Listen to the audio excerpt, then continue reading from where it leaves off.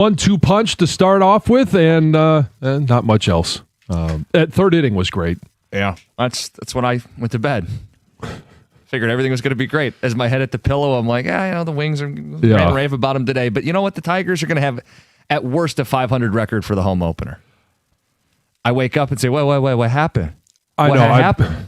I was up a little bit longer than you were at 5-0. I'm like, okay, let's just see how Casey Mize does, and he pitched well, and then I'm looking, okay, you give up one in the fourth, whatever. Yeah, but Mize had 9 strikeouts. He got out of the jam with the bases loaded early. Right, and then you're thinking, hey, with this bullpen, Finnegan and friends, Vest and Kenley Jansen. Kenley Jansen the other day was filthy. Unhittable. Yeah, they couldn't touch him.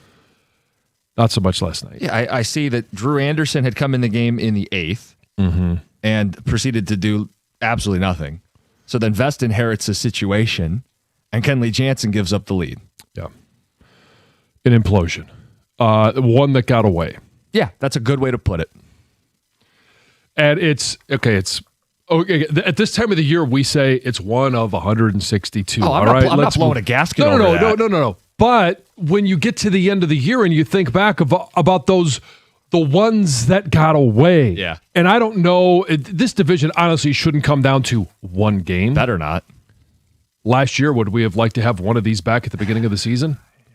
Yep. So that's my point. Yeah. Like, they all count. Are You're we right. in late September? Are we even going to remember what happened on the last day of March? No. But you got to make note of it. That's about what this game was. You got to make note of it. It's the one that got away, and they had done plenty to be able to win. And Casey Mize, my takeaway from last night is, do they keep Casey Mize in the 5 spot in the rotation, or at some point do they mix things up and move him up, move JV back? Yeah, I mean, with off days, they can adjust. Yeah. With Casey, he did not have a good spring, and we didn't really talk about it because a lot of spring. A lot else is going on, and he was an all-star. Well, because we had the Wings to look forward to. Hey! But good to see that he's able to get his first start under his belt and 9 strikeouts. Like when that's splitter, and it's not always working, but when it's dropping, oh yeah, it's filthy.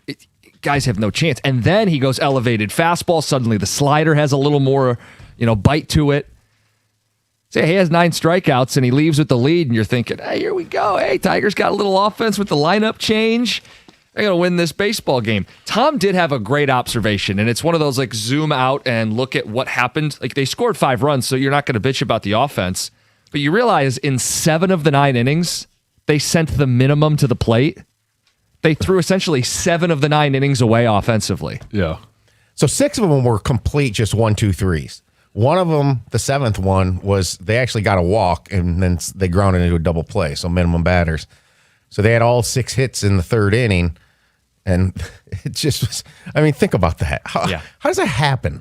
I don't get how you can just put something together like that in 1 inning, and then the rest of the game you're dreadful. Nothing. Well, and here's the thing too. What did we say about the opener against San Diego? It was, hey, you're forcing pitchers to throw 40 more pitches than you are. Yeah. Yesterday, it was not as dramatic the other way around, but you threw 14 more than they did, and that's with the really good performance by Casey Mize. That's the thing that bothers me is they wasted Mize's start. Yeah. That's about as good as he gets. He had 9 Ks last night in 6 innings. He gave up the 1 home run. That was it. I mean, he gave this bullpen, what was it, a 6-1 lead. Yeah. And the bullpen's supposed to be the strong 5-1 lead. Yeah. So it's just, I don't know. Look, now you've got the backbone. The backbone we talked about after the weekend was the 2 aces that they have. Yeah, and now that's the only 2 wins you have because you blew one of the 3 other good starts. You had a horrible start by Verlander. Flaherty was definitely wishy-washy. But Mize came through last night. So you're 3-2. Should be 3-2, are 2-3. To your point, anytime you got a losing skid, you send Scooble to the mound, you expect to right the ship, be 500 going into Friday with everybody celebrating the home opener. Yeah. And they play today 340? Yes. So it's one that everyone can watch and stay tuned in for 9 innings. Yeah, don't have to stay up till 1 in the morning or catch up at 5 in the morning. Yeah, here's one on Twitch. I know that we don't have the Twitch feed up in the studio here, but I have it here on the computer. Yeah. You shouldn't have told me that. I would have thought you had telepathy or something. Yeah. Why couldn't I have been born in Philly? I hate our teams. Does that sound stony? No, it's what's so good about Philly? I Blizzard XXX. It's just the fact that, like we had talked about, we went to bed thinking the Tigers, at least the Tigers, have this one locked up. And I know the Pistons won, but that was Toronto. Yeah. But the Wings, every opportunity, it has literally been laid on a silver platter for them. And they can't capitalize on any moment. And look, the cattle prod doesn't even work anymore. McClellan's done the cattle prod routine where he's got to zap this team into form. And, we found out if they have any pride. The answer is no. 635, deeper dive on that. Yeah. Open lines, 248-539-9797. John, you mentioned the Pistons. They did win. They did lock up a division crown. And, they're a matter of days from locking up the 1 seed. Do you have a preference for that first round matchup? And by the way, it sounds like Cade's starting to build up some conditioning. Do you have a preference of who they could play in their first playoff series? It could be a number of teams. If you look at the jumbled up grouping, right, it could be the Hornets, the Heat, the Magic, the Sixers. In theory, it could still be Toronto or even Atlanta. Right. It's because they're all within 2 or 3 games of each other, depending on how many more they got to play. And things could go, up and down, for each. But it'll be one of those 5. We know that because Milwaukee and everybody south of that is already removed from the playoffs. So the 10 that are going to be in the postseason are fixed.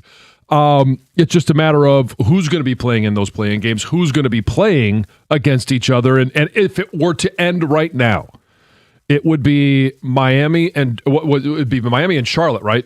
Playing, and they would play the winner of whoever comes out of those 2 teams. If I'm looking at it, obviously having beaten Toronto last night, they're in the 6th seed right now.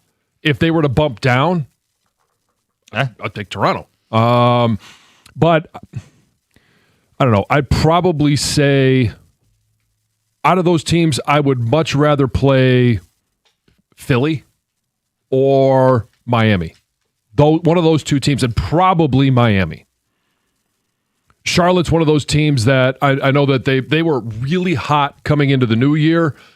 They've kind of leveled off in the last 10 days. So, but I think the point is there's nobody in those 5 teams that we've talked about and let's just, I want to preface this by saying, if it's not with Cade Cunningham or it's not with a full strength Cade Cunningham, none of those teams strike fear into me.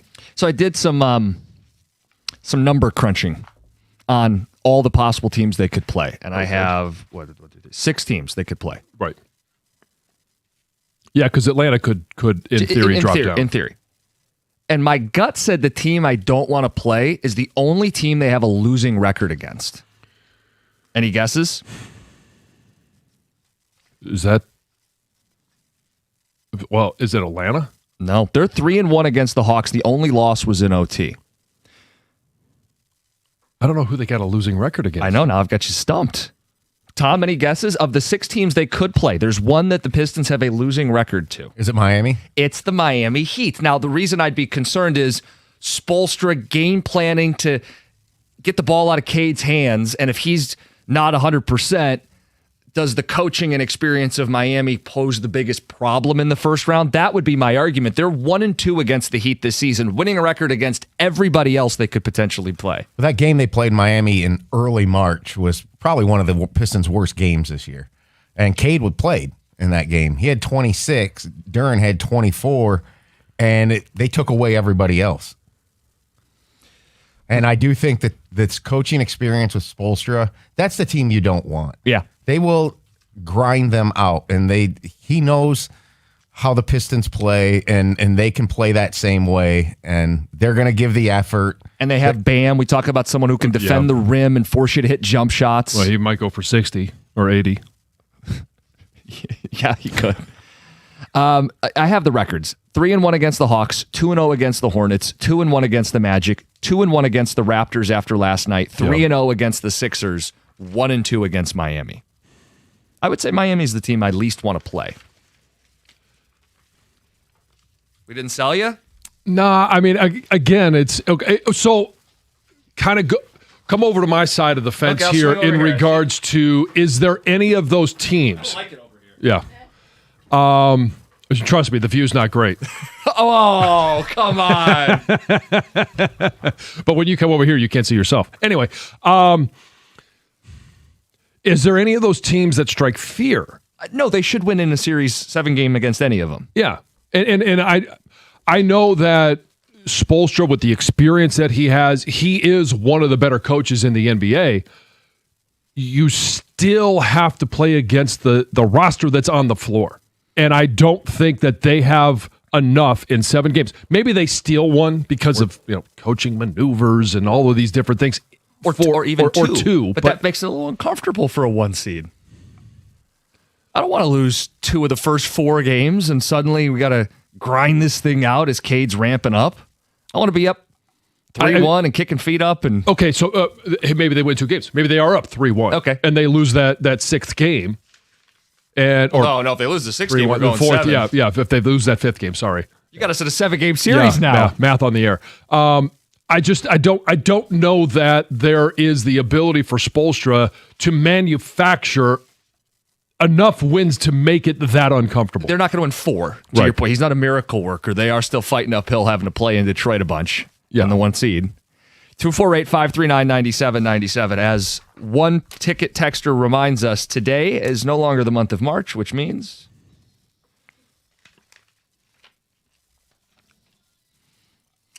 we celebrate April in the D. Is that your first April Fool's joke? It's 97.1. Hey, if you're thinking about a new truck this month, a Ram truck should be right there at the top of the list. And when you put the Ram side by side with the competition, it's not really close. The Ram truck deals at your Metro Detroit Ram dealer this month are exceptional. And we'll talk about power first. And not much competition here. When you could choose from Ram's award-winning Pentastar V6 or Ram's legendary 5.7 Hemi V8. And for the competition, why would you trust any full-size pickup at any price with a 4-cylinder engine?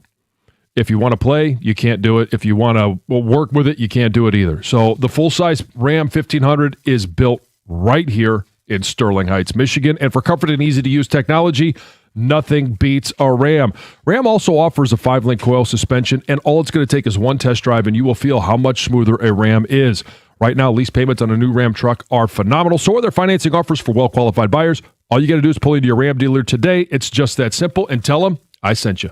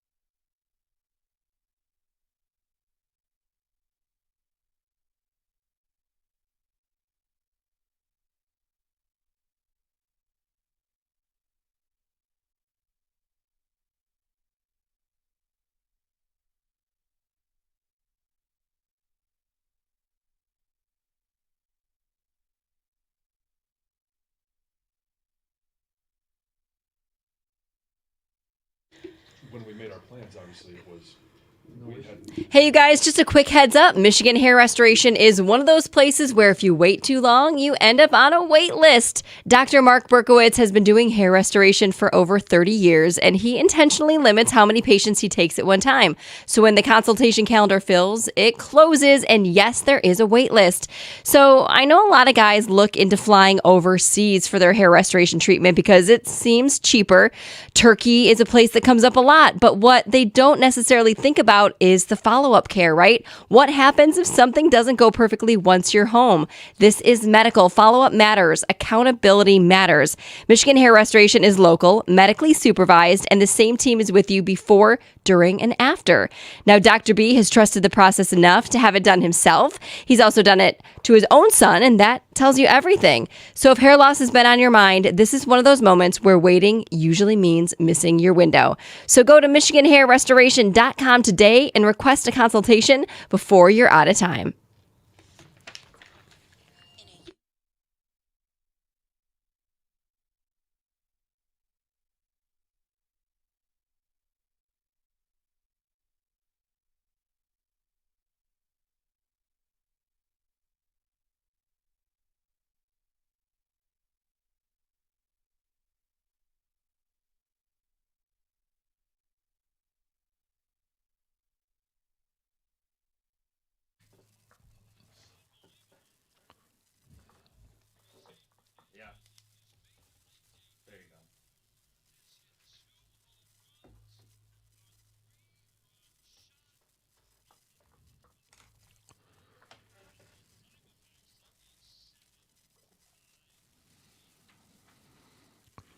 Two bombs, that blast the biggest of the two off Kenley Jansen to take the lead. Diamondbacks roar back. 7-5 win. Tigers have a losing record now through 5 games. 2-3. They'll send Scooble to the bump today at 340. If they get performances like we've seen from Scooble, from the two aces and from Casey Mize, 3 out of every 5 games, and I don't believe Casey Mize is going to have that type of performance every single time he goes out there, but more times than not, I know it's only 5 games, and I know that there are some people, because we have built it up, hey, they should walk away with this division, all that stuff. Yeah. There might be a little bit of uncomfortable feelings this morning. But pump the brakes. It's 5 games. Look, and what tends to happen when you talk about a team every single day is you are prone to overreacting, knee jerks. I mean, we do this 4 hours every single day, and they're playing 162 of these, but the emphasis is on 162. So I had them winning 88 games. You have them winning 89 games. Right. The other way of saying that is I have them losing 74 times. Right. You know? I know. And 88 is what? It's 7 over 500. Right. And that means, of course, over the course of the season. Right, there's going to be ebbs and flows, ups and downs. I think the strength of this team may end up being the back end of this bullpen. So I don't want to then the first time they blow a lead go, I don't have enough answers. Between Finnegan, Vest, and Jansen, they all saved 20 games a year ago. Yeah. I feel like that should be a strength of this team this year. And I think it will be. The issue is, and I know they had a really good third, it's 6 hits. All in one inning. And how about this? 1 home run on the season so far. That's something that we haven't talked about is the lack of power to this point. So Dingler has the homer. Right. McGonigal he got robbed by Merrill in center field. And if you listen to Gator yesterday, at least off air, I think he might have talked about it on air. He's like, keep this stupid ballpark. Yeah, they opened up the show with talking about Lynn Henning's article and his little, Gator's drawing shapes about the rectangle in center field. It was something. You're right, though. They only have the 1 homer. Some texts. Mention we'll talk hockey at 6:35. The Red Wings are a bunch of uncoachable quitters. Change my mind, Frank in a car. Frank, I have no such desire to change your mind. Yeah.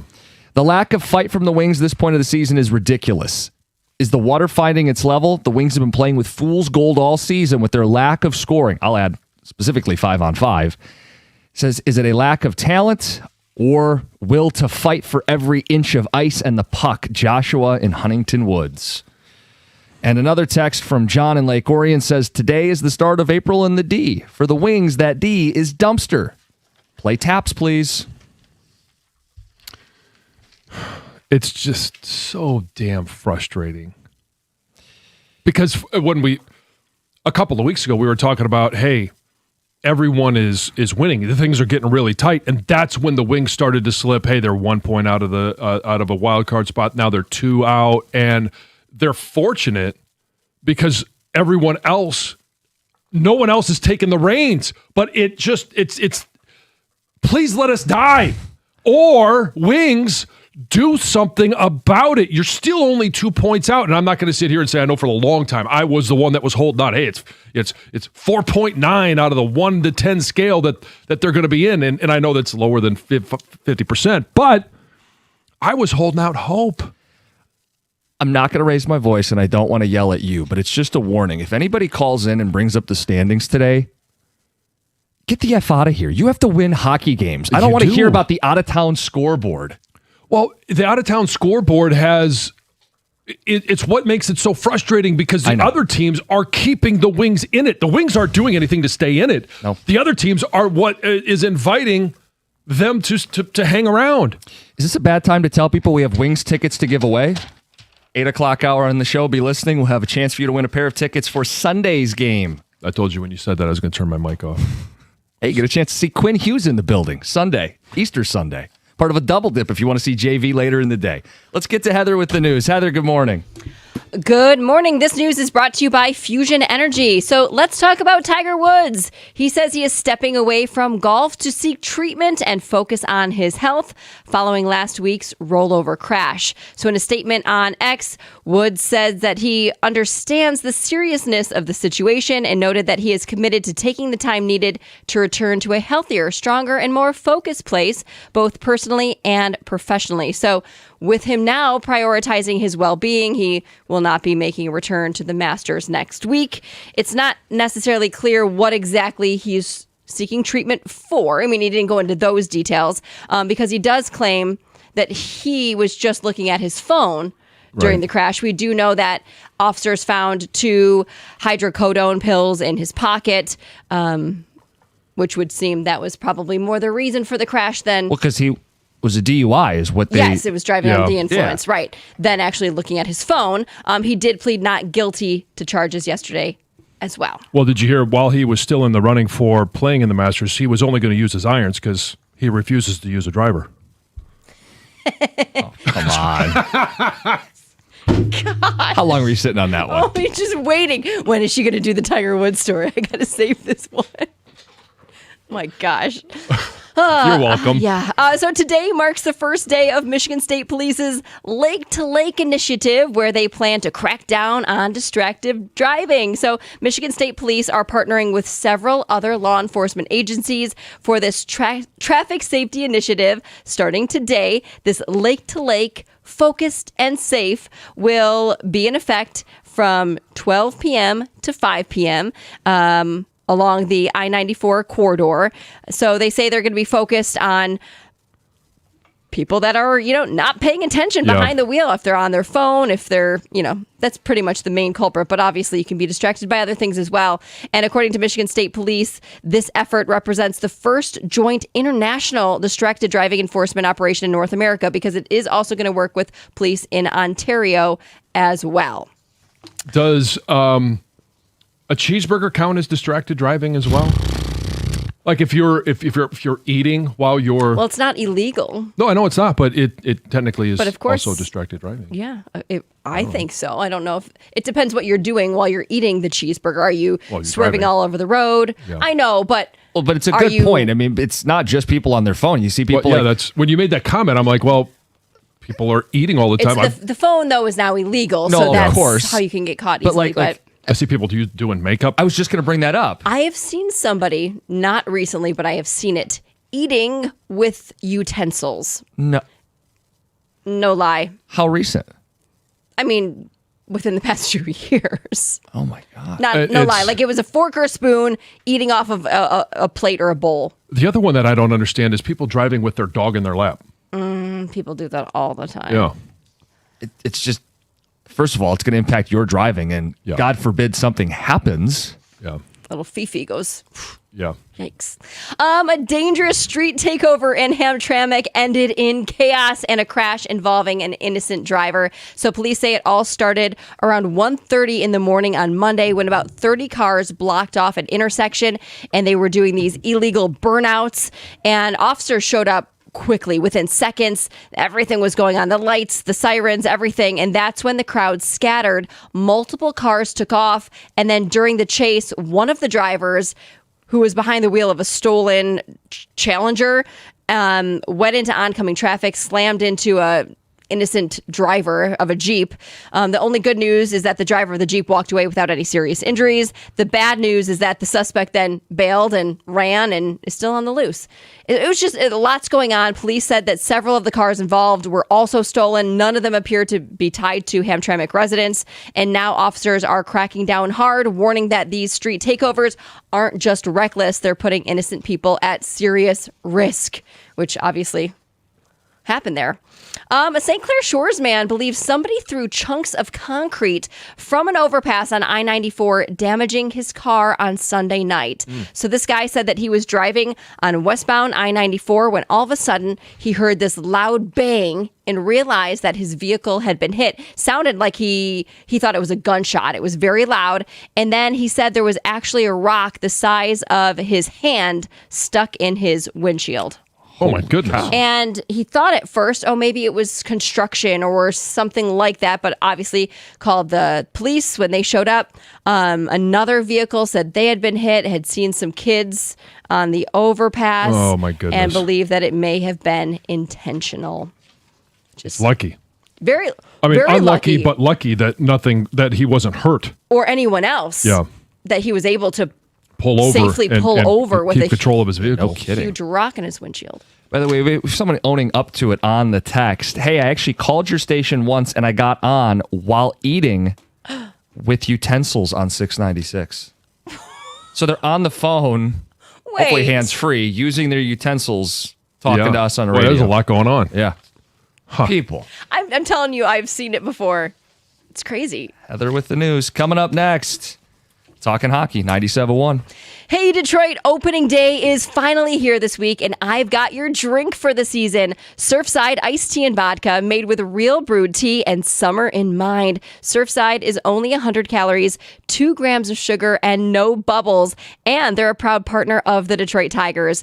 Surfside's iced tea or lemonade variety packs are so good, and with no carbonation, they're just super easy to drink. So just look for Surfside Sunset Stripes. Surfside iced tea and vodka, it's not a seltzer, it's Surfside. Must be 21. Please drink responsibly.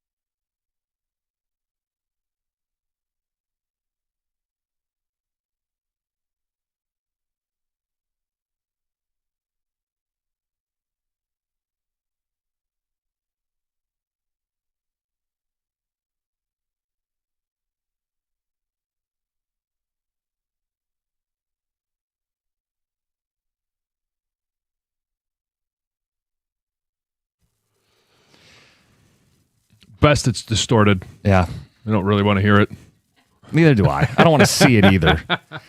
97.1, Jim Costa, John Jansen, Heather Park, Gov, and Greg behind the glass. 7:02, we're planning on getting into the Ragnow stuff. Everybody's sounding off on how it looks for the Lions to ask for that bonus money back.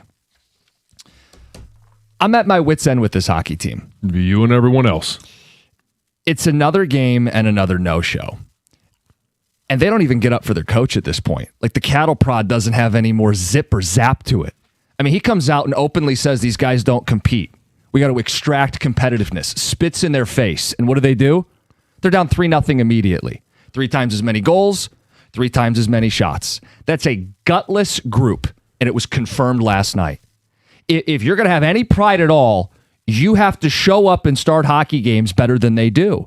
There is no pride. And, John, it's gotten me to this point. Take Hockeytown off of center ice. This group doesn't deserve it. This group hasn't earned it. It's insulting to the tradition that put Hockeytown on the ice. Until this team's a playoff team, Hockeytown should not be back at center ice. Get it off immediately. This team doesn't deserve it. All you want to see is some fight out of this team when it matters. And you got a head-to-head against Boston, you lose. You got a head-to-head against Ottawa, Philly, Pittsburgh. Like, even some of the gifts that they've been given in terms of playing against Florida twice, that is actively not trying to win. Yeah, Florida wants to keep 2 in a row. Florida wants to keep their pick. Ottawa doesn't have any defenseman with a pulse. Ottawa's on a back-to-back. Pittsburgh's on a back-to-back. The Flyers, like, it has been handed to them. But if I'm McClellan, I can lead a horse to water, but I can't make you care. I can't make you drink. I can't make you try hard. I can't force you to get to the dirty areas, to get pucks on net, to fight for positioning, to defend our own effing crease. I can't do it for you. You guys collectively are a bunch of pathetic losers. I don't know what else to say. If that's how you're going to play when you're challenged by your coach, when you have everything on the line, when the other team has dead legs, I don't want to hear about the out-of-town scoreboard today. They have to win hockey games. They have to want it. This is an insult to Fedorov, Lidstrom, Yzerman, Shanahan, Chelios, Howe, Delvecchio. Go through the whole effing list of Red Wing greats. This is an insult. I'm not saying you got to win every game you play. Can you be in some of these games? Can you clock in for work when the puck's dropped?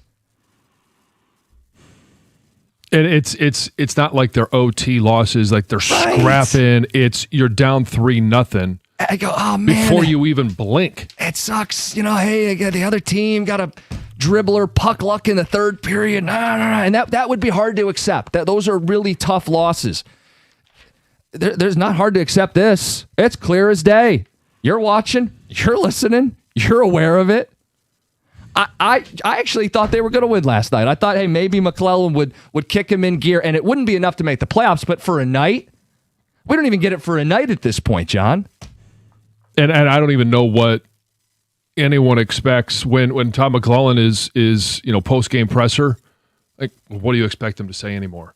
Like, he's been calling out the team, and it's not like it's just calling them out. He's praised them as well. Go back to the interview we had with him before the Olympic break, and we asked him about the trade deadline, and he says, yeah, I think we've done enough to add. Yeah. Steve Yzerman adds, and then everything that they have had since then has just been absolutely zero fight against the teams that you can actually improve your standing.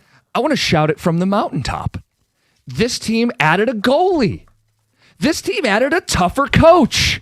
This team added a blue liner at the deadline. Well, come on, guys.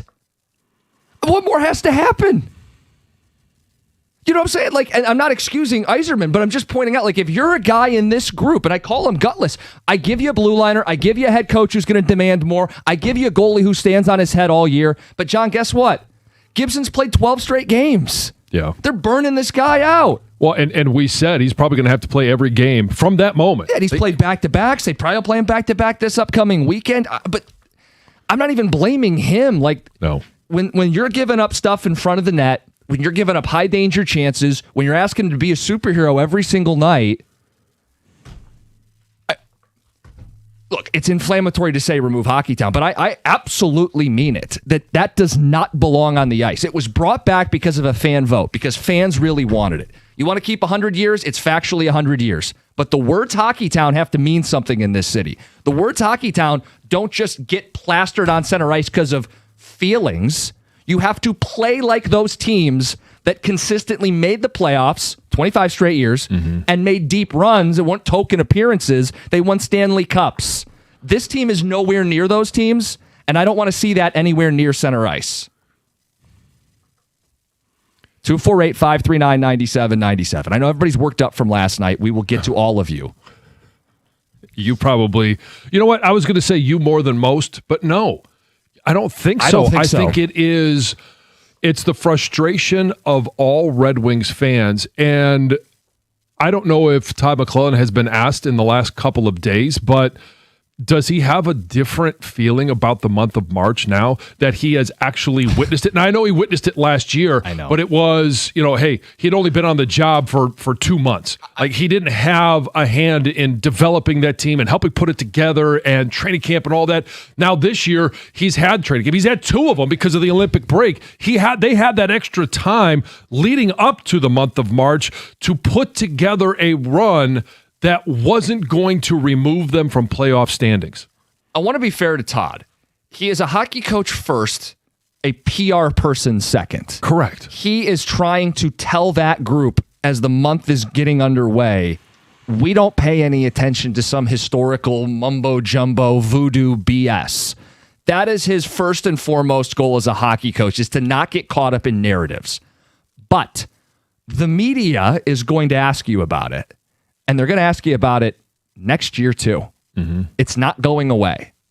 And he can't deny it at this point. But I would tell you it happened under the loan. Remember, we were like, well, the loan's too soft-spoken and golly gee, and maybe we won't even be here next year. So they hire a more hard-ass coach, and the group doesn't respond to him either.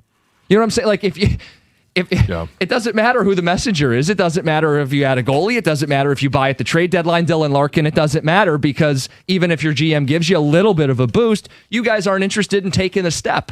Like you said, what does McClellan even say after the hockey game? I thought there's not a lot of hellfire and brimstone, but I think he put it well, Greg. Can we play a little bit of McClellan for people? Give them just a taste of what the head coach had to say afterwards?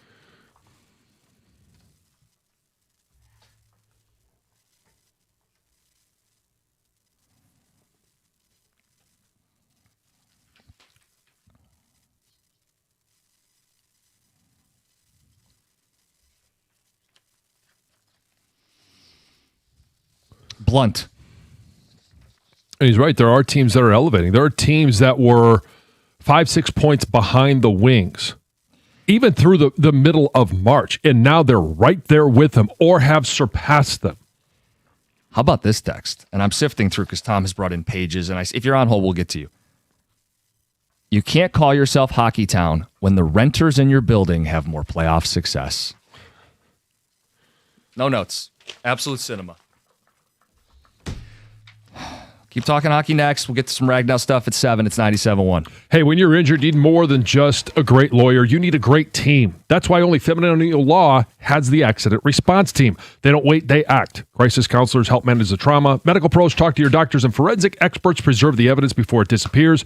David's team treats you like you matter. This isn't just legal help, it's recovery in action. Get David, get paid means you get more. Put the accident response team in your corner. Call 855-65-CRASH. That's 855-65-CRASH, or visit them on the web at getdavidgetpaid.com.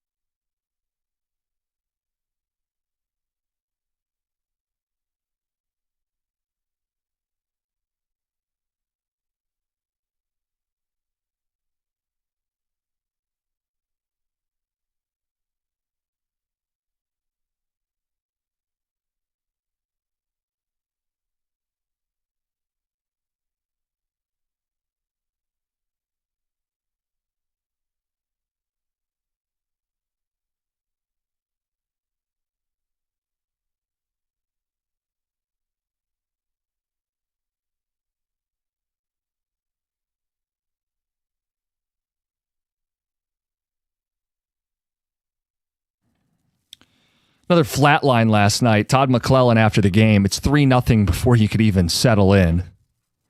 And for the month of March, 5-9. Last year was 4-10. The year before was 3-11. Text says, that was a joke. They started April Fool's a day early. Pathetic. How's that 100 years of hockey logo looking these days? Pathetic. Roy in Clarkston. I said get Hockeytown off of center ice, and I'm serious. This is a stale loser product that does not deserve it.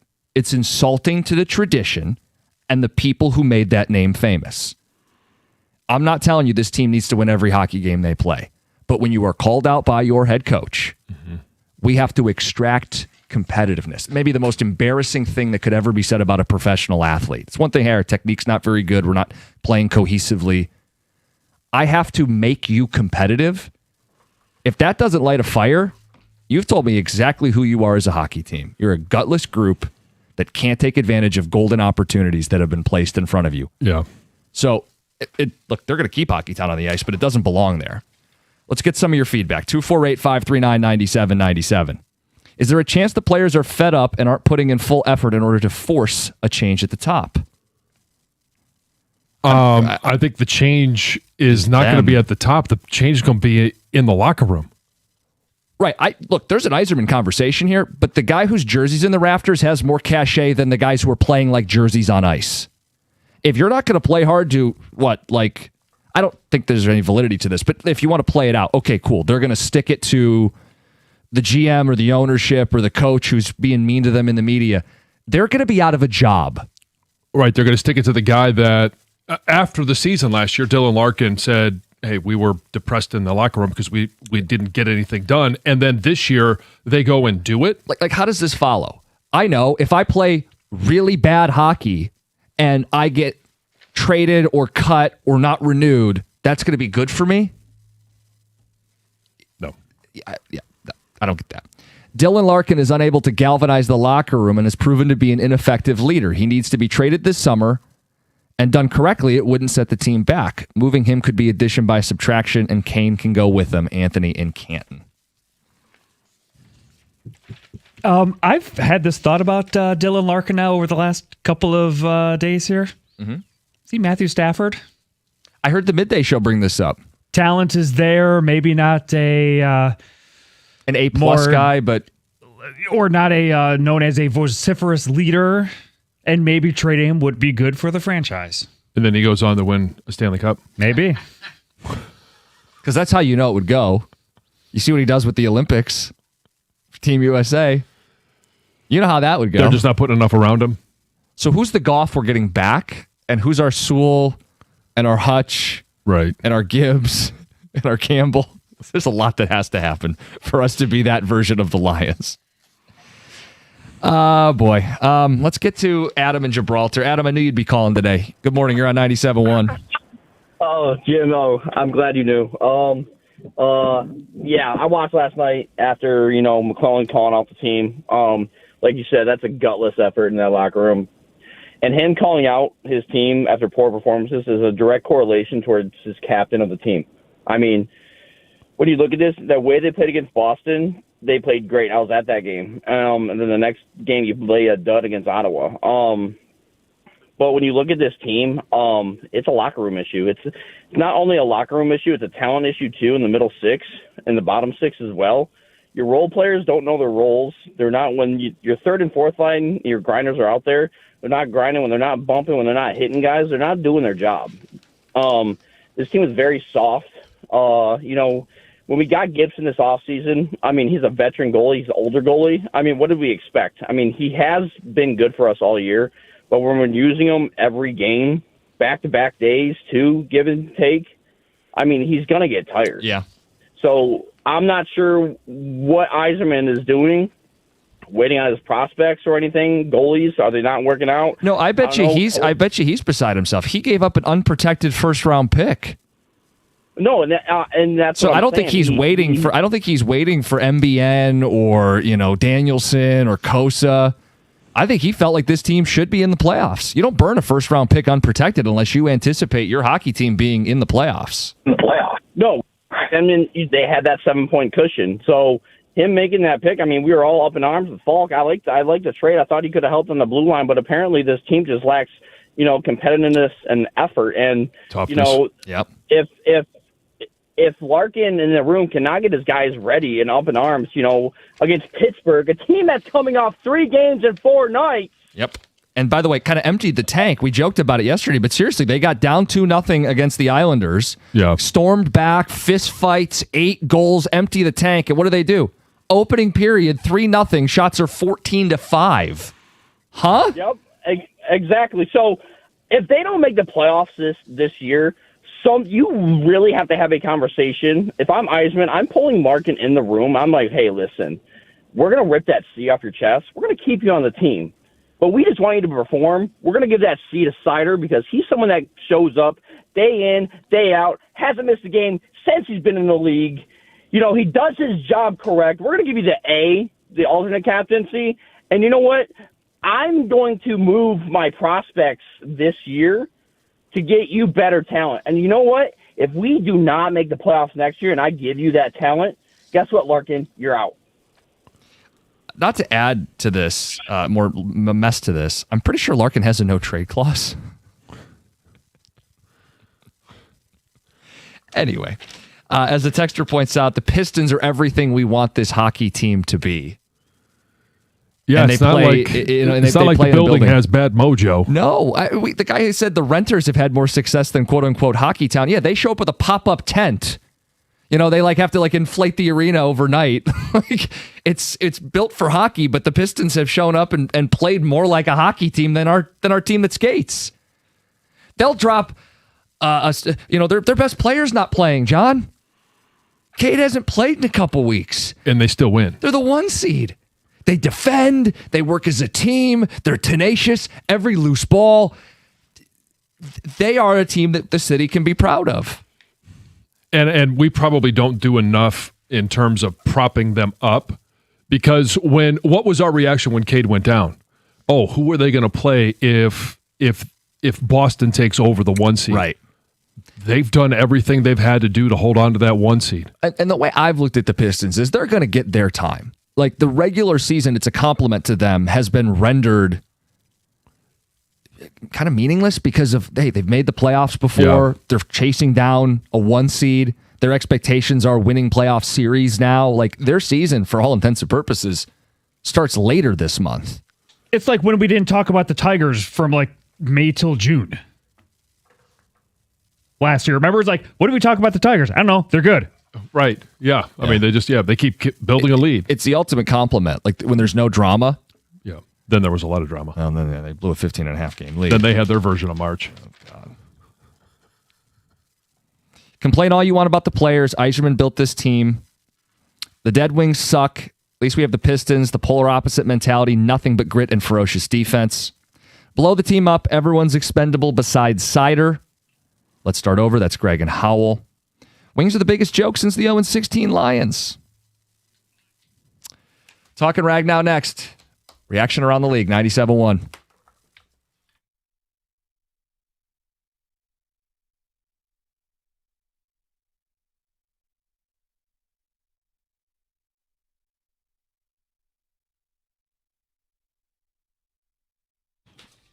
Brought to you by Victor's Home Solutions. 3 games last night for Detroit, and we went 1-2 as a city. The Pistons were the only victors last night as they beat the Raptors 127-116 to claim a Central Division title for the first time since 2008. They're now 6-2 since Cade Cunningham's lung collapsed. Detroit now needs just 2 wins in the final 6 games to secure the 1 seed in the East. If Boston loses tonight to Miami, the Pistons will need just 1 win in the last 6. They play the Timberwolves tomorrow at LCA. The Red Wings had a game last night, and I think somebody forgot to tell the team that, though. Detroit fell behind 3-0 in the first period before losing 5-1. Todd McClellan said they were just outworked.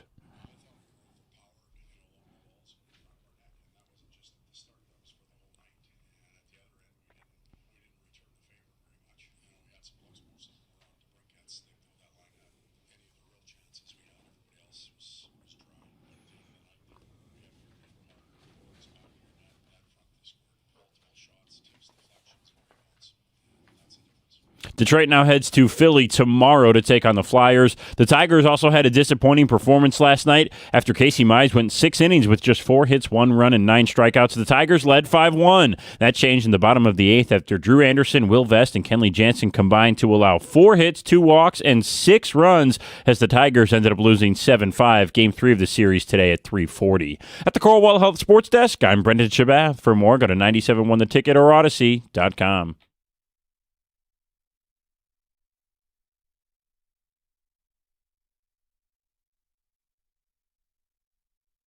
Certainly not going to turn you away if you want to talk about hockey, but we're going to shift gears in the 7 o'clock hour. Frank Ragnow asked to pay back a portion of his bonus. That news came out yesterday. We touched on it briefly at the end of the show. And, John, it became a story throughout the league. You had Jason Kelsey with a long, detailed reaction, guy who played the position. He said, I get that the team has a right to ask for money back. It's in the spirit of the agreement, but I think it's BS Frank is being made to return money. It was clearly a player that the game had physically taken its toll on. His body was no longer holding up to the rigors. It wasn't some player deciding, I just don't want to play anymore.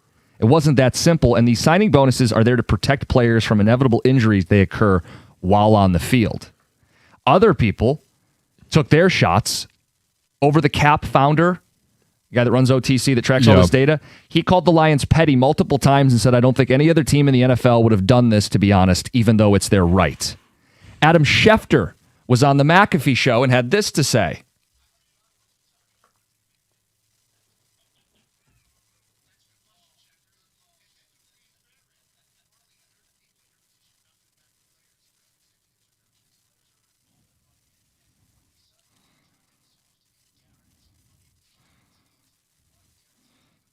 And McAfee added his thoughts.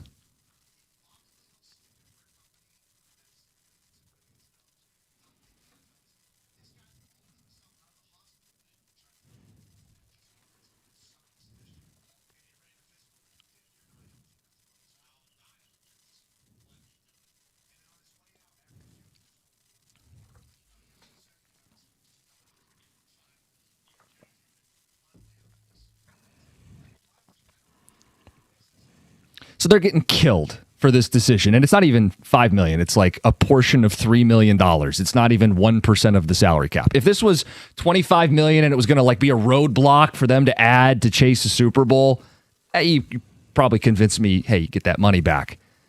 But the penny pinch, because, well, this is the precedent we set under William Clay Ford. John, you see how the league is perceiving this. I do, and I'll disagree a little bit with what Kelsey had to say. Because yesterday I said, hey, I don't have an issue with this. Yeah, your signing bonus, it used to be that was what was guaranteed, because you go back 20, 30 years, and that was the only guaranteed money you had in your contract. And so that's not the case anymore. When he signed his deal, yeah, there was a $6 million signing bonus that is prorated over the 4 years of that deal. But guaranteed at signing was almost $28 million. Total guarantees was $42 million. So there are many more protections in place for players now than there were a long time ago. So they're not asking for any of that other guaranteed money back, other than the ones that he didn't earn because he didn't play in 26 and 27. Right. Look, at the end of the day, it's millionaires and billionaires. I'm actually not shedding any tears, but I think there's good business and bad business. Just because you can doesn't mean you should. The Lions can ask for this back. Is it good business? Does it really give them can they reallocate that money into a stalwart player for this football team? Or do they owe it to a guy who, as McAfee says, I'll die on the field, playing with a broken throat, inoperable toe, like a dude that was a Frankenstein by the end of it, and that's the guy that you're going, hey, on the way out of the building, you got any loose change? Yeah. What's in the pockets? There's also a lot of guys that did the same thing that didn't decide to retire and would have rode a wheelchair in there just to be able to play another year and weren't allowed that opportunity. So he wanted to come back. He came back and they would not let him play medically.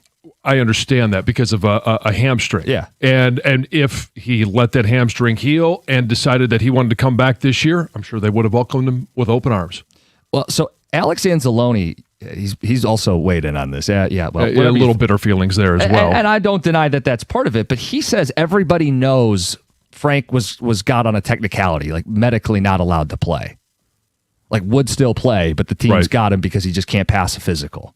And so then you wonder, when did they tell him you're going to have to give back part of this signing bonus? Was it because we had talked to Dan Campbell and Dan said, yeah, that ship has sailed. Right. And then all of a sudden, a couple of weeks later, hey, here Frank shows up and wants to come back. Well, and so Tom wasn't here yesterday, but you have been behind the scenes wondering about his announcement to retire. Does this cloud that even more for you? You're talking about back in terms when of... Burkett reports he wants money, then that report gets like vaporized, never to be brought up again because Frank says, I'm retiring. And now we're hearing about money again at the end. 2 days before Frank retired, Dave Burkett wrote that Frank Ragnow wasn't happy with his contract. Right. I've never thought that because the Lions didn't do anything after that's directly connected to Frank retiring. I do. I just believe that. It's an opinion. I can't prove it. I do side with... I know Dave Burkett never backed down from the story. He never retracted anything. Right. I just think there's been a disharmony... Good word. ...between Frank and the Lions, and because of his injuries, they didn't want to redo his deal. Right. So then it asks the question, if at that time he said, well, I'll come back for more money, it's an admission that he could have come back. Sure. I think you have to be careful as a team how you want to run your business. You are allowed to do this, but I would say, are you instead incentivizing players to not go the extra mile for you? Hey, this is how it's going to go. We are going to fight for every dime we're owed. So if I'm a player, fine. I'm not going to fight for every yard. I got what's guaranteed to me, and I'm not doing a red cent more. Is that the culture you want to create as a business? That's not what Dan Campbell's culture is, but is that what the culture from the business is going to be? The culture that they had established with Frank Ragnow is, yeah, hey, we'll give you a new contract. We'll make you the highest paid center in the NFL. That was what they had done. Mm-hmm. And then if he steps away because they're not going to give him a raise and a new contract, and then all of a sudden, hey, they say, hey, we want a portion of the $3 million back, and you already had $27 million, $28 million guaranteed at signing. Mm-hmm. Like it's does it come across as petty? I get where people are coming from. Yeah, sure. It looks petty. I also understand from the Lions' perspective that we can't have guys just retiring and expecting to keep their bonus. So Rod Wood is the guy that started this whole thing because he told Dave Burkett, hey, we asked for a portion of it back, and then this turned into the storm it became. Dan Miller on Fox 2 had a sit-down with Rod Wood where they discussed, hey, his decision to retire. But Dan at the end made sure to ask about his reaction to the criticism. Here's Rod Wood.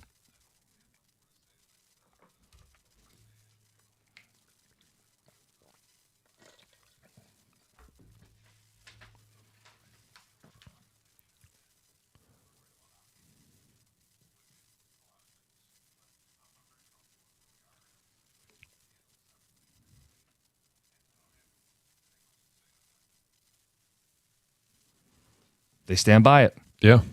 What kind of irks me, though, is when they cite the precedent of like, well, we did it with Barry and Calvin. It's like, well, okay, the Barry decision was made in the 90s with William Clay Ford. How many other things are we going to keep doing just because William Clay Ford set the precedent? And I would argue at that time, it would have been more detrimental to the franchise because one of all, it's Barry, the greatest running back ever. But it was also at the time where I mentioned this.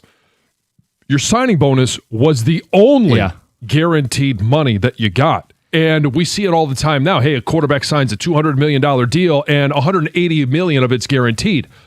And it's guaranteed for injury. It's guaranteed for performance. It's guaranteed for all these things.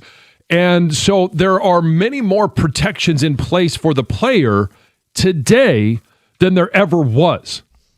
And so it's not like you can't sit there and say, hey, that $6 million was the only guarantee that Frank Ragnow got. I think people know that. I mean, it was a Well, I don't think they do because You think this is- because Kelsey is talking about, well, these guarantees are put in place to protect the player. Well, what other it's- protections do they have? He didn't say it's the only protection they have, but these bonuses are added to your contract as padding, and then you remove the padding. Look, You remove a minuscule part of the padding. it's minuscule for the team too then. If it's hardly any money for Frank, it's a hell of a lot less for the team. And then you set a precedent moving forward. And hey, Yeah, if all that's the pros who precedent nearly you want die to on set, the field get to keep $2 million. That's our that's precedent. fine. But again, behind the scenes, if he was willing to play because he just wanted more money, and that's why he stepped away because they weren't gonna give him more money, then he is admitting that he could have played. But then I think his argument would be, then I tried to, and they will have me flunk every physical moving forward because my body is dilapidated. First of all, we don't even know if Frank's upset by this. Right. He might have just, his agent told him this is what it's going to be. He's accepted it. It's a couple $1 million for a guy that made more than that. But if I'm him and go, I tried to come back and they're going to flunk me, I have no recourse. I've been forced to retire, and then they're going to take this money away even though I want to play football. And in that world, they can battle out in the courts Yeah. at that point. And again, I don't have an issue with how the Lions are operating this. Do you guys have an issue? 248-539-9797. Are they handling this wrong? You heard some perspectives around the league. We've given you kind of our 2 cents on it. Keep the conversation rolling with you guys next. 97.1. If you'd love to have a beautiful green lawn this summer because, hey, we got some warm weather. It's going to be a little bit cold still, but now's the time to act. And you got to get in touch with Natural Way Lawn and Tree Service. Get green, stay green with Natural Way. And they've been taking care of my yard for, over 5 years now. And every single summer, it turns out beautiful. And they don't come up midsummer and say, hey, there's a new problem. What do you want us to do about it? No, they just fix it. They'll do the same thing for you. Right now, for a limited time only, purchase a full lawn program. You're going to get free grub control, but you got to mention my name along with 97.1. And I talk about those, the results. You've got to start early for the best results. That time is now. Crabgrass an issue? Got to start now. Dandelions, weeds, those an issue? You've got to start now. Great lawns don't happen by accident. You need the right timing and the right program. That program comes from Natural Way Lawn and Tree Service. You can find them. You can get in touch with them on the phone at 888-GET-GREEN or on the web at naturalwaylawn.com.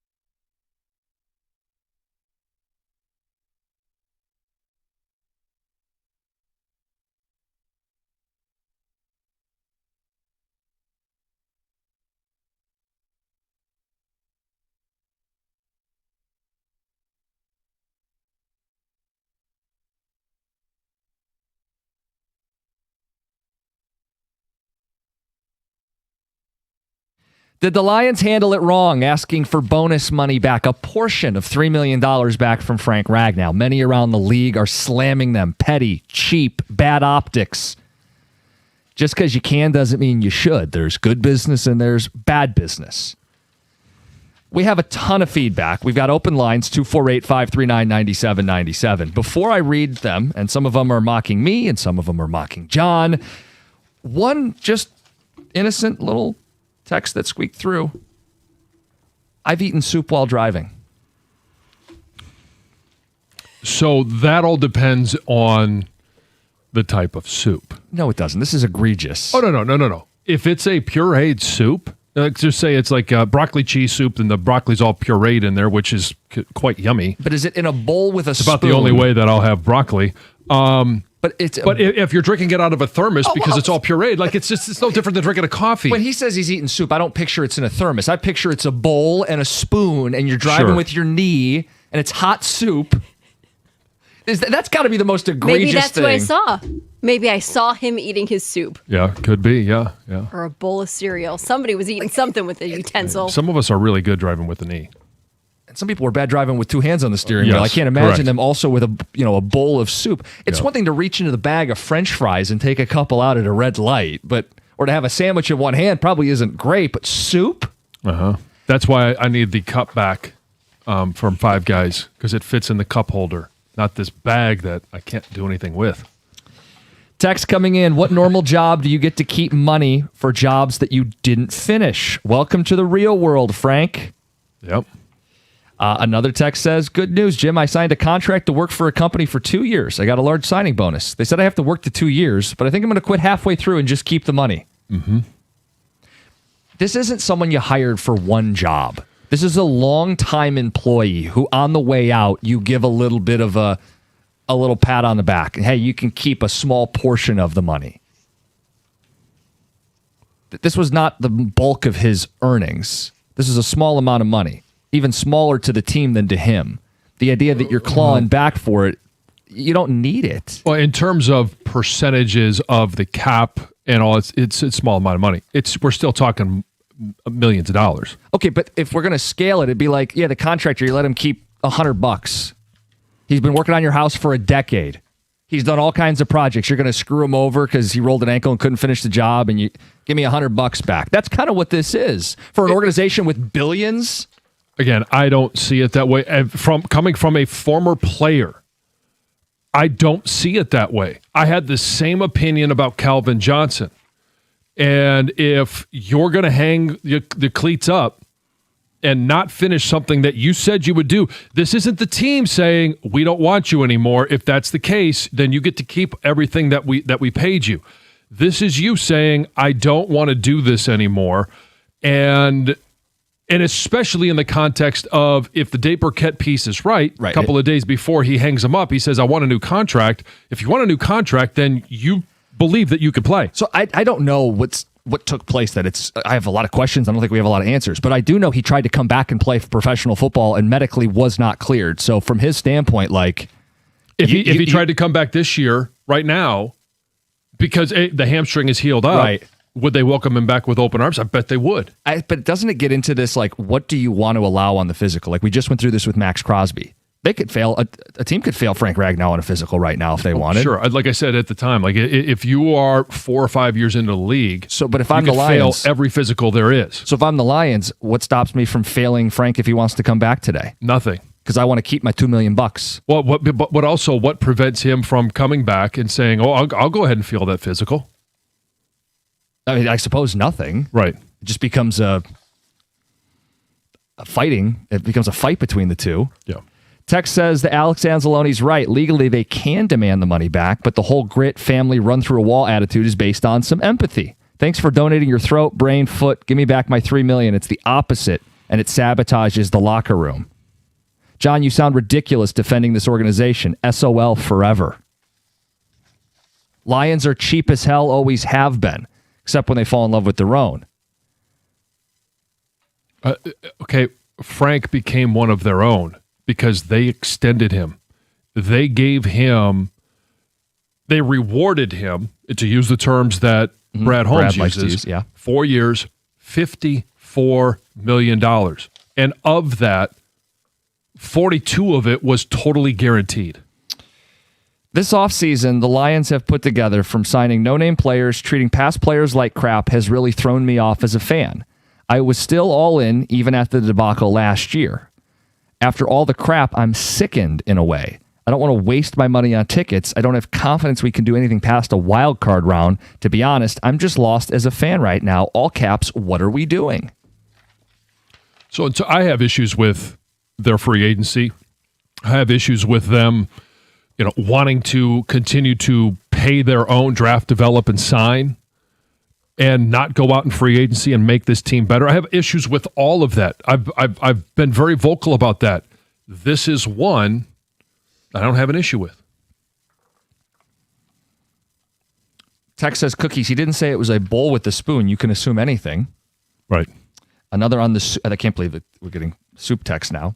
Another one says, you can't legally drink or eat anything while driving. That's from Steve. Oh, you can't? It's illegal to eat while you're driving? I didn't know that. I don't think it is. I knew the cell phone thing, obviously. Is that ever enforced? I don't think, because, okay, then every person who's ever had a cup of coffee on the way to work. Right. Or had a bottle of water.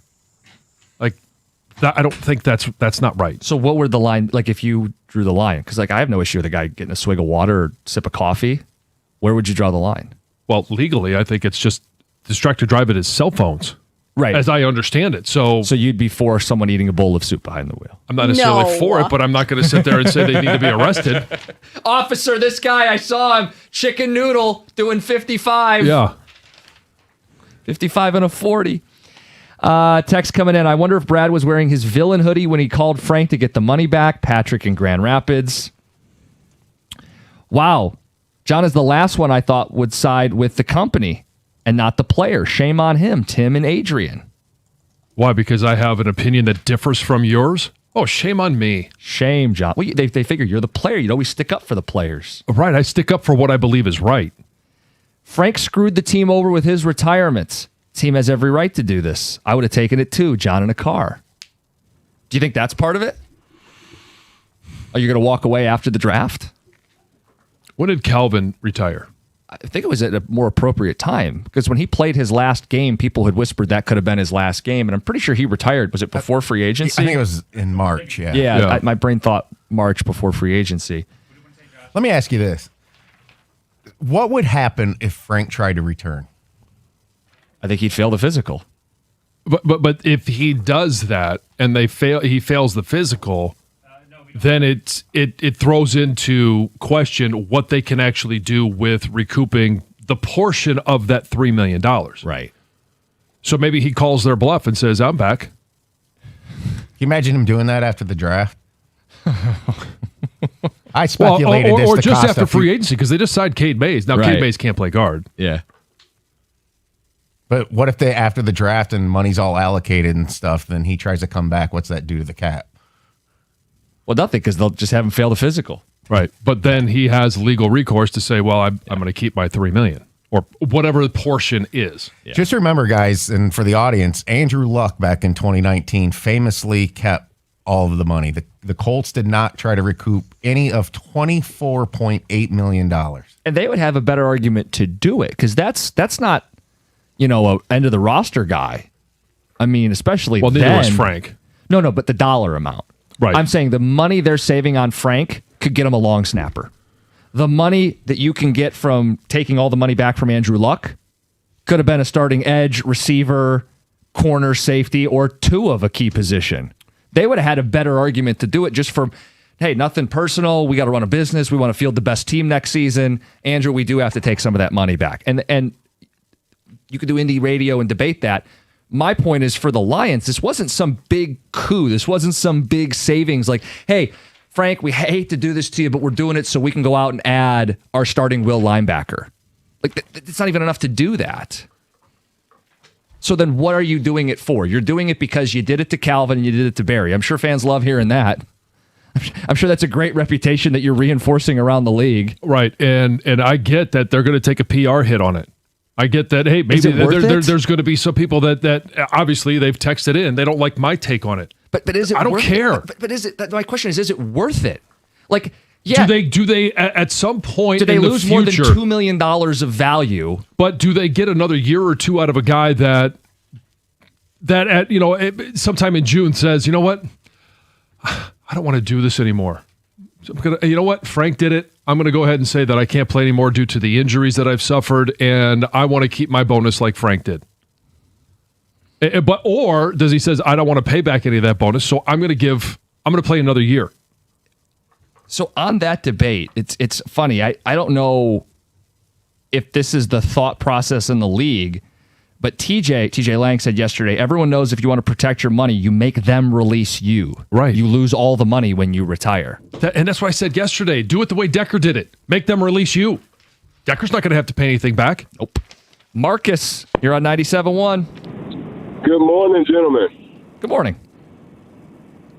A lot of people is giving John flack this morning, but John, I agree with you. And like I told the screener, first of all, it's football, but it's a business. I don't know. I don't understand why these people is mad at the Lions. You know, like you say, he signed the contract. They paid him his money. He got a bonus, and he couldn't fulfill it. So, let's be honest. You owed him that money back. No one's disputing that they're allowed to do it. Exactly. It's just, should you do it?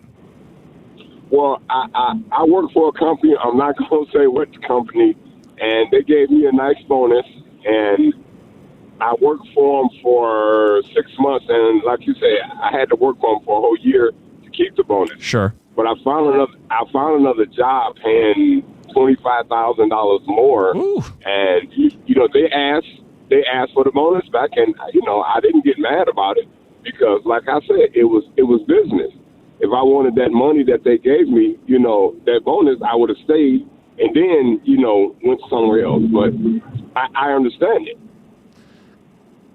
The business I know the business can do it, but is there ever a point as a business where you go, there's a PR win here, or there's a morale boost here, or we're going to give the guy a gold watch on his way out? It's going to cost us money, but it's a morale thing. It's a culture that we set as a company. It's a first class standard that we want to set. There are things that businesses do that cost them money, that are expenses, that are good for their brand. They don't have to do them. They do them because they want to be known as that type of organization. You could truly just go, hey, we don't have any expenses that are unnecessary. We're going to have as tight a balance sheet as possible. We're going to get every nickel that comes through, and it's going to go into our pocket. You can run your business that way. You absolutely have a right to do that. People don't have to like it. Yeah, I mean, no, they don't have to like it. And I think a lot of people don't like it. I don't like That's how the fine. Lions operate this. I do. Okay. So it's a difference of opinion, and sometimes it's a difference of experience. Is that you saying because you played? Well, I think that it's part of it. Our experiences form some of our opinions in the future. Right, and but I was one that, hey, yeah, I had an Achilles injury, I had a dislocated ankle, broken bones, broken hands, torn muscles, and if I could have taken a wheelchair to work and they would have said, yeah, we'll give you this money for another year, I would have done it. I'm also not saying, hey, I'm mad at Frank for not doing it. He made his own decision. Yeah. And like TJ said, I can't believe he said, hey, the way you got to exit, every player knows if you want to keep all your money or at least not put any of it at risk, you got to force the team to release you somehow. And maybe there's just a conversation that he needed to have with them and says, hey, I can't do this anymore. I can't actually help you win. Then that's a conversation that the team has to have with him. TJ did say it is what it is. I never said I agreed with it. It's just the way it is. Right. But the idea of John has the perspective because you have your experience. But Sure. there are other people who played That who have their own- issue, yeah. who have an issue with this. So it's not as black and white as like No. yeah. I'm not.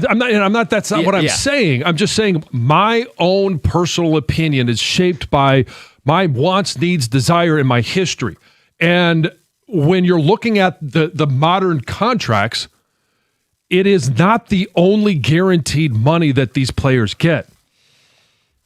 We got people on hold. We are late. This is a good conversation. We'll get Heather's news in the mix coming up at 7:41. Then we're into Red Wing hockey. And I know it sounds like a threat, but we're giving away hockey tickets, Red Wing tickets in the 8 o'clock hour. It's 97.1.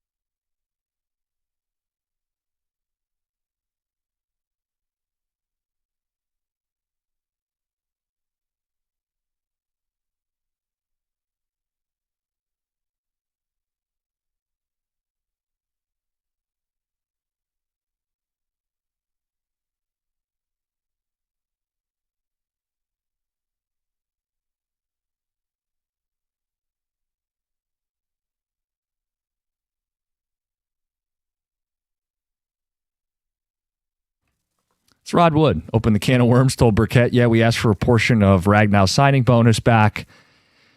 Media storm hits. That was him later on with Dan Miller over at Fox 2. Get to Heather's news here in a second. Get to the Red Wings at 7:50. Give away Red Wings tickets at 8 o'clock in the 8 o'clock hour. Let's get to Rick in Petoskey. Rick, good morning. You're on 97.1. Morning, gentlemen and lady. And I just want to give a special hi to, Jim Jansen? Isn't he there somewhere? Yeah. Yes, yeah. Split personality. Yeah, okay. Just wanted to let you guys know about the eating food in your vehicle.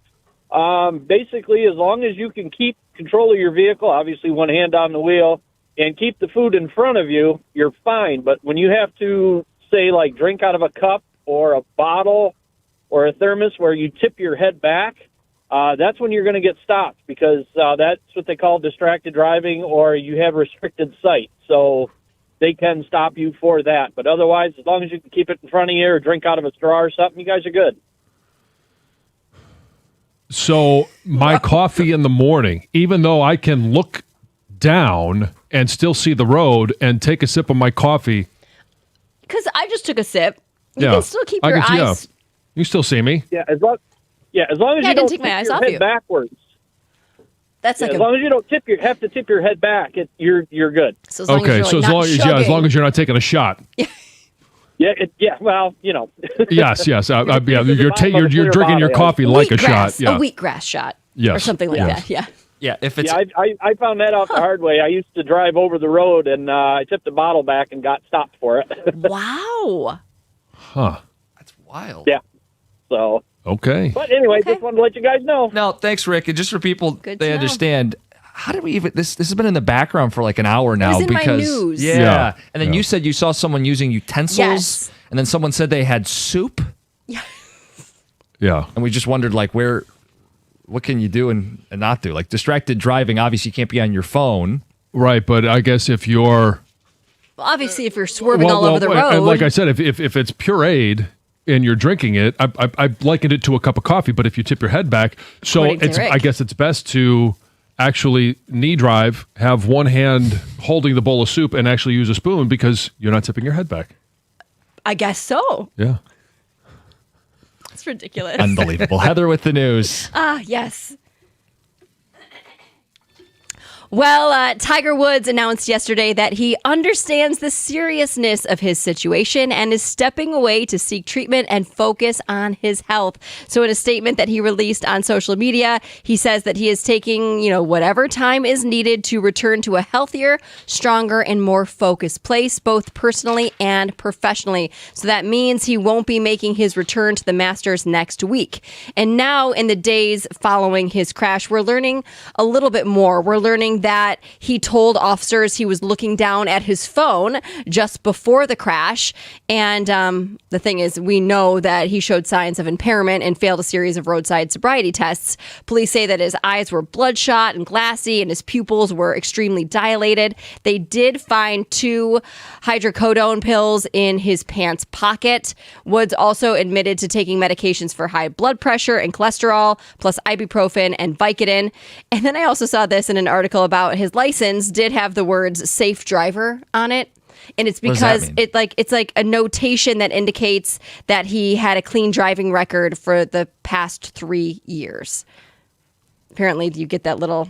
Oh, you get a gold star? Yeah, well, yeah, you get a little is gold that in star. all states? I don't believe so. No. I don't have that. No. So they found all that stuff. No chicken noodle, though? No. Okay. No, none of that. No. Okay. Utensils, nothing like that. No. Like his legacy, we're going to spend a little bit of time on it later in the show, but like what could have been? Yeah. Plymouth Township Police have finally captured that pit bull that had been on the run since Saturday after it and 2 other dogs attacked a jogger.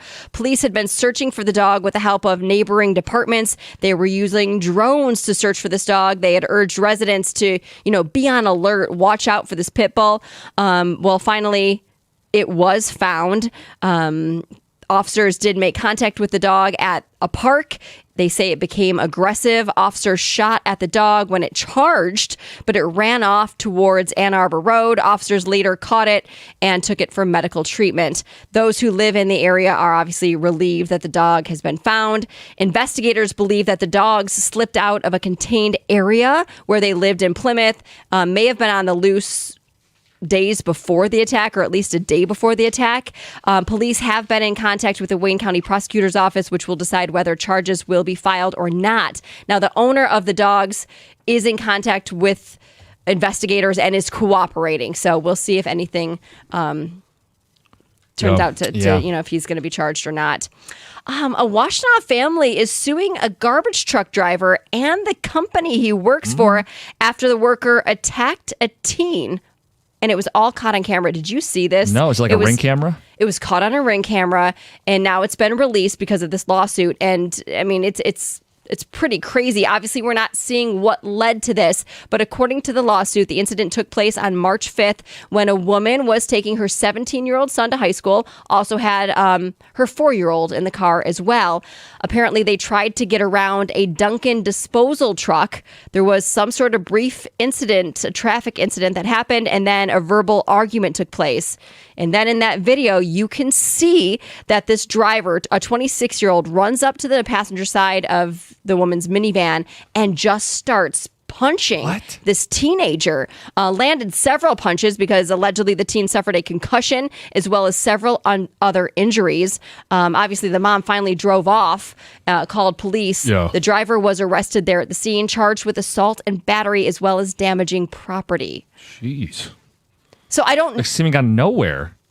It's the video is pretty crazy. Not that anybody deserves to be punched, but I don't know what happened prior. But now there is a lawsuit. The company says this driver was immediately terminated. Yeah. Back in December, Pinball Pete's in Ann Arbor closed. Yes. And, fans missed this arcade, but now it has reopened in a brand new location. So it moved from South University Avenue to Liberty Street. It opened last Friday, and it was previously located in the now demolished Galleria Mall. Yep. And it was there for 32 years. But now it's got a new location. It's got a main floor and then like an underground level. All the bells and whistles, the neon lights, the games, the pinball machines. So cool. Yeah, very cool. Good to see an establishment reopen. Yep. It's a classic, too. Mm-hmm. I'll check it out. Heather with the news. All right, coming up next, talking about the Red Wings. Another golden opportunity. Challenged by their head coach. Gotta win this hockey game. 3-0 after the opening period. Get to it next, 97.1. Hey, when you leave the house, whether it's for work or vacation or to catch a game, you shouldn't be worrying if someone's trying to break in. Guardian Alarm protects your home from break-ins, fires, and emergencies with smart cameras and real professionals monitoring 24/7. They've been protecting Michigan families since 1930. That's nearly a century of doing it the right way. If you want real protection, don't do it yourself. Call Guardian Alarm, and you can call them at 1-800-STAY-OUT for a free quote. That's 1-800-STAY-OUT.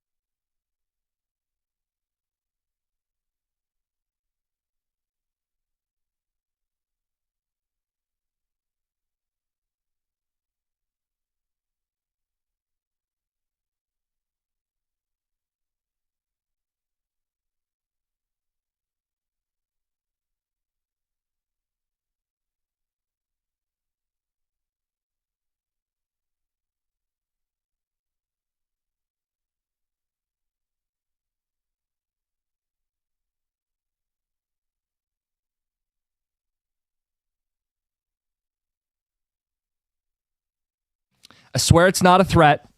We have tickets to every Red Wing game this season, and in the 8 o'clock hour, we have a pair of tickets for Sunday's game against Quinn Hughes and the Minnesota Wild. Part of a Detroit double dip, if you dare, with JV playing on Sunday Night Baseball.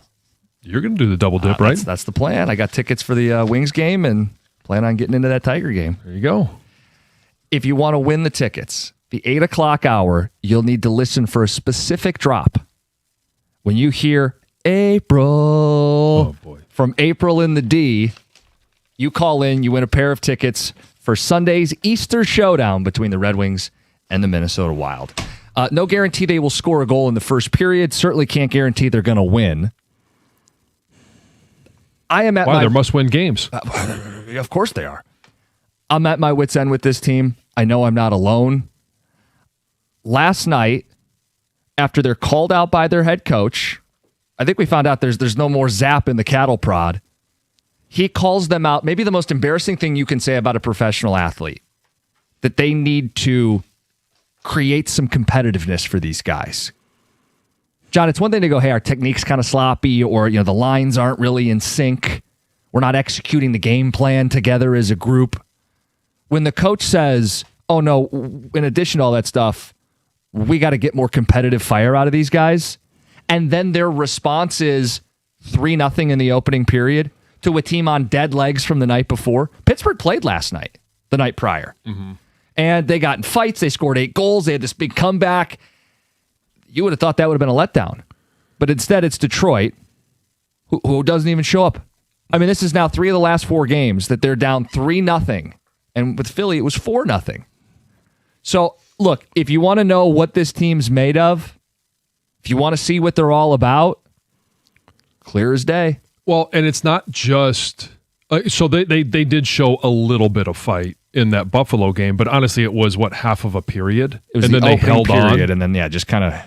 It's being able to fight for 3 periods in one night. I believe the stat was they have been shut out in the first period 9 of the last 10 games. I mean, what? Where's your jump? Where's your start? What are you going to do? Can you get into the high danger areas, into the dirty areas? Can you get in front of the net and battle in the corners? Can you defend in front of your own net, for crying out loud? I got Anthony Mantha, former Red Wing, who was famous for just floating when he was here, playing with an edge, and he's got 30 goals, and he peppers in the second last night. So where have you arrived as a fan? I don't know. We've got open lines, 248-539-9797. Where I have arrived, I don't want Hockeytown on the ice anymore. I think it's an insult to the great players that played here, to the people who earned that moniker. I get it. The fans voted to bring it back. The team doesn't deserve it. Get rid of it. Until you are a playoff caliber hockey team, it's an insult to those guys and the history of this organization to put Hockeytown on the ice and play the way this team does with something on the line. And it's when the fight happens. And I know you're talking about Hockeytown and all that stuff, and it's the disrespect that you're talking about. That is the disrespect to the 25 years of playoffs, the Stanley Cup, the legends that have been, on that ice. Not that same ice because it was over at the Joe, but come on, they're wearing the winged wheel. Is when you have an opportunity, when you play against Buffalo, right? No one gave them a shot to win that game. The odds were not in their favor. So they're the underdog, and all of a sudden, hey, they go out and, hey, nothing to lose here. If we lose, we're supposed to. But it's against the teams like Boston, Ottawa, Philly, Pittsburgh, teams that you are apparently in a like circumstance with, that you've got to show a little grit, a little toughness. Yep.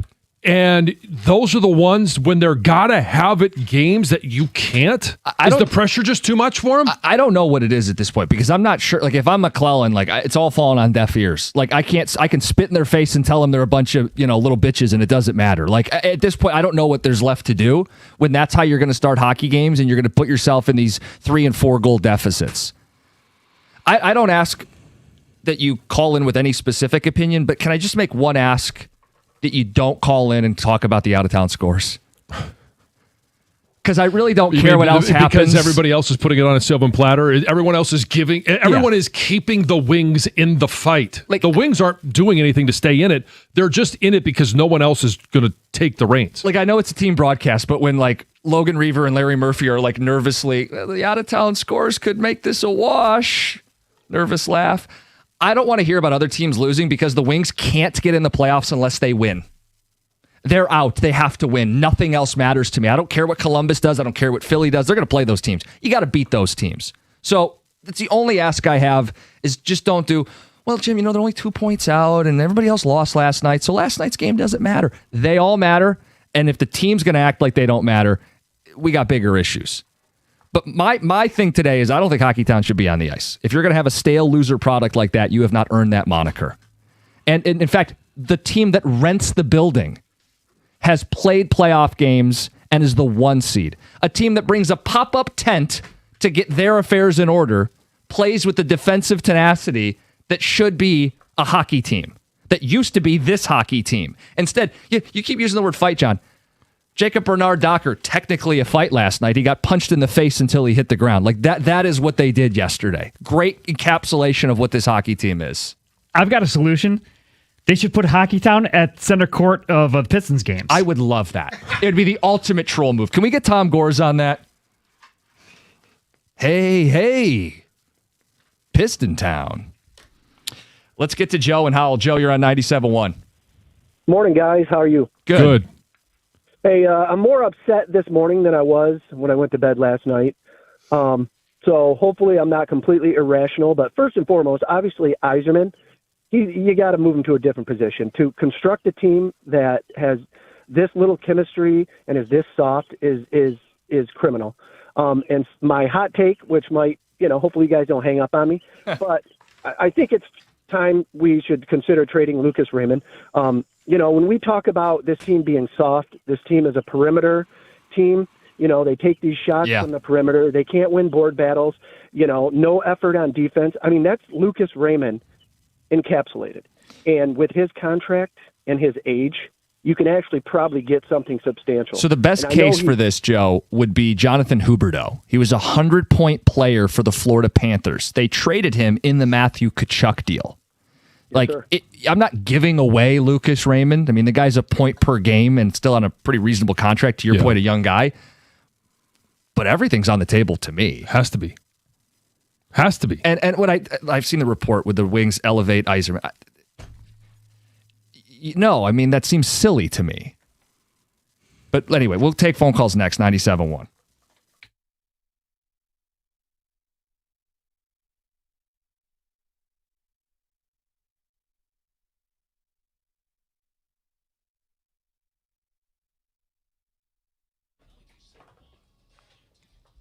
Brought to you by Northville Lumber. Todd McClellan has been known to call out his players for poor performances numerous times already last season and this year. But after last night's 5-1 loss to the Penguins, in which McClellan said he thought they had a good practice before the game, he said not only the players but the coaching staff need to be better moving forward.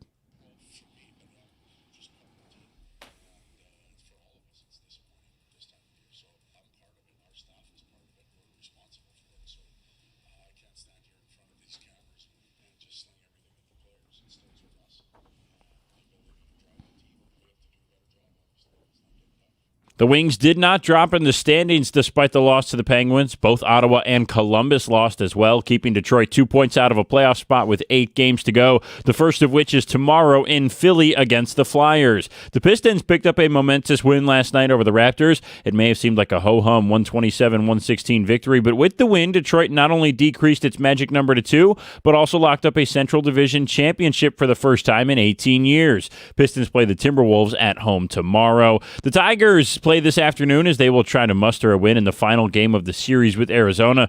Last night, the D-backs rallied from down 5-1 in the 8th inning to win 7-5. All 6 comeback runs for the Snakes came in the 8th inning, included a 3-run homer from Jose Fernandez off Kenley Jansen.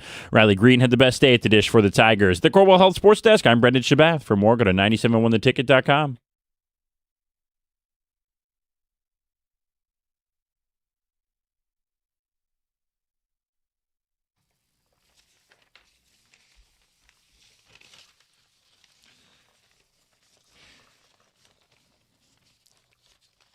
To address the caller, there was the talk, well, if there's pressure, this is from 32 Thoughts, Elliot Friedman, if there's pressure around the Wings and Steve Yzerman, would they elevate him and have somebody else be the GM? Doesn't that seem kind of backwards? I just feel like if you think the guy's doing a good job, then you keep him in the job. If he's not doing the job, then you give him his papers. I mean, that's how it's supposed to work in sports. Not some like cushy, soft landing. If you think the guy's doing the job, keep him as the GM. And if you don't, then you know what to do. Let's get to the people. Steve in Royal Oak. Steve, you're on 97.1. Hey, guys. Good morning. Hey, Jim, you mentioned the Manta goal to me. I mean, let's face it, it's a tough watch to begin with. The Manta goal to me was very symptomatic of what the hell's going on with the Wings. Literally, we had 4 guys in front of Gibson. Gibson's on his back. We got 3 guys laying on top of him, 1 guy out in the front. Manta's able to pull the puck out. Mm-hmm. The observations of literally zero traffic in front of the opposition net. We don't move guys out. And I'm not saying anything new. I get it. But when you got our defenseman who's in front of their forward, who's in front of Gibson, so you got 2 guys screening our goalie. You can't blame Gibson whatsoever. He's being burnt out. No. DeBrincat is the only guy that's out there busting ass and literally getting in a fight. It's like, it's frustrating as hell. You guys know that. Steven, think about it like this because you follow it. We've had complaints about, hey, Lalone wasn't the guy, right? Couldn't fire the team up. Well, they replaced Lalone with a hard-nosed Todd McClellan. Hey, they need a goalie, right? Someone who could be a backstop. They go out and get Gibson. Yeah, but a goalie's only as good as his defense. They go out and trade a first, unprotected, for a defenseman. Like, addressing all of the things that you would think would get this team over the hump, and yet here we are, 4th March in a row, losing record from in the playoffs to out of the playoffs. And that's why I just reflect on, they need to certainly have better players, but the players themselves need to have some ownership here and play with some fire, some passion. Like, you've been given these things that should help push you forward, and it's like they're stuck in neutral. Yeah, and Jim, they talk about every game, at the end of every game, traffic in front, this and that, the battles in front, and they don't do it. And I don't know about, Yzerman. I mean, everybody bags on Yzerman or not, whatever. I get it. It's easy, and maybe it's valid.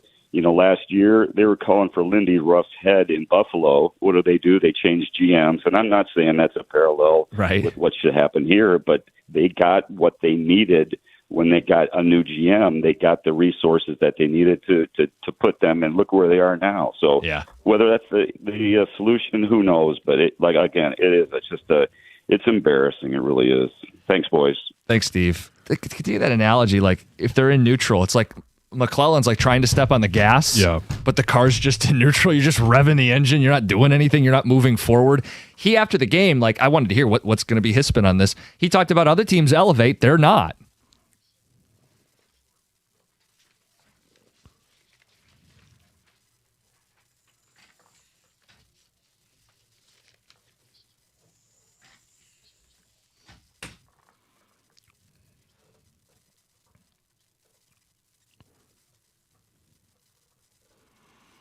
Blunt. No. The Red Wings are like Tiger Woods. 4 straight seasons of a rollover crash.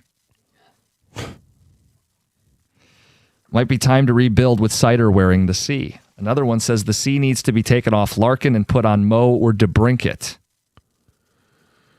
It's so bad I'm starting to see even national media guys talking about Stevie's job and potential options. Yeah. Says, we've done this the last couple March runs, but this one feels different. Feels the same, but is he saying it feels worse? Well, it feels different because they actually added at the deadline. It feels different because of the way that we've heard Todd McClellan talk about this team. Like, he has been actively challenging this team publicly, and they haven't responded. I think John can speak to this. Good athletes have a desire to be the best at their sport, a competitive fire that drives them. This group of Red Wings are lacking. Maybe time for a major player refresh. I think there is. And and we had that one that was a text, I think, earlier call that talked about maybe they are protesting to management. Like, they're actually, the players are trying to in essence, throw the season. And no, because you're always out there playing for your job. And if you are part of a team that underperforms, do you think you're really that attractive to other teams? No. Whether it's trade or if you're released and signed somewhere else? Like, no, there's no part of that makes any sense. You are going out there. You should be going out there to give your best effort every night, because whether you're playing for a new deal, just to be able to keep your job, you're playing for something, and it doesn't feel like there's any fight in this team for anything. Like, imagine the logic there. I'm going to stick it to Yzerman, whose jersey is hanging in the rafters by playing like a jersey with no skill, no effort. No, that's how you're going to stick it and invoke change. The change is going to be you're not going to have a job. I don't buy that they're trying to stage a mutiny. I don't think they have the collective fire. I think that was a gut check, and you got the analysis. They're a gutless group. Yeah. 248-539-9797. If you have to call out your team as much as Todd does with zero changes, I think it comes back to coaching. He's not doing enough in the locker room to get these guys to buy in. Coaching is clearly not sticking. I'm sorry, this is the third coach that Yzerman's had, and it's the second coach that's dealt with March collapses. If Lalone was too nice and Todd is too mean, I'm not sure what the just right is supposed to be. The proper temperature of the porridge for this team to play playoff hockey. Tech says, knock it off with the Hockey Town stuff. It's a marketing slogan. Yeah, but at the same time, that marketing slogan was created because of a hockey team that perennially played in the playoffs. Right. That moniker was earned by guys like Yzerman, Fedorov, Shanahan, Lidstrom, Hasek, Osgood, Zetterberg, Dotson. I mean, I could go on. You want to go all the way back production line, early Stanley Cups, Howe, Del Vecchio, right? Like, this city has experienced a lot of success in hockey. It's a rich standard. It's a standard I grew up on. Hockey Town means something. It's supposed to be a team that competes for championships. This team doesn't make the playoffs. I know why they brought it back. It was a fan vote. Everybody's emotional. It's 100 years of hockey. We want the playoffs. We want those feelings of Hockey Town. They are not delivering them. It is insulting for that to be there if this is who they are going to be. They're not going to take it away at the end of this, while the season's still going. Yeah. It doesn't belong. It does not belong when you watch this hockey team. I don't know how you could fight me on that. Let's get to Todd in Brownstown. Todd, good morning. How you guys doing? Thanks for taking my call. So, as a fan, I'm just kind of frustrated, being a hockey fan for so many years. And like you just said, in the past years, we look at the old Stanley Cup teams with guys like Shanahan and guys that were tough, like the old Canadian guys, man. We just don't have that now. We, look what Soderblom did when he went to Pittsburgh. We've never seen him fight before. Look at that. The way he was playing with Pittsburgh was fucking great. Noticeable. Well, hey, can't say that. He was playing great, all right. Certainly did play with an edge to him last night. Uh-huh. Yeah, even Mickey Redmond at the end of the broadcast is like, hey, good for him. He changed the scenery, was good for him, and he's playing like a man that's got some renewed energy. He had the goal the night before, and then on a back-to-back, I know he didn't score, but he was noticeable for the Pittsburgh Penguins. Mm-hmm. How do we get USA Larkin instead of Wings Larkin? That's Scott in West Bloomfield. There's a lot of Larkin stuff. I mean, there's a lot of questions as to, we heard all the things, the last couple of teams, whether it was Four Nations or his Olympics, the impact that Dylan Larkin had on those teams. Yeah, Brady Tkachuk called him the X factor of their Olympic gold medal team. That's what we're looking for, is that X factor here. I know. And is there just not talent around him so they can't be that X factor? But if you're an X factor, then to me that means you're making those around you better, as well as playing at a high level yourself. Yeah, so I think what's at the center of this is Larkin, the brand of hockey he plays is winning hockey. You see it, face-offs, penalty kill, 200-foot game. That is ideally the way you play in the playoffs. The problem is he hasn't played in the playoffs since he was a rookie. like, I believe that the style of hockey he plays is winning hockey. He has another 30-goal season. He's a very good hockey player. Can he be your best player? Can he be your biggest leader? I mean, these are questions you have to start asking. Yeah, and everyone is. Yeah, and trust me, it's almost every other text or something on Dylan Larkin. I know Valeni yesterday said this is a captain's game tonight against Pittsburgh. Well, their captain Sidney Crosby, and they were left for dead, by the way. Pittsburgh traded Jari, their goalie, earlier in the season. They're a young team. They're supposed to be in a rebuild. Could have fooled me. It's 97-1. If you're thinking about a new truck this month, a Ram truck should be number one on that list. And when you put the Ram side by side with the competition, it's not very close. The Ram truck deals at your Metro Detroit Ram dealer this month are exceptional for power. Not a lot of competition there. You could choose from Ram's award-winning Pentastar V6 or Ram's legendary 5.7 Hemi V8. And on the competition side, in the same class, any full-size, why would you trust any full-size pickup at any price with only 4 cylinders in your engine? Not enough power for you to do anything you really want to do. The full-size Ram 1500 is also built right here in Sterling Heights, Michigan. And for comfort and easy-to-use technology, nothing beats a Ram. Ram also offers a 5-link coil suspension, and literally all it's going to take is one test drive, and you will feel how much smoother a Ram is. Right now, lease payments on a new Ram truck are phenomenal. So are their financing offers for well-qualified buyers. All you have to do is pull into your Ram dealer today, walk through the door, and tell them I sent you.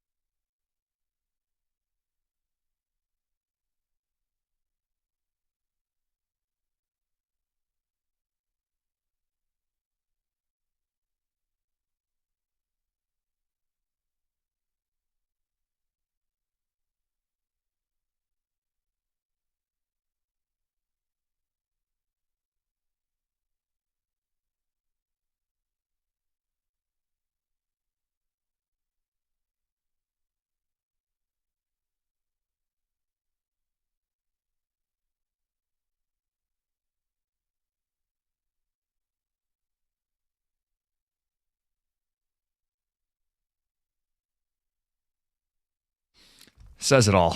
Let's get to the phones. We got text. Steve in Heartland, you're on 97.1. Hey, good morning, guys and girl.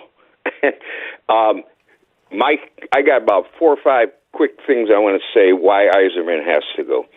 Okay, Jim, you even said, I think it was a day or two ago, about the players having to have accountability, and I agree with that. But who brought the players in? Yzerman did.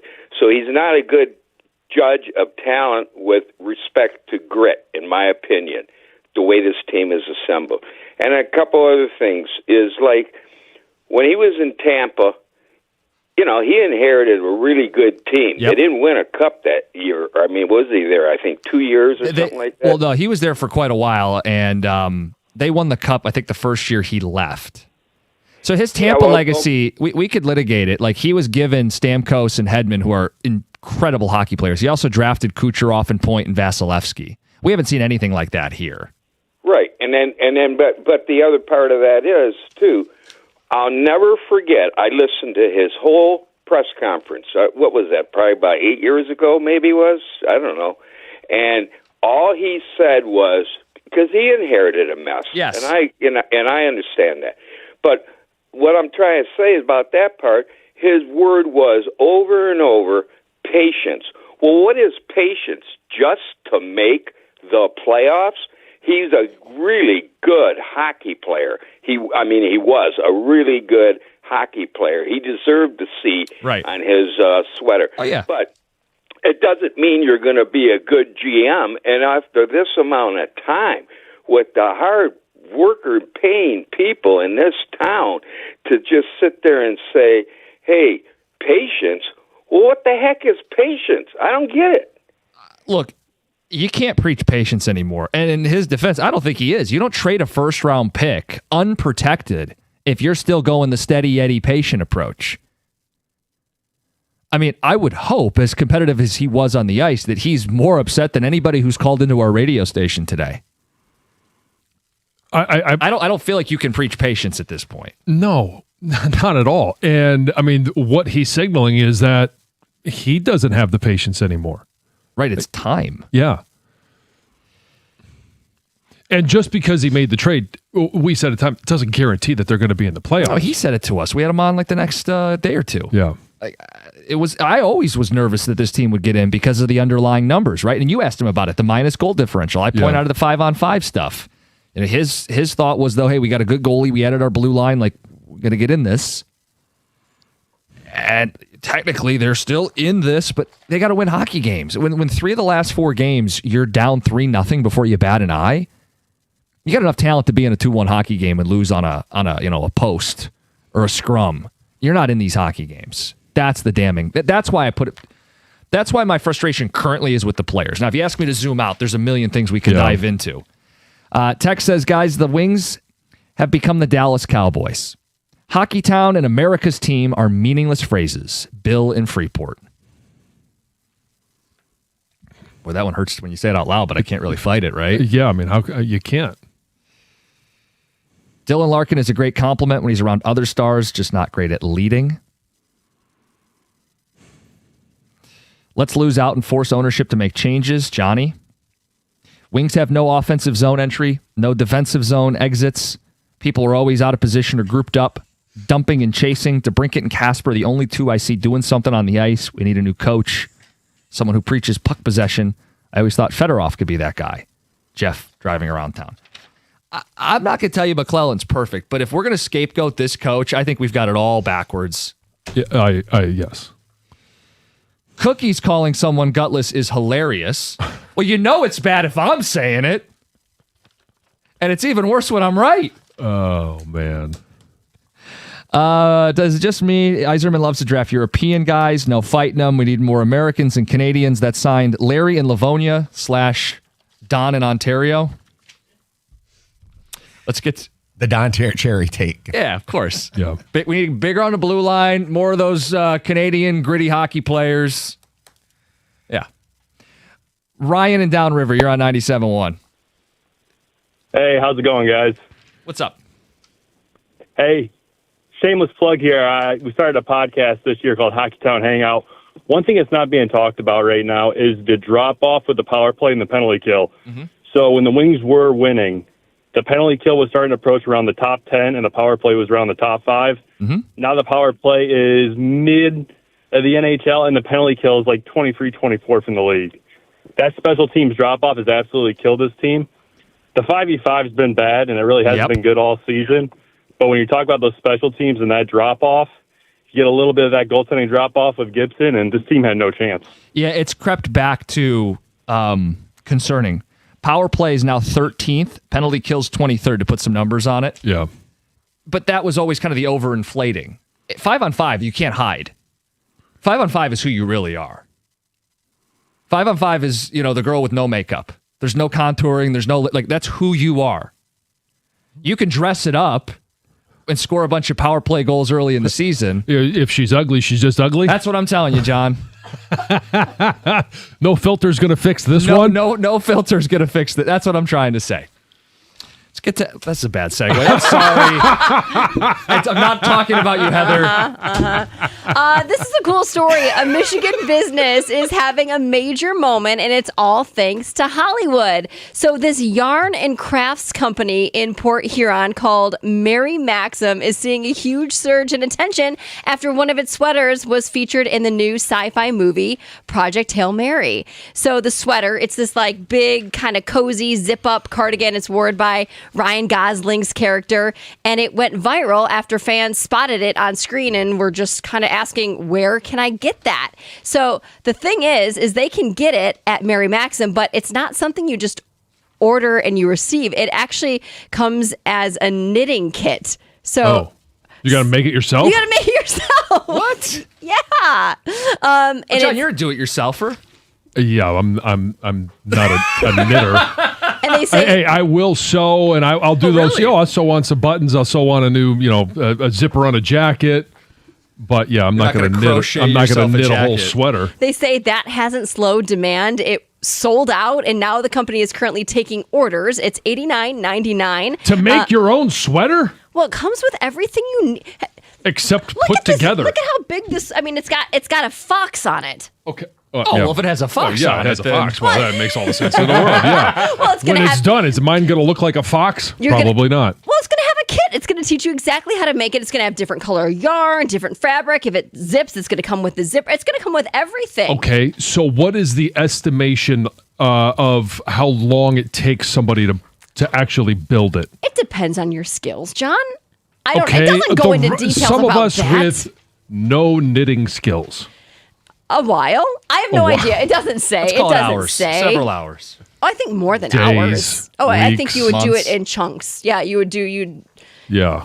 knit a little and then you'd put it down and then you do it again, put it down and then Can you pay if you go to Home Depot and you get a new grill? Yes. And you could pay them, I don't know, $50 to come and actually assemble it. Is there a fee that you could pay somebody to assemble this for you? I don't know. It doesn't talk about that in the article. I'm guessing no, because it comes as a kit. Once you get it, you could find somebody to make it for you once you receive your kit. Okay. I don't know. Maybe you can. But either way, it's a cool story that's going viral. And they've had some other Yeah, real cool. Build your own sweater. I think it's really neat. You guys, it's a crafts and yarn store. Okay, make one for Colin. He would never wear that. Make one for yourself. I would do that. Yeah. So it's girly. Colin would not wear that sweater. Would you wear that sweater? No. All right. A Michigan woman who If you pulled make off. that fox look like a tiger. That'd be cool. Okay. Moving on. Lost my train of thought. So this Michigan woman who pulled off that Houdini-inspired escape after being placed in the back of a police cruiser. Did you go and watch the video? I didn't. You guys. Gosh. I'm sorry. You lost me when you said it was 14 minutes long. Oh, no. I saw it. It's after I unbelievable. shared the story, it went viral. And With it was just the clip, yes. Just the clip of her escaping. Like, I watched the entire video, but it has now since been cut. Anyway, she's back in police custody. So the video of her escape went viral. She was able to wiggle out of this half-open window while handcuffed, able to get her feet on the ground and then just take off running. She was on the run for days. Well, she has been caught again. She, I don't know how she was found, but she was. Records show that she is at the Muskegon County Sheriff's Office with no bond, and she has been charged with obstructing justice and parole violation by state officials. So there you go. A Metro Detroit driver is speaking out after a pretty terrifying moment on I-94. This guy from St. Clair Shores says that he was driving on the freeway when something suddenly smashed into his car. And he says the impact was so loud that he thought he was being shot at. Turns out it wasn't a gun. It was actually chunks of concrete. Like falling concrete? Yeah, so he believes somebody threw the concrete from an overpass, hitting his vehicle, causing some serious damage.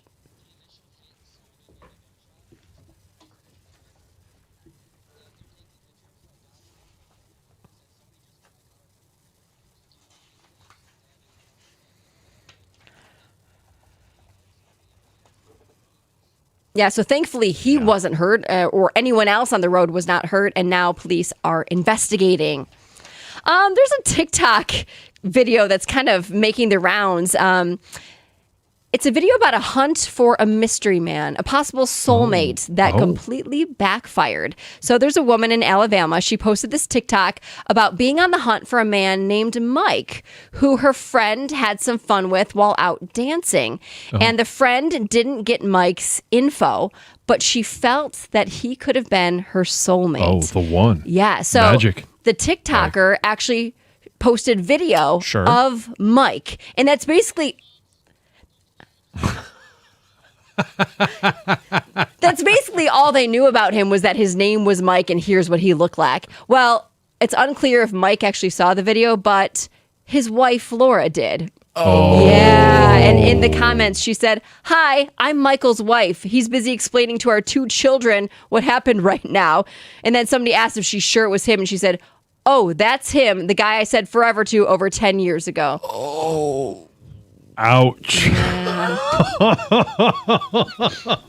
Busted. Huh. That's incredible. Yeah. Heather with the news. 902. 902. Top Alabama soulmates are called cousins.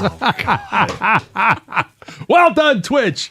Hey, oh my God. When we get to 9 o'clock, we're going to talk Frank Ragnow, because the Lions' decision to take back some of that bonus money did not sit well with many around the league. Did they make a mistake? We'll do that at 9:02. Coming up next, Tiger Woods. Oh, boy. Legacy update. And stay tuned. We're still giving away those Red Wing tickets, 97.1. All right. Talk about Shainer Roofing. When it's time for a new roof, or even if you need windows or siding, they're big decisions, and you want to make sure that you pick a company that you can actually trust. That's why I tell you about Shainer Roofing. For over 30 years, Michigan homeowners can count on Shainer. And now they're bringing that same 5-star service to windows and siding. Here's what sets them apart. Shainer's local, family-owned, and you see it in the work they do. They treat every customer like family. Every roof they install, lifetime transferable warranty. And that means something when you've been in business 30 years. Maybe less so from some of these other companies that just show up tomorrow. 30 years track record, 4.9-star Google rating. That's thousands of happy homeowners. And it's a reputation that they didn't buy. They've earned it. Decades of doing the job right. So if you're in the market for a roof, if you need new windows or siding, you owe it to yourself to get a quote from Shainer. So simple. MyMichiganRoof.com. Easy to remember. MyMichiganRoof.com. Shainer Roofing, windows and siding. Michigan's name you can trust.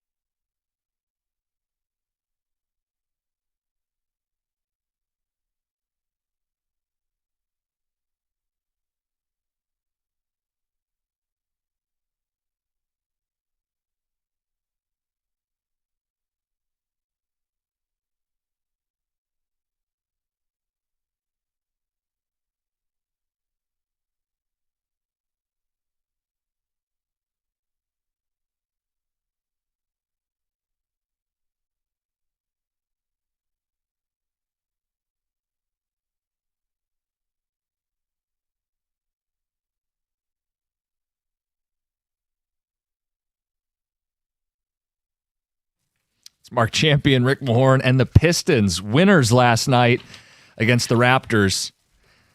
Locked up the division, closer to locking up the 1 seed. Looking good. Absolutely. I know the Tigers lost last night. We'll find some time to get into that. It's, again, 162. I think the bullpen's going to be a strength this year.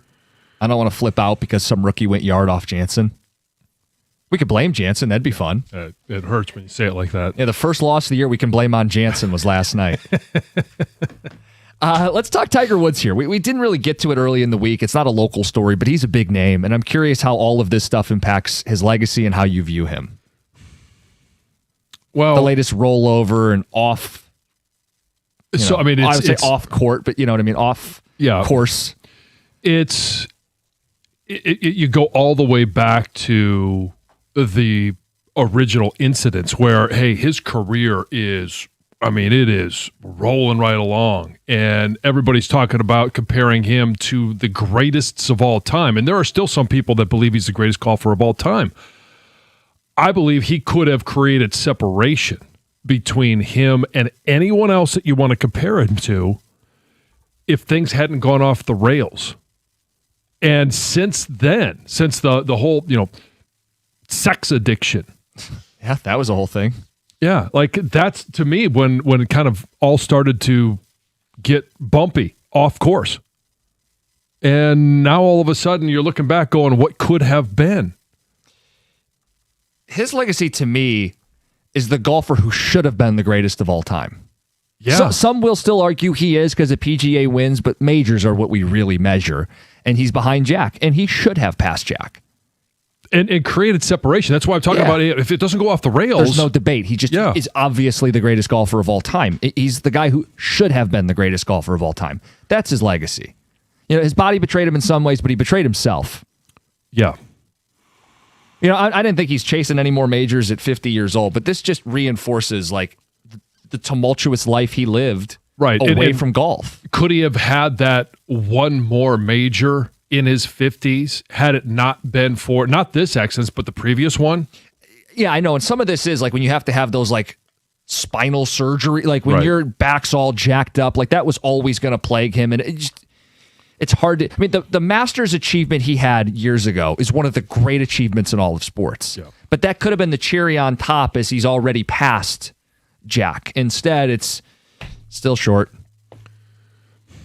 Yeah, if he's not messing around with Perkins waitresses and talking about sex addiction and messing around with drugs and pills and flipping cars, he's the guy that should have been the greatest golfer of all time.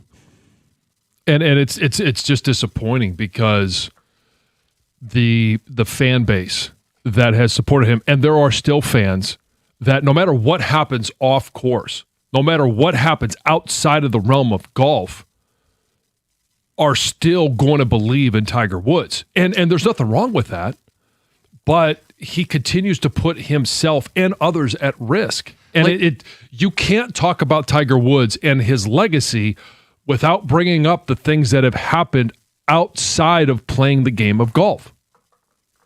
Like, do you view him negatively because of this stuff? Like, what is your... Because I think a lot of people love the guy, but does this make it so you can't love him? Because it's wasted potential and it's stupid shenanigans that kept him from being that greatest golfer of all time.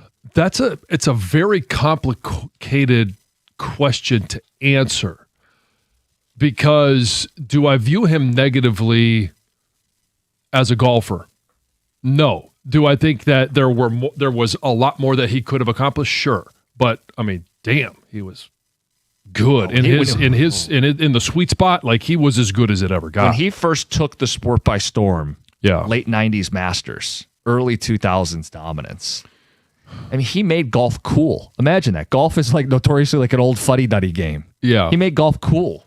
That's part of his legacy too. Sure, that's all part of the legacy. But when you complicate it as a human being and some of the challenges, some of the demons that he has brought on himself. What was the initial question? Do you view him negatively? It's getting to that, because he's been very fortunate that in some of these incidences where he's been driving under the influence, that he hasn't hurt anyone else. That's a very good point. I mean, yeah, it's And fortunate. certainly if he had, that would completely change the course of how you view Tiger Woods. Yeah. Well, and I think even put yourself in that position's enough to tarnish the way people feel about him. Text coming in, athletic career versus personal life. I can separate the two. He's still the GOAT. Scott in Tecumseh.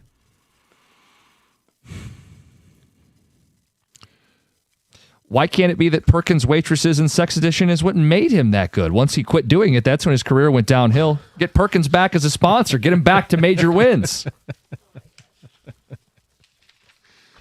You guys are great on the text. Let's get to the phones. Pat, you're on 97.1. Morning, guys. Hey, morning. I was just thinking about your little thing about should have been. When I look at Tiger Woods, I kind of think, is Mike Tyson along the same parallel as Tiger Woods? When we think about those two, at their peak, a lot of people thought they were the greatest, the best that they've ever been. And then, as John just said, like the demons took over and never quite recovered.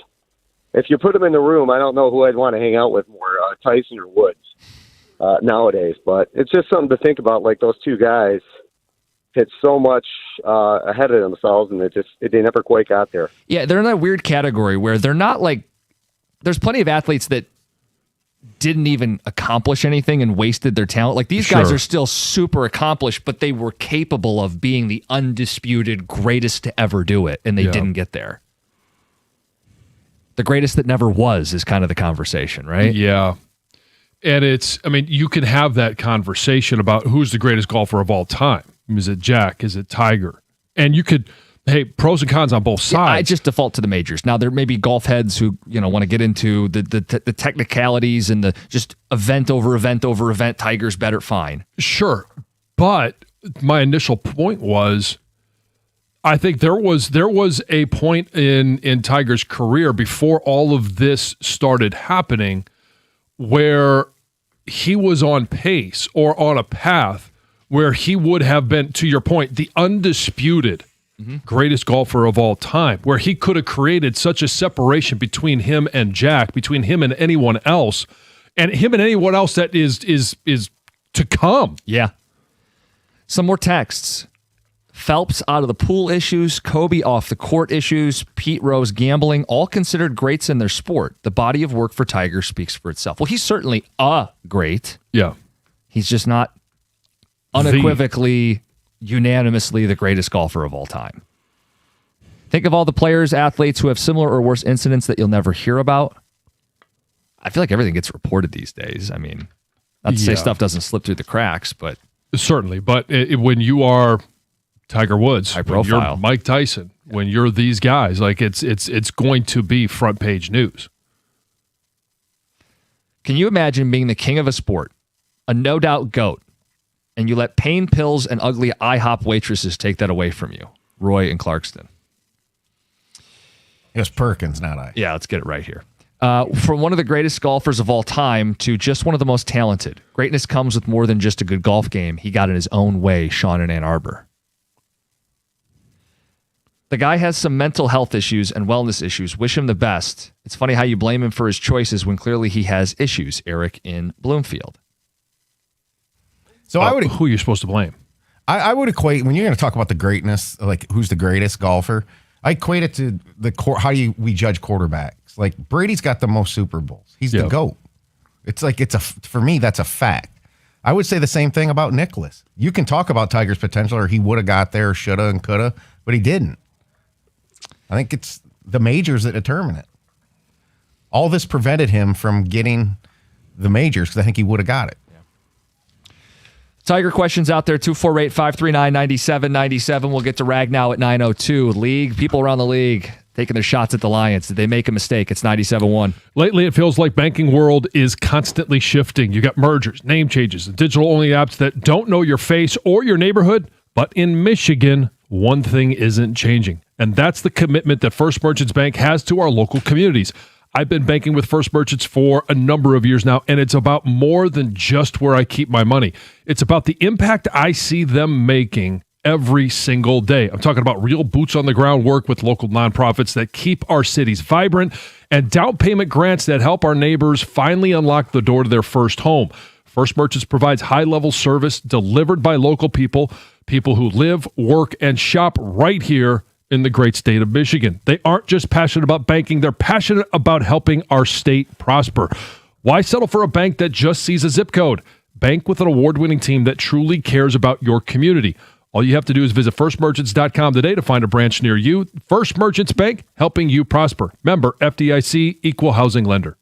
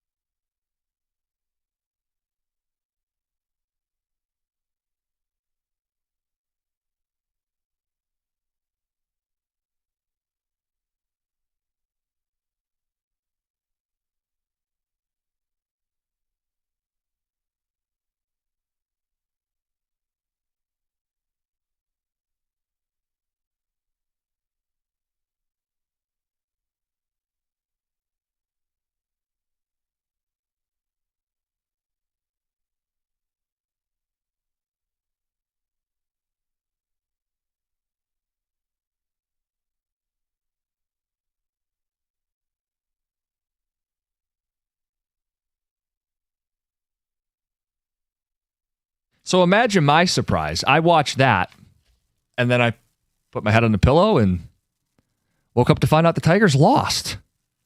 All their offense came in the third inning. They got everybody seemingly going. Yeah. Part of what you wanted to see, getting Colt Keith higher in the order, McGonigal doing his damage, Karp and Green in that inning. I'm like, great, Tigers put up 5 runs. Yeah. I wake up and go, what the hell happened And here? Casey Mize was good. Casey had 9 strikeouts. He got out of a bases loaded jam in the second. Yeah, so I'm thinking, good Casey Mize, a little bit of offense. Hey, the bullpen. I know what we got in the bullpen. 3 guys with 20 saves last year. A couple guys who can get swing and miss. I wake up and I see Jansen blew it. And I know you were excited about that headline. No, because I think they're going to be good out of the back end of the bullpen. But I think the headline is you waste a good Casey Mize start. And for now, they have a losing record. You send Scooble to the bump today, you even it up, you come home, everybody's happy for opening day. And by the way, if you think they're going to win like 88 games like me, that means they're going to lose 74. So it's just not worth getting all worked up about. It's not, but the one thing that is the underlying factor in these 5 games is, yes, Colt Keith, he's been good. McGonigal, he's been good. What other bat has been good? Mm-hmm. There really hasn't been another bat that has been reliable. And, you look at 1 home run in 5 games. Like there's a power issue. Now I know McGonigal was stolen and Colt Keith had 1 because of the dimensions of the park. Oh, Gator had the protractor out yesterday. Yeah. And so there's going to be those moments. There just needs to be more consistency with all the bats. I mean, let's put this on repeat. We've been talking about it for 2 years or longer. The point about consistency, Tom, you were the first person to bring this to my attention. So last night they scored all their runs in 1 inning. Mm-hmm. They had 7 innings where they only sent the minimum 3 batters to the plate. Yeah, so 6 of those 7 were just 1, 2, 3 straight up. The 7th one where they only had 3 batters, they grounded into a double play from a walk. Yeah. So they 7 of the 9 innings. It's 1, 2, 3, 1, 2, 3, 1, 2, 3. And then the other inning, they had 4 runners. Yeah. Or 4 batters, I mean. Yeah. So really, it was you talk consistency, it was only there for 1 inning last night. That's the frustrating part. I mean, the third best bat on the team, you start going down the list, and I mean, when you say third best bat, you're saying so far. Yeah, so far. Like Dingler obviously has been pretty good. Without looking at the numbers, I'd say Dingler. Parker Meadows. Oh yeah, he had a hit last night. Yeah, I mean he's down at the bottom of the order, and I don't think anybody's sitting there going, okay, that's a reliable bat. But Green, Karp, Torque, McKinstry, Torres, Veerling, none of them have been able to put bat on ball. Mm-hmm. And it's not, you can't even say, well, we got the weather and it's, you got to wait for things to heat up. They've been playing in San Diego and Arizona. Have you been, by the way, speaking of warm weather, have you seen Friday? Yeah. I mean, hey, I'm glad we didn't take that deal. 75, and there is rain if you look in your app, but you got to look a little closer. The rain is supposed to be, and I stress supposed to be, done by 6 a.m., and any other rain in the day is supposed to be after 6 p.m. I'd lock this in. 75 degrees sunshine on opening day for Friday. Anyway, we got text on Tiger Woods. We brought it up. Just want to know, do you view him negatively? What is his legacy, this latest rollover, this latest drama away from the course? Text says, Tiger is the GOAT. Gobbling opioids all the time. His father ruined him with his upbringing. I hope he doesn't do the same to his son, Charlie. Being great at your profession doesn't make you a good person. I can appreciate the accomplishments, but recognize I wouldn't want to put him in front of my kids as a role model. I'm thinking injuries have him in so much pain that painkillers have become just part of his life and maybe has led to the addiction, which is probably common. Unfortunate, and hopefully he can get help he needs. His golf legacy is unmatched. Bill in Plymouth. I'm not a fan of Tiger Woods at all, but he is the greatest golfer simply for the fact that he saved the sport. Golf would not be as popular today if he had never played. Nobody would know who Jack is if it wasn't for Tiger. Well, I disagree with no one would know who Jack Nicklaus is, but I do think that the popularity of the sport as it sits today is a direct correlation to the popularity and the way that Tiger Woods went about his business as a golfer. If you want to grow the game, it can't just be talked about by old crotchety people. Right. And Tiger changed that. I'm hanging with Tiger over Tyson. As long as he's not behind the wheel of a car, he's far less likely to kill me. To answer the caller's point. If you're going to hang out with the two. Yeah, but can Tyson actually do that anymore? Like, I mean, we saw him fight. I don't think he strikes fear into anyone else. I wouldn't mess with Mike Tyson today. Well, no. You would? Well, you're Tommy Tough Guy. But, I mean, if you're talking about Tiger Woods, if a golf club in hand, like that might be more deadly than Tyson is at this point. Well, or his wife with the golf clubs may be a little more deadly. Could be, yeah. On our Detroit Tigers, text says, can't have too many games with one inning where you score. Mize pitched well, but got to too many 3-ball counts. At least Carpenter was moved out of the leadoff spot. That was one thing you wanted to see. Hey, like if he heats up, put him back up there. But in the meantime, get some ABs for some other guys. Cole Keith was the leadoff guy last night. Text says, this is what happens when you don't add a bat to a piss-poor lineup.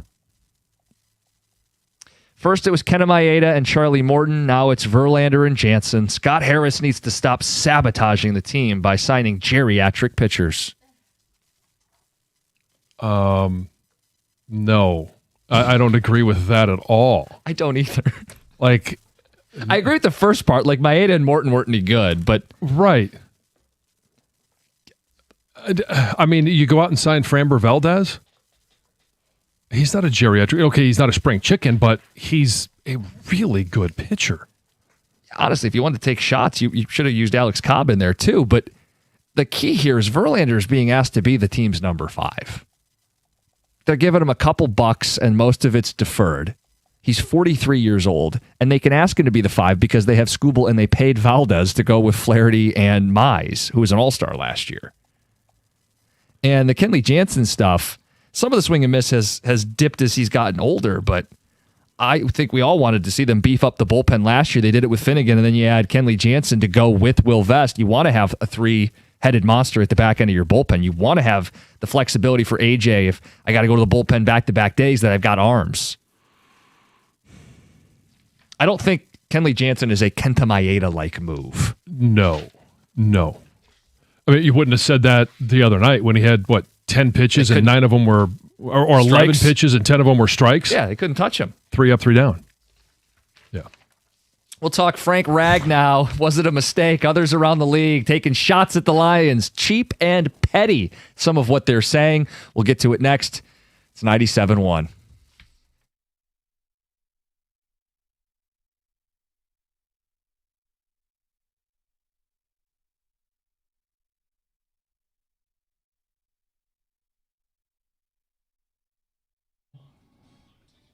Brought to you by Twin Peaks. Before the month of March began, Todd McClellan said he didn't want to be asked any questions about it because this year's team was going to write its own story and have a month of their own. Well, after last night's 5-1 loss to the Penguins, McClellan was right.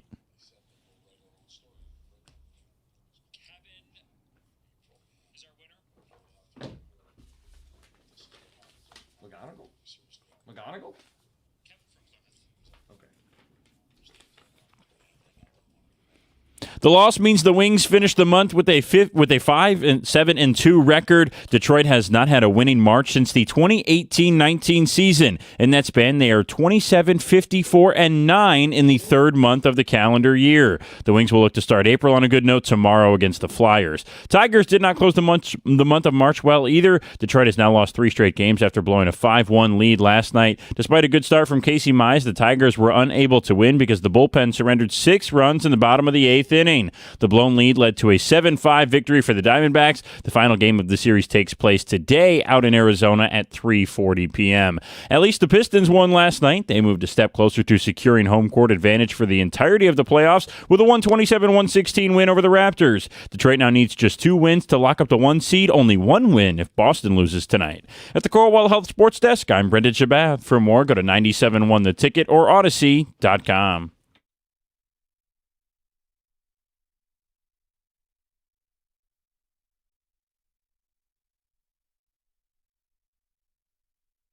My favorite text from the last hour.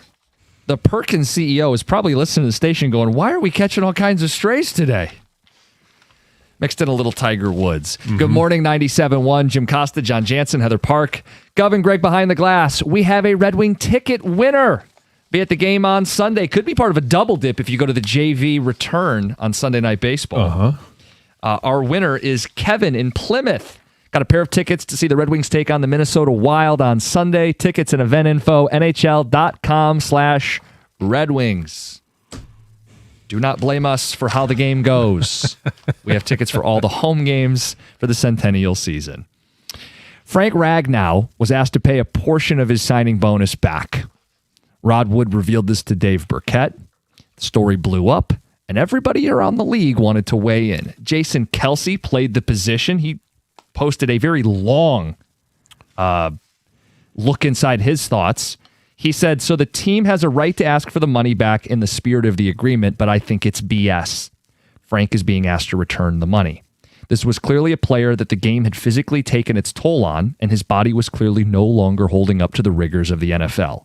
It wasn't some player deciding, I just don't want to play anymore. It's not that simple. These signing bonuses are there to protect players from the inevitable injuries they incur on the field. Over the Cap founder posted his thoughts on this. He deals with all these contracts. He says, I don't think any other team in the NFL would have done this, to be honest, even though it's the Lions' right, and he called them petty multiple times. Adam Schefter, who very rarely takes shots at teams, took a shot at Rod Wood and the Lions.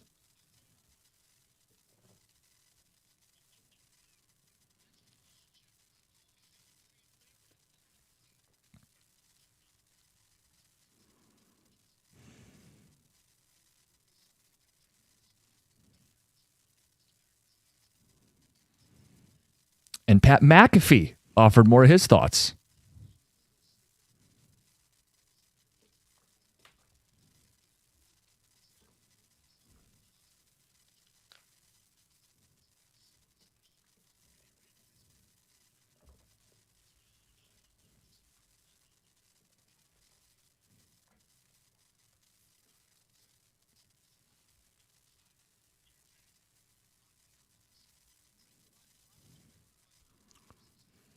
Oh, first of all, it's not $5 million. It's a portion of the $3 million. Which makes it somehow even worse. They're shaking him down for whatever quarters are in his pockets as he leaves. Okay, so let's make sure we have full context here. When he signed his new deal, they did make him the highest paid center in the NFL. It's a 4-year deal. The terms, if he had played it out, would have been $54 million. Guaranteed at signing was nearly $28 million. Total guaranteed, $42 million. So when Kelsey talks about, hey, it's part of the protections in place, that's old school thinking. It was the protection that was in place 20 years ago. Hell, even 10 years ago, because signing bonus was the only guaranteed money that you were going to get. Now, with the new wave of contracts that are coming into play, it's your signing bonus, but it's also X number of dollars guaranteed. For Frank, it was $42 million guaranteed. All he had to do was show up. Only a small portion, $6 million, right, was this bonus. Quote unquote signing bonus. Yeah. So you can't just sit there and say, oh, well, these are the protections that they have in place. There's many more protections that players have in place now than they did even a decade ago. The only thing that matters with these deals is guaranteed money. Like, agents will build up the big number. The only thing that really matters is the guaranteed money. Right, which was $42 million. Right. And I'm not telling you that the Lions didn't compensate Frank fairly for his time here. Or make him the highest paid center. The debate is their decision, which some teams do not do this, but the Lions have a precedent of doing, clawing back pennies of the deal at the end. Again, it's not pennies to you or me, but for a team that salary cap is over $300 million and a team whose owners are worth several billion, to claw back spare change on the way out repeatedly from your franchise greats is a bad look. I would think that look is more harmful than the cost of a couple $1 million. That's why I say just because you can doesn't mean you should. There's good business and bad business. There are businesses out there that do things for their employees at a loss because net It's good for them, their image, their first class. They want to run their organization a certain way. The Lions, according to Rod Wood, this is just how we do it. And the precedent goes back to Barry. So because William Clay Ford had a sticking point here, we have to keep doing it. That's what I'm being told. Because William Clay Ford did it, we have to keep doing it. And I think that's a terrible way to run a business. I don't have an issue with the team doing this. And as a former player, I don't have an issue. There are ways that you can leave the game like Taylor Decker did. Announce his return, and he says, I'm not taking a pay cut. They come to him and say, we need you to take a pay cut and request your release. Team didn't have to release Taylor Decker. They could have said, no, you're staying here, and we'll live with this. They didn't. He was released, so he doesn't have to pay back any of his bonus. Right, and I know I saw TJ make a similar point. Like, everybody knows you don't retire, you make them cut you because financially it's more advantageous. Yeah. I just know Frank did try to come back last year, and it's possible he just can't pass a medical.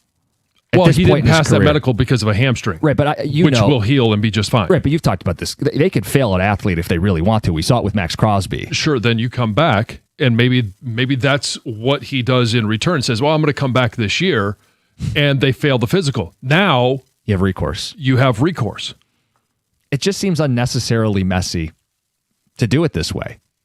And it does surprise people that you as a former player aren't just pro former player. Yeah, let him keep every red cent. No, I'm pro for what I believe is right. And just because it's right doesn't mean you have to do it, right? But it's, to me, I have no issue with them, with this being the way that they want to go about their business. Rod Wood followed up with Dan Miller on Fox 2. It was like a 5-minute convo where they talked about, hey, Rod and retiring and leaving the organization better than you took it, or than it was when you took the job. But Dan did ask about, hey, have you seen this backlash? How does this sit with you?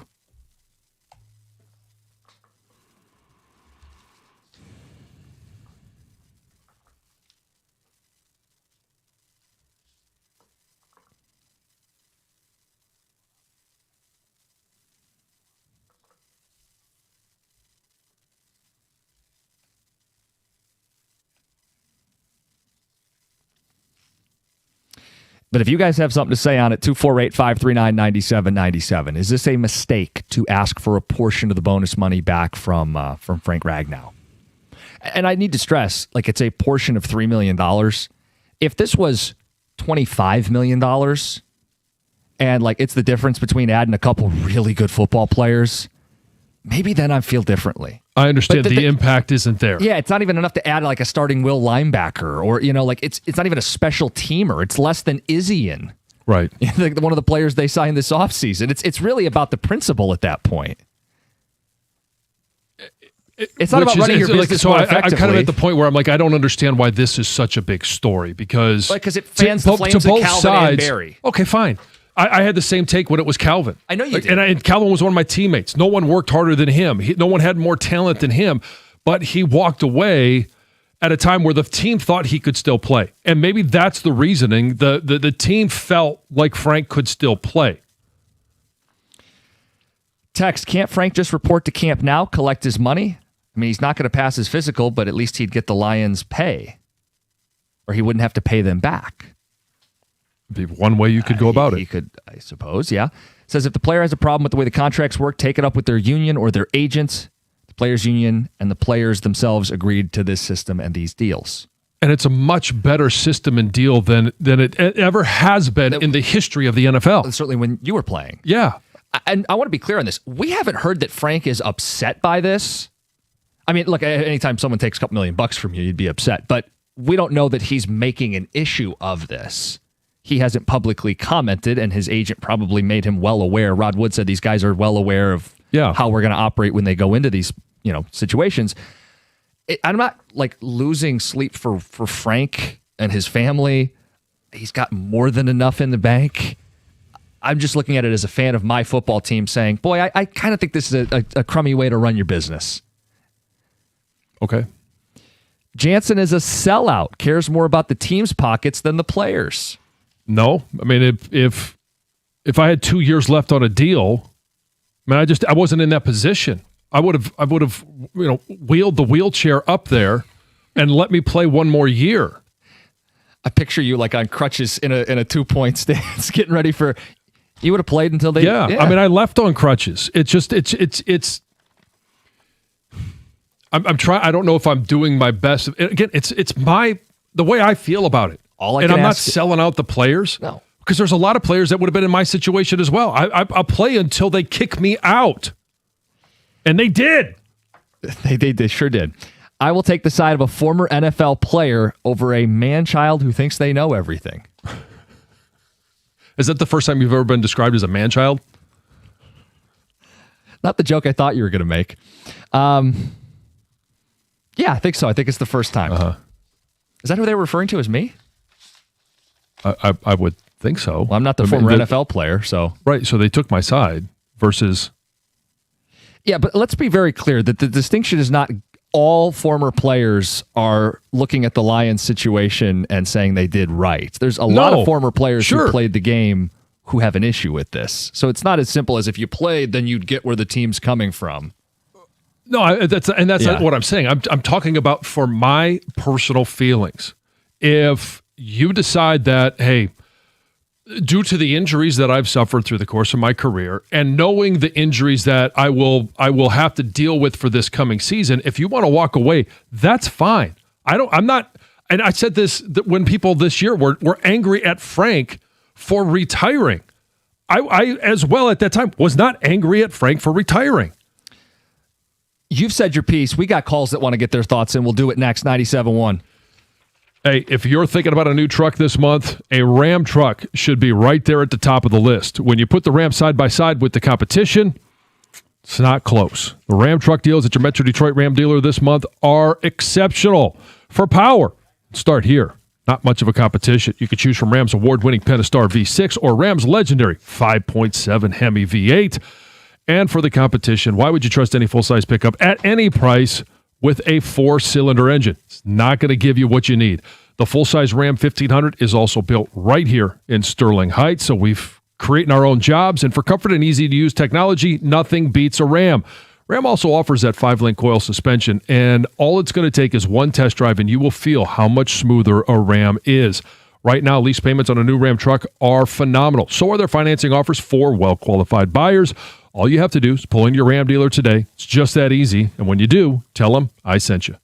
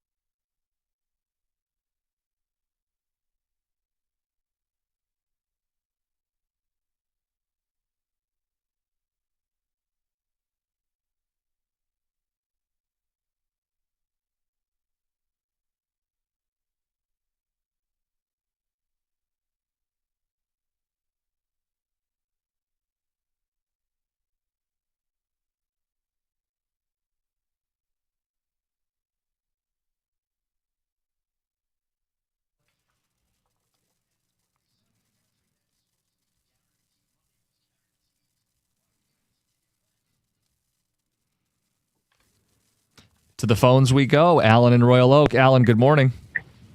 Good morning, guys. First, I don't believe John is a sellout. I don't necessarily agree with his position, but I clearly don't think he's a sellout. Thank you, Alan. And I don't know what went on behind the scenes or whatnot. I think the way the Lions approach this isn't in their best interest. I think it's fine to have a policy.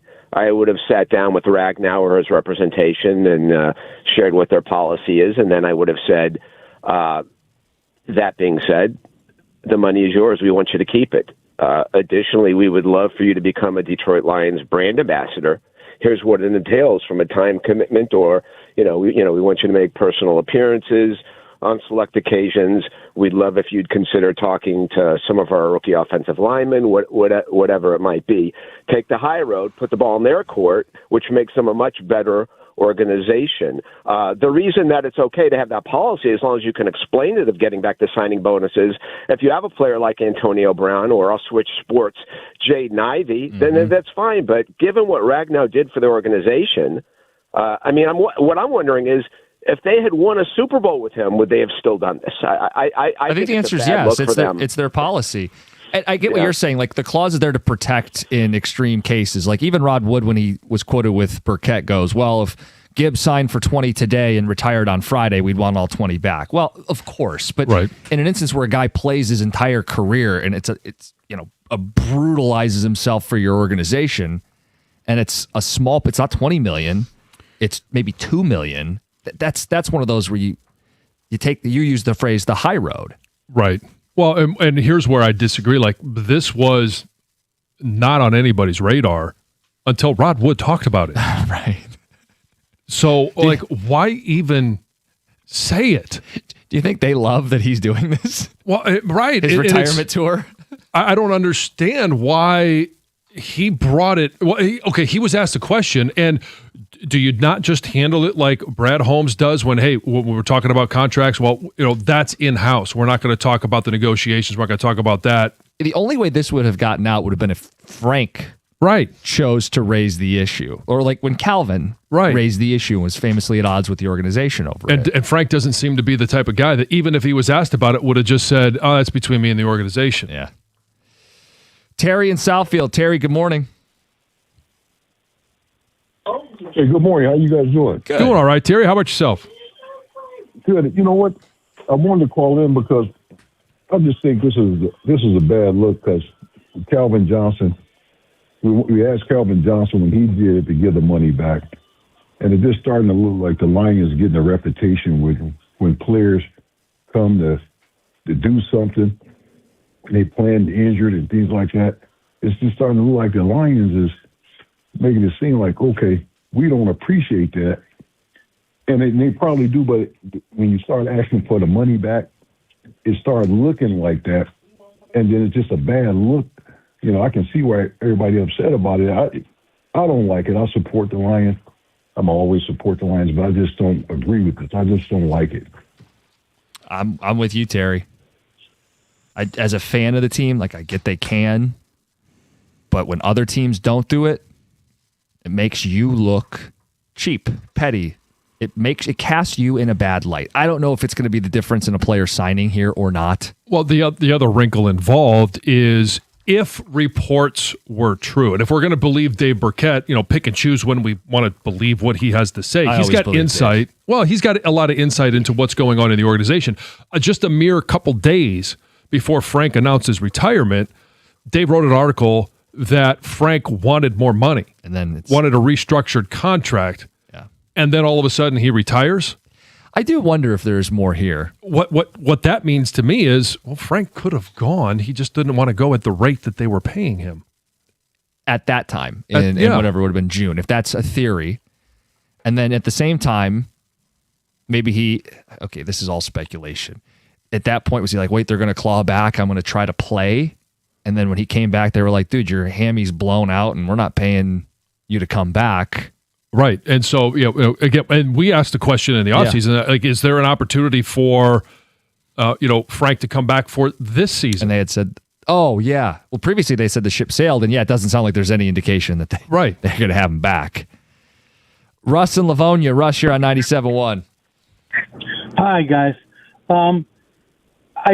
The way I look at this is that the Lions have a contract, and they can't enforce the contract arbitrarily. If they enforce it for Calvin Johnson, they've got to enforce it for Frank Ragnow. Or it's good. How do you make the determination when you're going to be nice to one guy and be tough on the other guy? You've got to enforce it equally, no matter who it is. If you could change your policy, right? But does it then harm the relationship with Calvin yet again? Because I would think you'd say we learned our lesson. We wronged you. We dogged you. We're not going to keep doing that to other franchise greats. But they didn't give it back to him. Yeah, what about the next guy who you do want to claw it back from? Then what do you tell him? Well, we let it go on the other guy, but for you, we're going to be tough. We don't have the audio in the system, but Rod Wood did say they do it case by case. Yeah, he admitted that they very much do this case by case. So you could say that's wrong, but and some of it may depend on what was said in negotiation. How was the contract written? 9:35 will give you a chance to vent about the Red Wings, but we also want to talk about a winner, and we have a great Pistons question at 9:35. But first, Heather with the news. Well, if you're headed downtown for the Tigers opening day on Friday, Smart is hoping to make getting around easier with free bus rides. So all fixed routes in Metro Detroit, including lines that go directly to Comerica Park, will be free all day on April 3rd. So the general manager and CEO of Smart says that opening day is one of Detroit's greatest traditions, and there's no better way to kick off the season than by riding Smart. Obviously, the goal is to make it easy for fans to maybe leave their car at home or skip the parking lot headache, right? And arrive at Comerica Park ready to cheer on our Tigers. This next story, I love this story. So there is a Port Huron business that's going viral, getting mega attention, and it's all thanks to the brand new sci-fi movie Project Hail Mary, stars Ryan Gosling. Yeah, I want to see it. Yes, and in this movie, Ryan Gosling is seen sporting this kind of like vintage looking sweater. It's this kind of bulky zip up cardigan. It's got a fox on it, and people saw it and thought, I wonder where that's from. Well, it's from this yarn and crafts company in Port Huron called Mary Maxim, and people have been trying to buy it. It's sold out online. They're currently taking orders for it. The catch is that you can't actually go online and, buy your size and just have it shipped directly to you and put it on. You have to buy a knitting kit. You buy the kit to make the sweater at home. So you have to do it yourself. You have to do it yourself. It's $89.99 for the kit. I'm looking at it right now. It looks like it's it is. It's temporarily. You got to pre-order it. So they're working to get. So we'll sell you all the makings, but you're going to have to put it together. Exactly. I mean, that's what that's why I believe what this business is known for. So it's kind of a neat. I mean, I'm guessing if you don't know how if you want to spend a month putting it together, learning how to knit, it's perfect for you. We did have someone text in the over-under for you would be 33 days, John. 33. I'll take the over. Okay, they did as well. Yeah. Mm-hmm. Have you? No, you've never knitted, crocheted. Have you? Well, besides sewing a button or like sewing, but like. Sure. I mean, I taught the girls how to knit a scarf. Knit with like the two. Yeah, I mean, I don't know how to knit. Tongs or whatever. Yeah, the chopsticks. You can do that? Yeah. Oh. It's not that difficult. I mean, I'm just not going to sit there. I've never done it, so I have no idea. I can't finish a movie right now, let alone sit 3 hours to start knitting a sweater. If you've ever rented a car and thought, well, wow, this is a little complicated, you're definitely not alone. So there's a new look at the industry that highlights some of the biggest headaches that travelers face when dealing with rental car companies. And if you've ever felt frustrated or angry after trying to rent a car, that feeling is being called car rental rage. And at the top of the frustration list is the unexpected fees, where you find this, look at this daily rate sounds great, but then it quickly climbs when you have add-ons like insurance or extra drivers or toll programs or fuel charges. And then when you finally get the ending cost, you're like, wait a minute. That's not what I agree This is a whole lot more than I thought. Yeah, it's like buying a concert ticket. Yep. And then there's like the availability that, customers show up thinking, hey, I've got a reservation. I'm here at the time. I've got this car waiting, and then they turn out to find that there's actually no car waiting for them at all, and there's shortages and things like that. Like, how does that even happen? Like, I know it's an old Seinfeld bit, but like, if you take the reservation, the car should then be reserved. That's the whole point of a reservation. Right. But if the person who was driving the car before is late or didn't turn it in on time, they have to account for those logistics. Yeah, I know. It's part of running the rental car business. Also, things like damage charges. Apparently now some rental car companies are using some sort of AI system to flag for damages. Oh, yeah. And so it could be like a teeny little scratch and they're charging you for damage. So to avoid all of this, there's things you can do, right? Take pictures of the vehicle. I do that every time I turn a car which in. is huge for those damage fees. Yep. Make sure you've done that. Understand your own insurance. Read the fine print before you drive off. Things like that. Yeah. So the Masters, right around the corner, Yeah. and broadcasters at the Masters are forbidden from using specific terms in order to, I love maintain a dignified atmosphere at Augusta National. And these prohibited words include, some of these you've heard before, fans, right? We don't call them fans; they're patrons. Yep. Yeah, of course. You don't say rough. You say second. Wait, The is that second right? cut. Second cut. Mhm. Okay. I don't know all these golf terms. Because rough Anywho. would have a negative connotation. Yeah, I guess so. Sand trap. That's a no-no. Oh, bunkers. No, bunkers, Of yes. course, yes. It's not the back nine, it's the second nine. Right, yes. You don't go to the driving range. You go to the tournament practice area. That's more formal. And it's course. not a country club or a golf course, right? It's Augusta National Golf Club. It's not a twosome. It's groupings. Right, It's a yes. groupings. And Because there could be three. There could be. Fourth round. The fourth round is the final round. And then, of course, there are no outside sponsors that can be mentioned. So even when referring to like previous tournaments, like you're not going to say the FedEx Cup. You can't say that sponsor's name. We would never sully the Masters by No. bringing up Yes. another sponsor. course not. Or That's letting in right. women or Yes. colored people. Oh, Yes. no, they made that change. Yeah. That was their rule for a very long time. Yeah. Anyway, let's get to the Hockey Town discussion because I got some thoughts on what took place on the ice last night. But then let's talk about the Pistons. Let's talk about a team that wins. Let's do that next. A great Piston question. It's 97-1.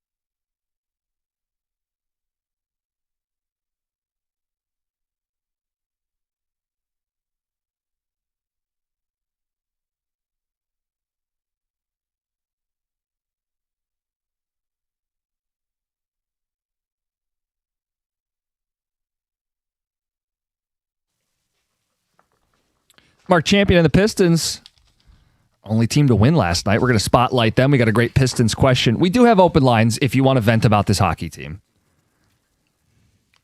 It's become all too familiar, not only the month of March, but 3 of the last 4 games, they're down 3-0 before you bat an eye. The coach publicly challenges them. Cattle Prod's got no more juice in it. They're not going to fight. Yeah. So, look, I just said get Hockey Town off the center ice. And I don't mean it as like some kind of joke. Like, I'm serious. It's a stale loser product that does not deserve to have Hockey Town there.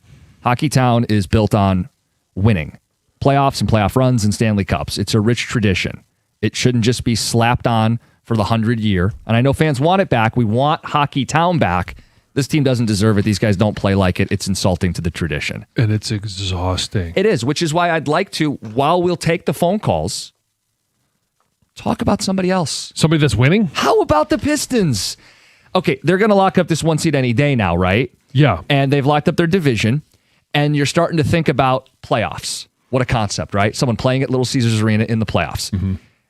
Who do you want in the first round? That's our question. And there's a bunch of teams in that grouping. They could play as many as 6 different teams. Yeah.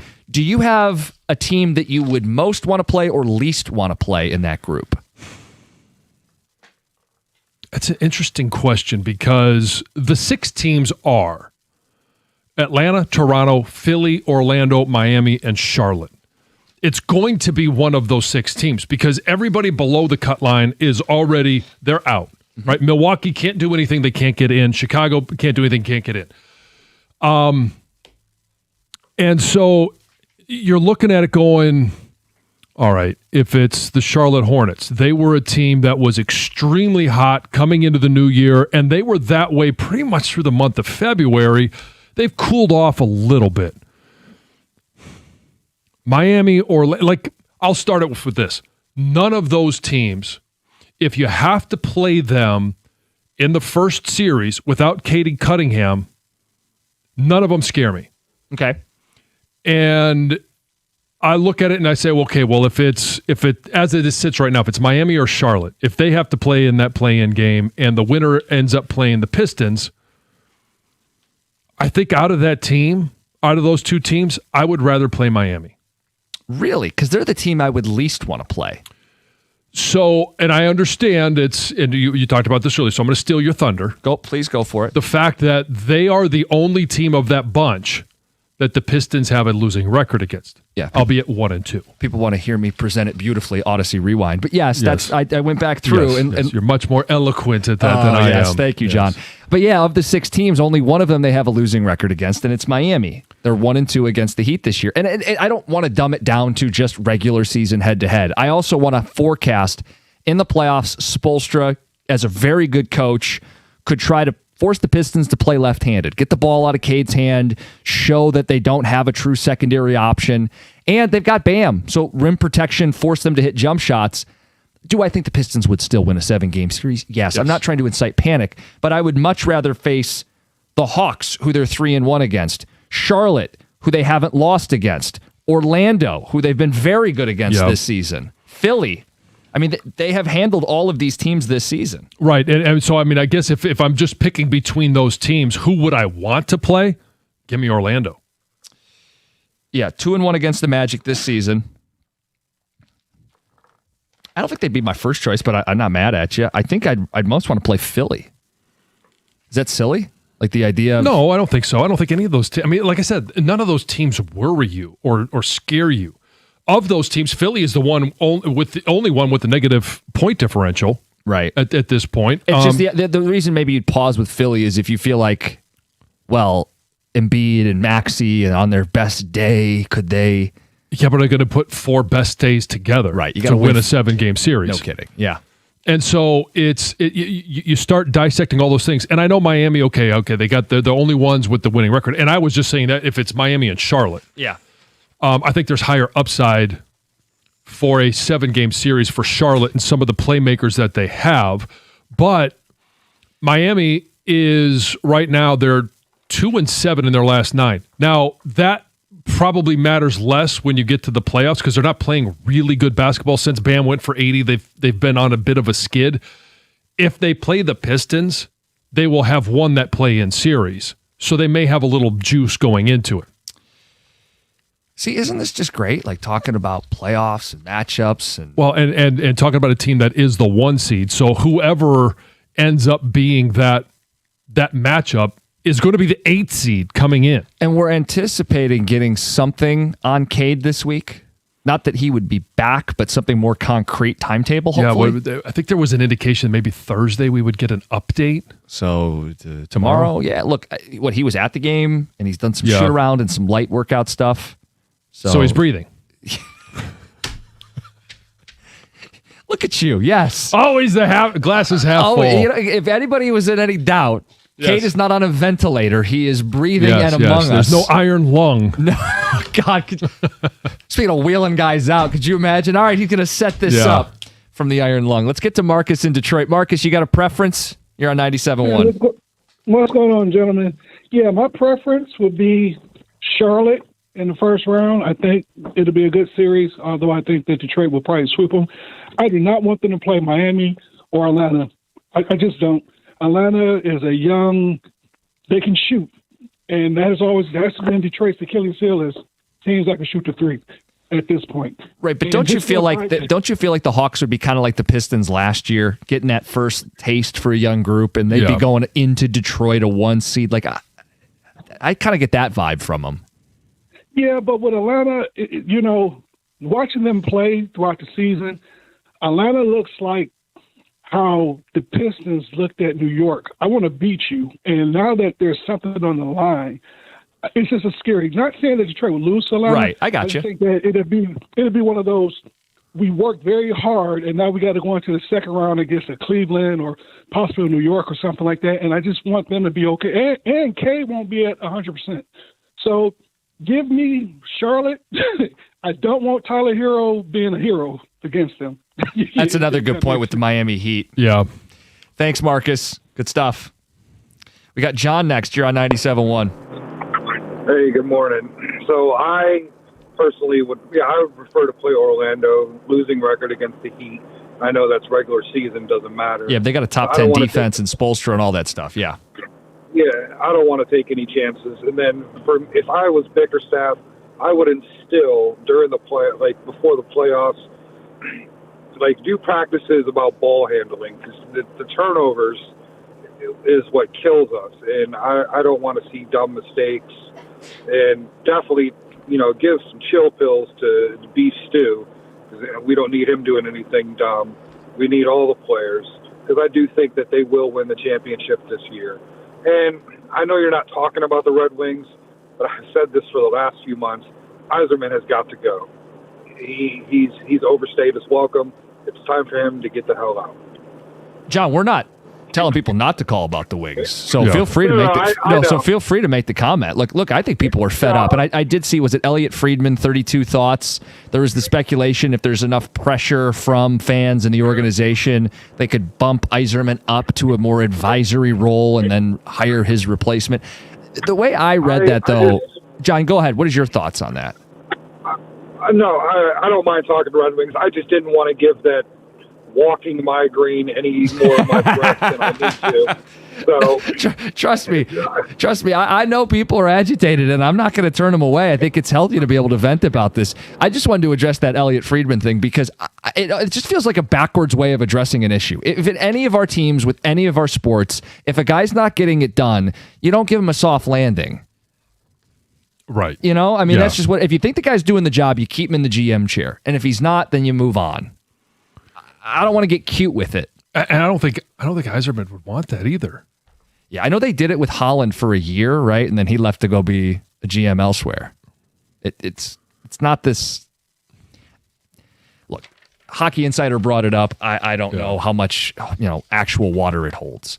We do have some text on the Red Wings as well as the Pistons. We'll wrap the show with thoughts. It's 97.1.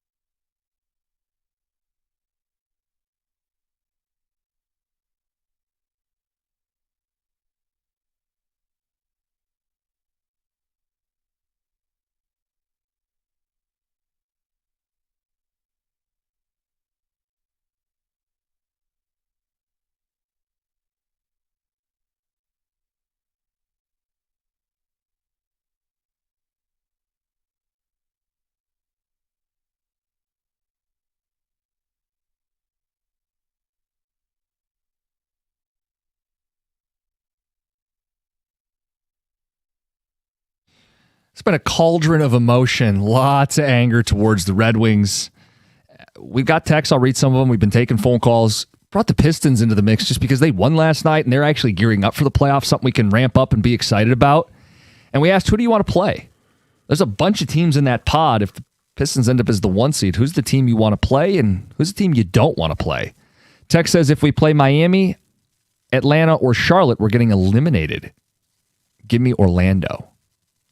I think Orlando seems to be the consensus of those teams that are currently in the play-in series. That's Philly, Orlando, Miami, and Charlotte that most people would want to play. Yeah, I think Orlando's a fine answer. Philly, I think, might have the worst defense of the bunch. Yeah. They do have Embiid and they do have Maxey, but the Pistons are 3-0 against the Sixers and 2-1 against the Magic. I think those are two teams you'd say, hey, bring them on. Yeah. Miami is my biggest concern. Their top 10 defense, Spoelstra, playoff rotations, defense throwing different things at Cade, Bam at the rim, taking away the easy stuff. I think they would make the Pistons sweat more than anybody else if they had to play Miami. And the team that you said you wanted to avoid was? Oh, the team I wanted to avoid? Yeah. God, I can't remember who I said. Because again, I don't think there's anybody there that I'm concerned about. Okay. I thought it was Charlotte. Okay.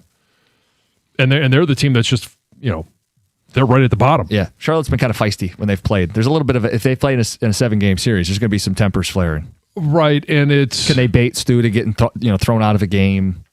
That would be something I'd watch in a 7-game series. Is making sure that you can keep your composure and take care of business. Yeah. Okay, on the Red Wings, there's a lot of Larkin stuff. 248-539-9797. Larkin's not captain material. Time to move on from Larkin. Josh on a cell. When you look at what he does for Team USA, wins faceoffs, plays both ends of the ice, he's a 30-goal scorer in the NHL. He's a damn good player. I'm not trying to get rid of good players on a team that needs more of them, but I think you can ask questions about, he can't be your best player, and do you need someone else in a more important, prominent leadership role? Because this keeps happening every year. And as much as I want to be it's because of this. It's because they don't defend. Well, actually, this year their defense is okay, and they added a defenseman at the deadline. Well, goalie. The goalie plays terrible. Well, they added a goalie. Oh, the coach, Lalone, he's so soft. Well, McClellan's come in and been a hard ass. So if you had a goalie and a defenseman and a coach, and where is this not getting through to you guys in the locker room? I'll give you a great example. Anthony Mantha scores the second goal last night. That kind of felt like emotionally the dam was breaking. You score one, okay, fine. But a second one that you fight in the tough areas, and it's Anthony Mantha, who never played to his size when he was a Red Wing, scores his 30th of the season with Pittsburgh. Why is this happening in other places? Soderblom, now maybe had something to prove, but he was noticeable last night. We hardly noticed him as a huge hulking forward. Why don't they play with that edge here in Detroit? Where's that coming from? Because the coach can only beg you to do it so many times. Right. And, I mean, it's like they play at a different level, a better level, when there's no pressure on them. Buffalo. No one is expecting them to win. If they lose, hey, you were supposed to. All of a sudden, they go out, they play a little carefree. They put 3 up early, and then they just hold on the rest of the game. But when they actually have to have it, whether it's Boston, Ottawa, Philly, Pittsburgh, where is that fight? This text says everyone's calling out the GM and the captain, but no one's calling out the coach. He's loud in the media, but it's clear he can't actually coach. Break the bank and bring in the best guy money can buy. But you got to have players that can respond. Yeah, look, go ahead, fire Todd. I just feel like a scapegoat the wrong guy at that point. Right. Our priorities are all out of whack at that point. So Yzerman gets his 4th coach.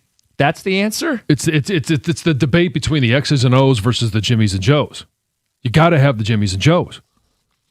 Yeah, I mean, you bring Scotty Bowman back and fuse him with Herb Brooks. They can yell and scream and, I want you to be a hockey player. All right, they don't care. I mean, what better example is it than starting in quicksand last night? They had a little flurry in the start of the second. Guys, problem, game started a half hour ago. I'm sorry, maybe McClellan's pressed the rip the team button one too many times. The button's all worn out. But that says more about them than him, to me.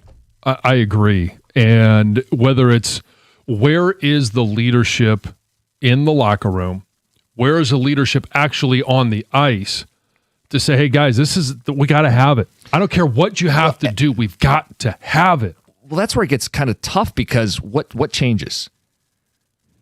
Are we counting on like a young player to rise up and come from this room and do it? Is it someone outside the organization? How do you get those kind of players? They don't hit free agency. They're very rarely made available via trade. And if you're going to trade for them, that's where we start having conversations like, I like Lucas Raymond. Yeah.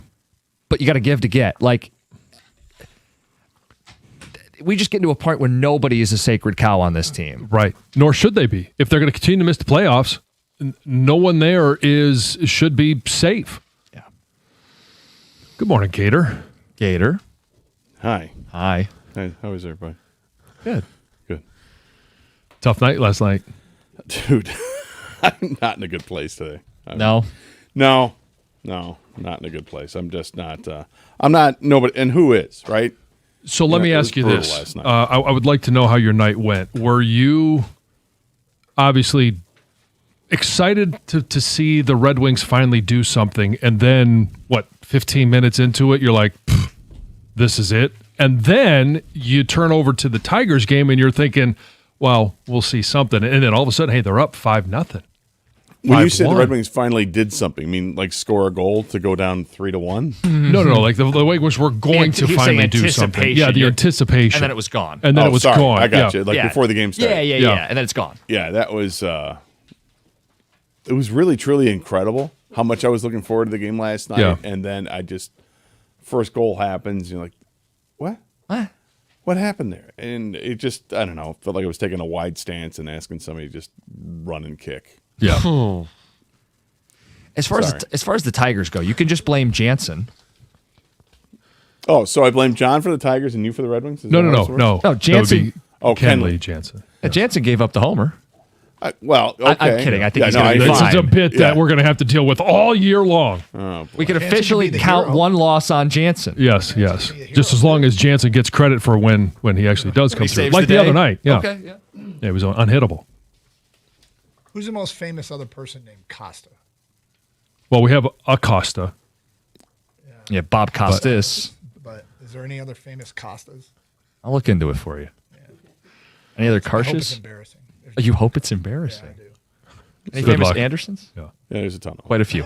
Next, Carson Anderson, 97.1.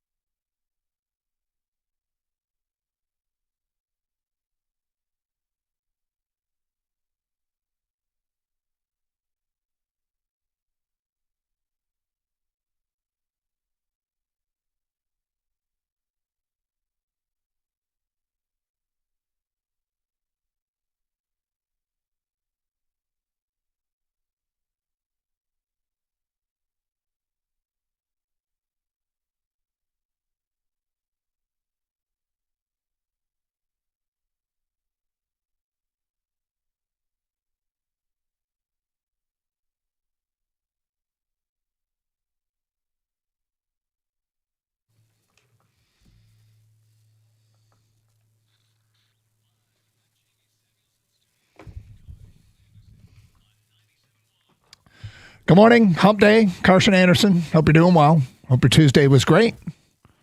Gator, how was your Tuesday? I don't want to talk about it. Less than mid? Sucked. I mean, the day was fine. You know, it was a beautiful day out for a little bit, and you know, did some grocery shopping, bought a lot of cereal. Yeah. You bought a lot of cereal? Bought a lot of cereal. I don't know why. I was. All right, what did you get? All right, let's go. Captain Crunch, Lucky Charms, Cocoa Puffs. No. All right. I got a big box of they're Cheerios, but they're the they're almost like the Cheerios knockoff of Apple Jacks. Okay. So those, and I got 2 boxes of Honey Bunches of Oats. Okay. Or O's, whatever the hell it is. Nice crunchy cereal. Fiber. What motivated you to I like cereal, so I get cereal, but I'm going down the aisles and nothing. You ever had one of those? This is rare, by the way. When I go in the grocery store and nothing is appealing to me. Do you don't go in with a list? You don't make a plan ahead of time? No. Not that everybody does. I mean, sometimes I do. No, not last night. Last night was I pretty much got it mapped out usually when I go to the grocery store. Well, it's different for you, you're shopping for more than one. So for me, it's like I can just, get a handful of things if that's all I want to do. If I want to do a big shop, then I got to be careful about how many perishables I'm getting and all this. But, you don't want to end up with a bag of yellow gold potatoes that you're never going to cook. So you understand. Yep. Well, I've heard the story. Struggle's real. Look, on a day that is wholly depressing for some Detroit sports fans, I want to read some quotes, okay? Okay. I want to read some quotes. Okay. We expected to come here and win. We came up short. But at the end of the day, we got a group of guys working their butts off, praying for an opportunity like this all year long and staying ready. We take a lot of pride in that. So for the postseason, it's the same mentality. Stay ready when your name is called. Come in and produce. Help the team win. Another quote. We go out there and fight every night. That's our identity. That's what Coach said before the game. Got to have a chance to win the game. That's what we did tonight. Put us up against anybody. If we go out there and play our brand of game, we'll give everybody a run for their money. And I got one more. These are fun games.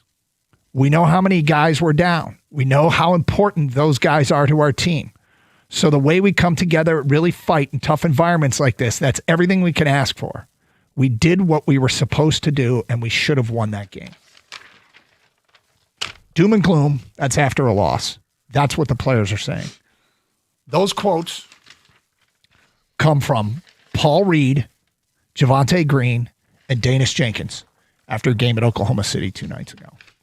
That they lost in overtime. That they lost. And last night, the Pistons clinched the Central Division, which means very little to anybody at this point in terms of the importance, but it is an accomplishment. First time in 18 years. And their magic number is 2 to be the 1 seed after beating Toronto. They could clinch on Thursday if they win and Boston loses. And Gator, I think when you do these jobs, you get a sense for how the masses in this city feel about teams. The Pistons were not on the radar for more than a decade in Detroit. And quite frankly, neither was the NBA.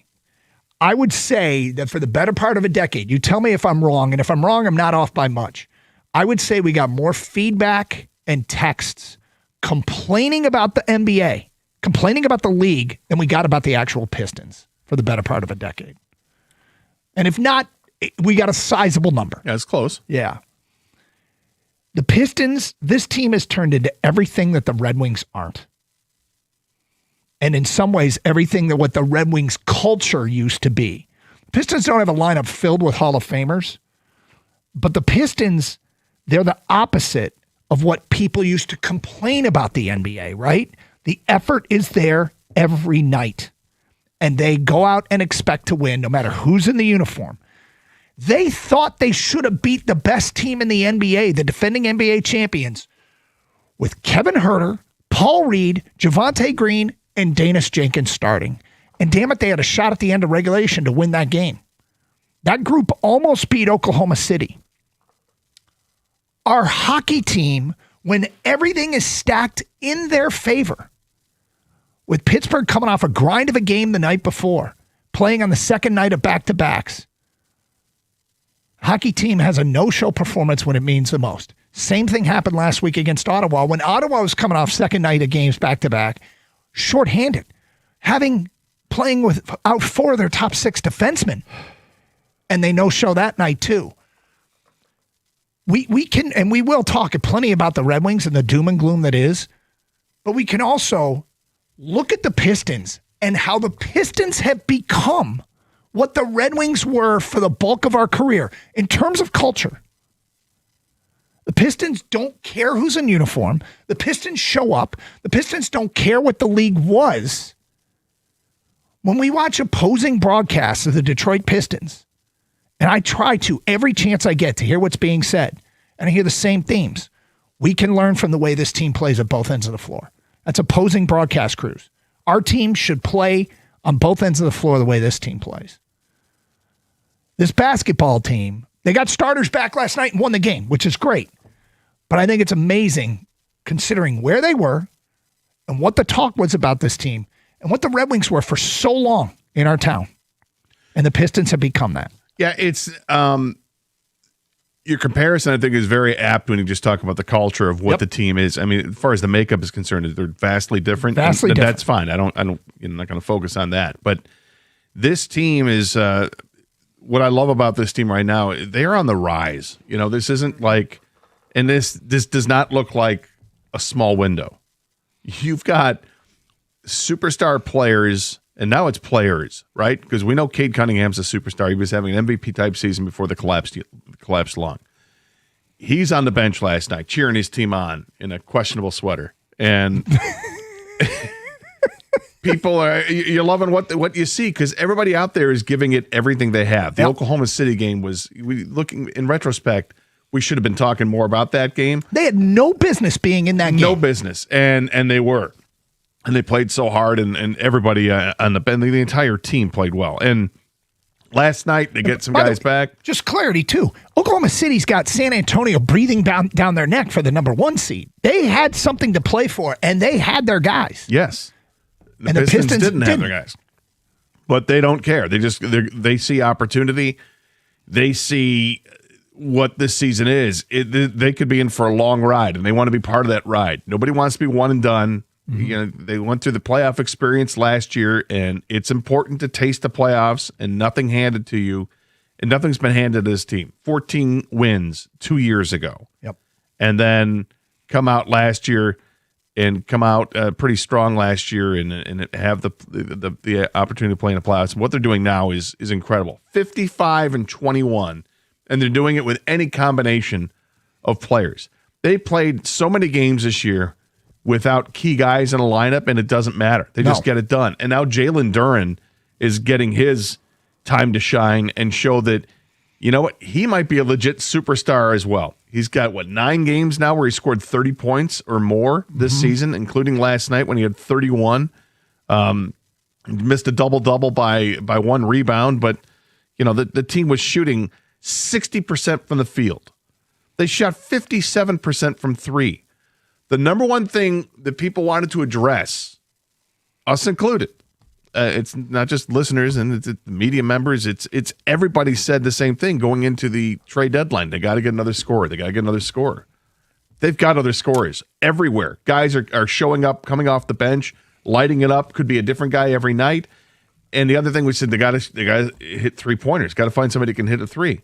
They made their trade and sent away a pretty popular player to get Kevin Huerter, and Kevin Huerter didn't do anything for like the first few weeks of the trade. Nothing. Yep. And now here it is the last, 8 games, and this guy's starting to get his stroke back, and he was known as a 3-point shooter, but we didn't see it this year. Looked like he had lost his shot, and I think last year as well, but he does everything else right. And when you're doing everything else right and you're getting rewarded for it, it's almost like you can hear J.B. Bickerstaff saying, just keep going. You're doing everything right. The shot will fall. And the shot's now starting to fall. And lo and behold, this team has a roster full of can-do guys. Yeah. And they'll get their stars coming back soon. They're absolute superstar. I love where this team is at. Culture in sports is something that's thrown around all the time. And I define culture as something in that locker room where it raises everybody up and makes them want to win. And what I think how that plays itself out is when the best players set the tone, when the best players set the tone to the rest of the roster about what's acceptable and what's not. When the best players do everything they can to help your team win, the big things and the little things, the guys at the bottom of the roster step up to that standard. And that's what, and I remember Damian Woody telling a story, and I don't want to, I'm going to mess up the details here a little bit, but he said when his time is in Detroit, people would be late for practice, miss practice, and it wouldn't matter. Like there were no consequences. That's culture taking you down. Culture taking you up is Cade Cunningham and Jalen Duren setting the tone for a team that impacts Danis Jenkins and Paul Reed. And damn it, it is crazy to me how they have become, their culture has become everything that the Red Wings used to be. And the Red Wings cannot answer the bell. And it is wholly depressing, and it's doom and gloom, and we're going to talk about it. But I think it, in conjunction with that, we need to talk about what the Pistons are, because our basketball team is doing what the Red Wings used to do, and they're doing it without a Hall of Famer after Hall of Famer after Hall of Famer. Maybe they will be someday, but it's been impressive to watch, and good for them. We're ready for this postseason run. 248-539-9797. It's Carson Anderson. Let's get to your phone calls and feedback on this Wednesday here on 97.1.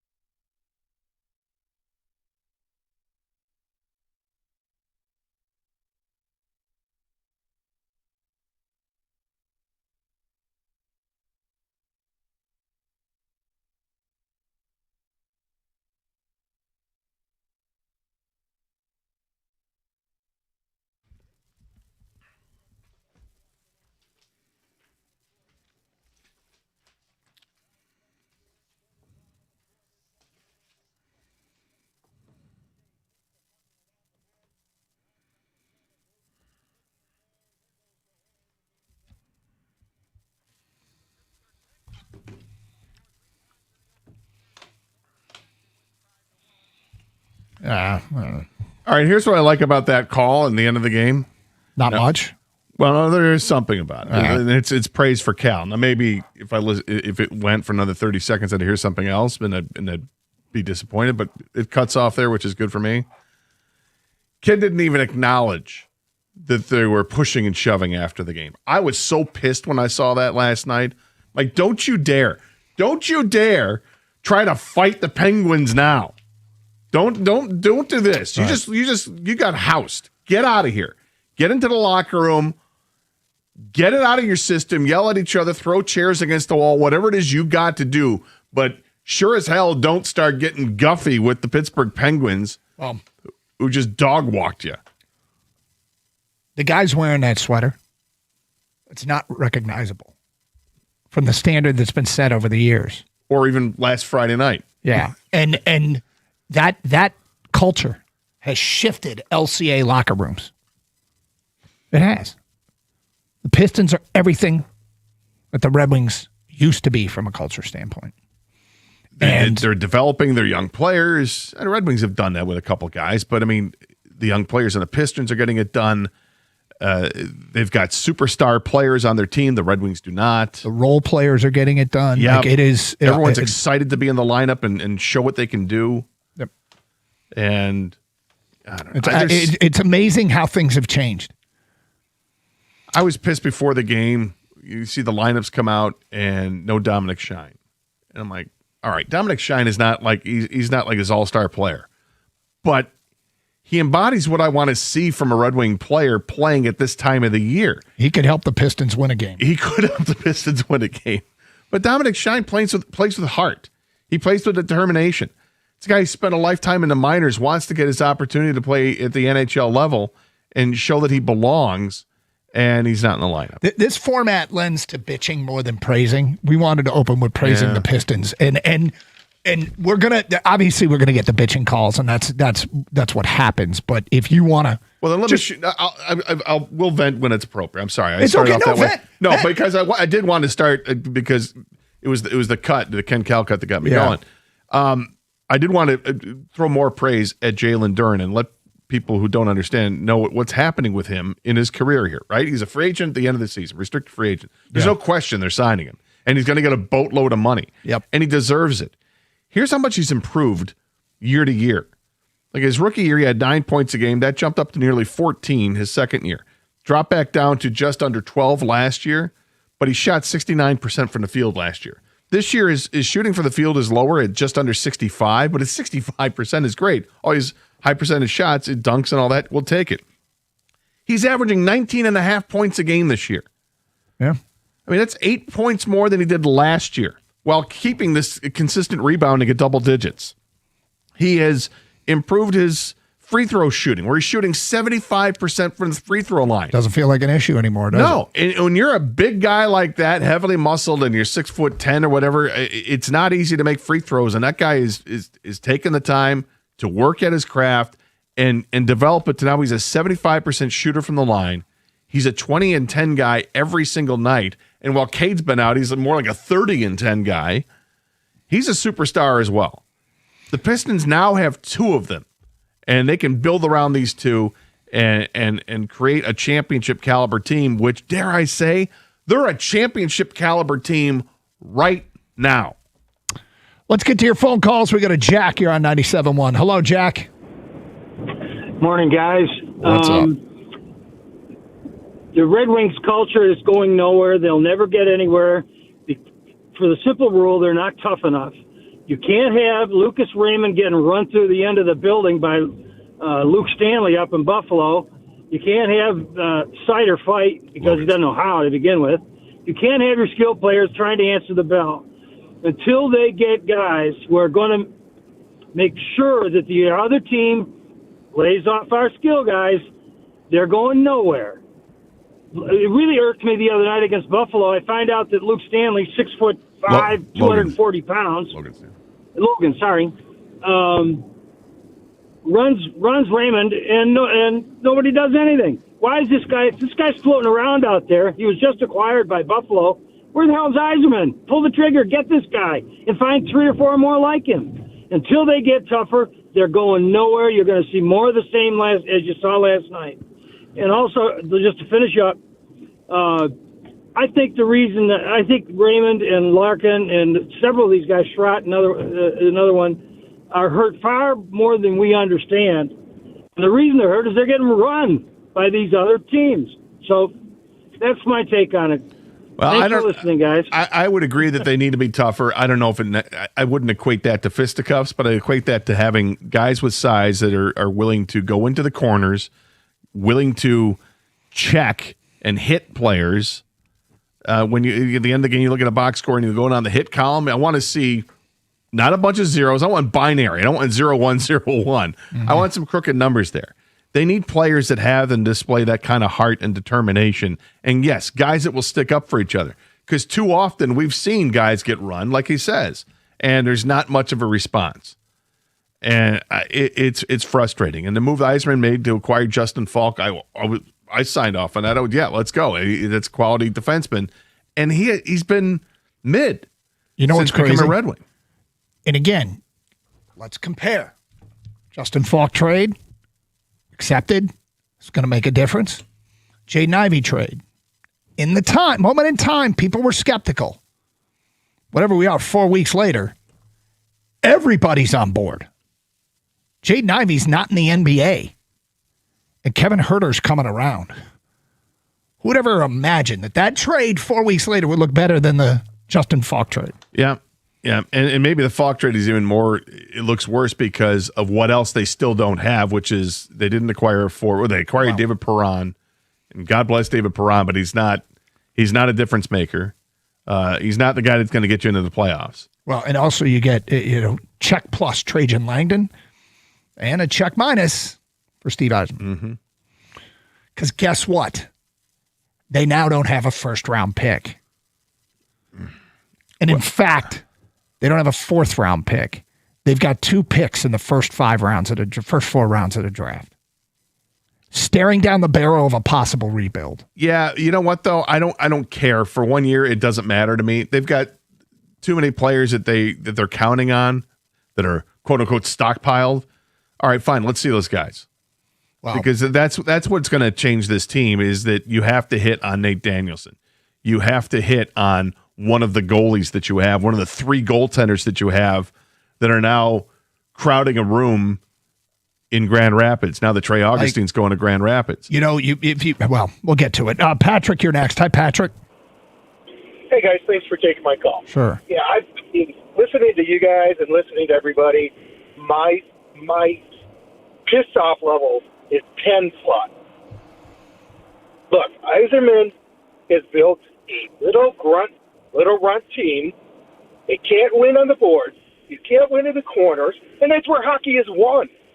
It's been the same song and dance.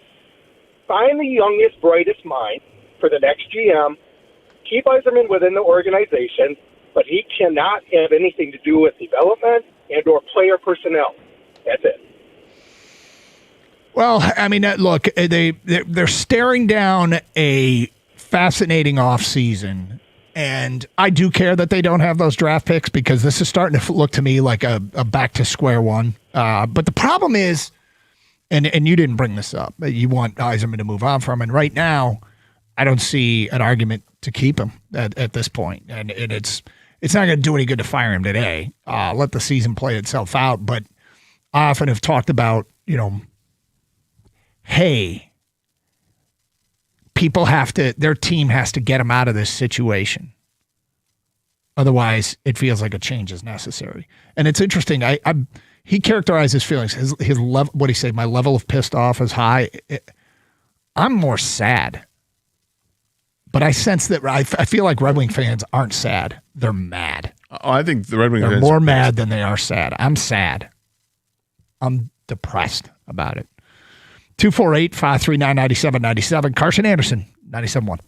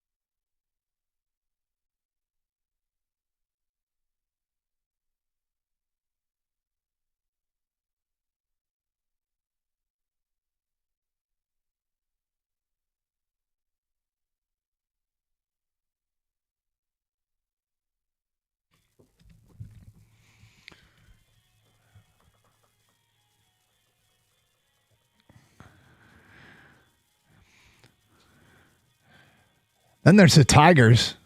Ugh. Yeah, look, it's early, and that was games like that happen. And they've got some weird trends early in the year, but I'm not some weird trends. I'm not particularly worried about them yet, just because of the sample size. But you can't love some of what you saw in the middle of all of this. Wanted to make sure we gave the Pistons their love because it feels like the Pistons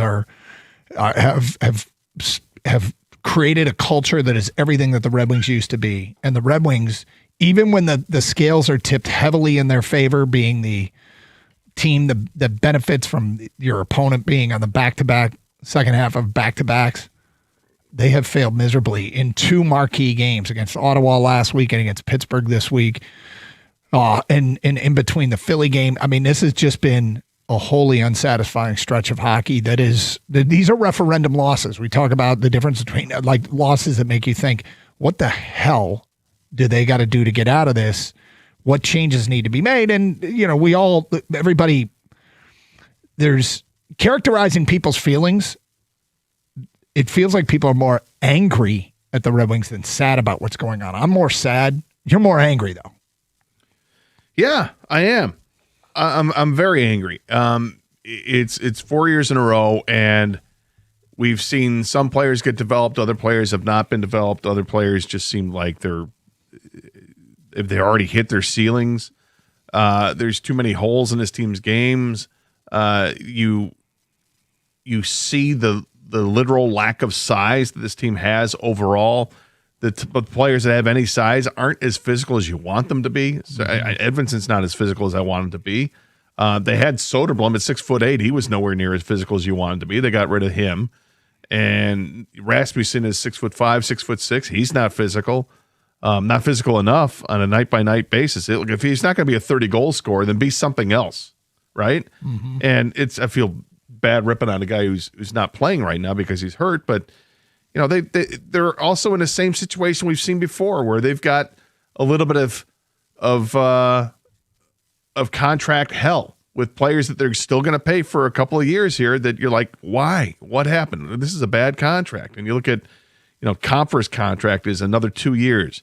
Andrew Kopp is back next year. Both of those guys are over $5 million a year players, and Rasmussen's there for another 2 years at over $3 million. They have Mason Appleton is signed next year for just under $3 million. There's a lot of these guys. Think about it too. All their assets that they could trade at one point for value are diminishing because they're not coming through when necessary. Well, exactly. And then there's the other one. We haven't even talked about this yet. This was a signing that happened very quietly. I forget if it was over the weekend or was it going into the weekend? But the Red Wings agreed to a 2-year extension for defenseman Jacob Bernard Docker. He's back for 2 more years at 1.6 a year. He's 25 years old. I get, okay, mid-20s, sure. But you just gave an extension to a guy who's your back pair defenseman who gets scratched every once in a while. Why am I rewarding him with a contract when you've got all these other guys you've drafted as defensemen that are chomping at a bit to get an opportunity, and you'll have free agency coming up, and there goes some money you just spent to hang on to a guy that is he worth hanging on to. 248-539-9797. Bob and Shelby is next. Hi, Bob. Hey, thanks for taking my call. Sure. Something happened at the end of the first half of the Pistons game that I was very impressed by. I didn't hear anybody really mention it too much, but the Pistons had about a 6-point, 8-point lead, and it was down to 2 points at towards the end of the first half. And Dennis Jenkins was bringing the ball up to the court. It looked like he got a little confused or whatever, and time was running down, so he just hoisted up a 3 and made the shot. Everybody was excited. Everybody's cheering, blah, blah, blah. But when Jenkins walked off the floor, Bickerstaff took him over to the side and put his arm around him, and he was looking right in the face, and he was talking to him very, very intently. And it just made me feel like he was saying, look, it's great that you made the shot, but you didn't execute what I wanted you to do. And it's just great to me that he's always teaching. He's always coaching these players up to make them better than they otherwise would be. And I just think it's very impressive. And I think Bickerstaff is a great coach. He's doing a great job. He's doing a great job to get that team to buy into the message. Everybody's pulling in the same direction. I think one of the challenges of being a coach in professional sports is when you got, guys making $20 million and guys making $2 million, and you've got them all buying into their roles. I think, that speaks to leadership. That speaks to his ability to connect with players. I mean, you got to know what you're doing, and you also have to be able to take a player's skill set and do what's best for that player in the skill set, right? I mean, have that player figure out, okay, hey, here's how you can help this team. And yeah, Jenkins took like a dribble it out deep three right at the horn and walked. Yeah, you're right. He whatever message he wanted to get across, JB was still coaching, and he's doing a fantastic job with that team. Fantastic job. And look, after last year, people had expectations. This team has exceeded those. It's exceeded the expectations. We got one team that unfortunately and sadly, or to bring out people's anger, isn't answering the bell when it means the most, and we have another that is. And it's weird when you think about where those teams were the better part of the last couple of decades. And what their cultures did for them. For the Red Wings, they leaned they leaned into it. Now, it's been a while. It's been a decade for the Red Wings, too. Let's be clear. Oh, yeah. But the Red Wings that were winning Stanley Cups, given they had Hall of Famers, but they had a culture. And the weirdest thing about it is the captain of those teams has put together this team. I mean, it's hard to believe. That's what's maybe most aggravating to me, because I want him to succeed so badly. That's one of the reasons why I'm sad today. Yeah, I mean, one of my heroes growing up, and watched him go over to Tampa to run that team. Like, we let him get away, and then he comes back, and okay, great, awesome. And now it's 7 years, and are they any better now than what they were 7 years ago? I mean, in some regards, yes. In a lot of regards, no.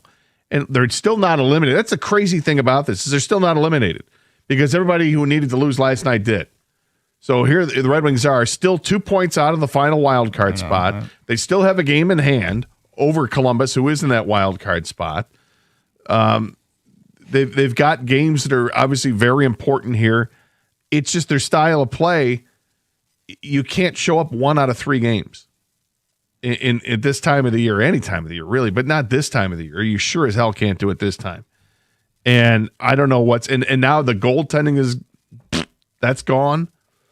Did they overwork Gibson this year? And he gets pulled again, and Talbot comes in. Talbot does a nice job last night, but you've got 3 goaltenders in the system, 2 that people really are high on. The other one is Postava, who's all he did was play better than Kosa. I wondered if he was going to get put in last night. Is he still up? I don't know. I don't think, no, he's not still up. Did they send him back down? Yeah, I think they had to. Okay, fair enough. Because Talbot's here. But, at some point, and Gibson signed through next year too. I don't think Talbot is, but you got to find out what you have. I don't think the timeline for all of this has not worked out really well for this team. Guys haven't developed it at the right timeline so that you can plug and play. And we should be running and ready to roll here, talking about how great our young core is.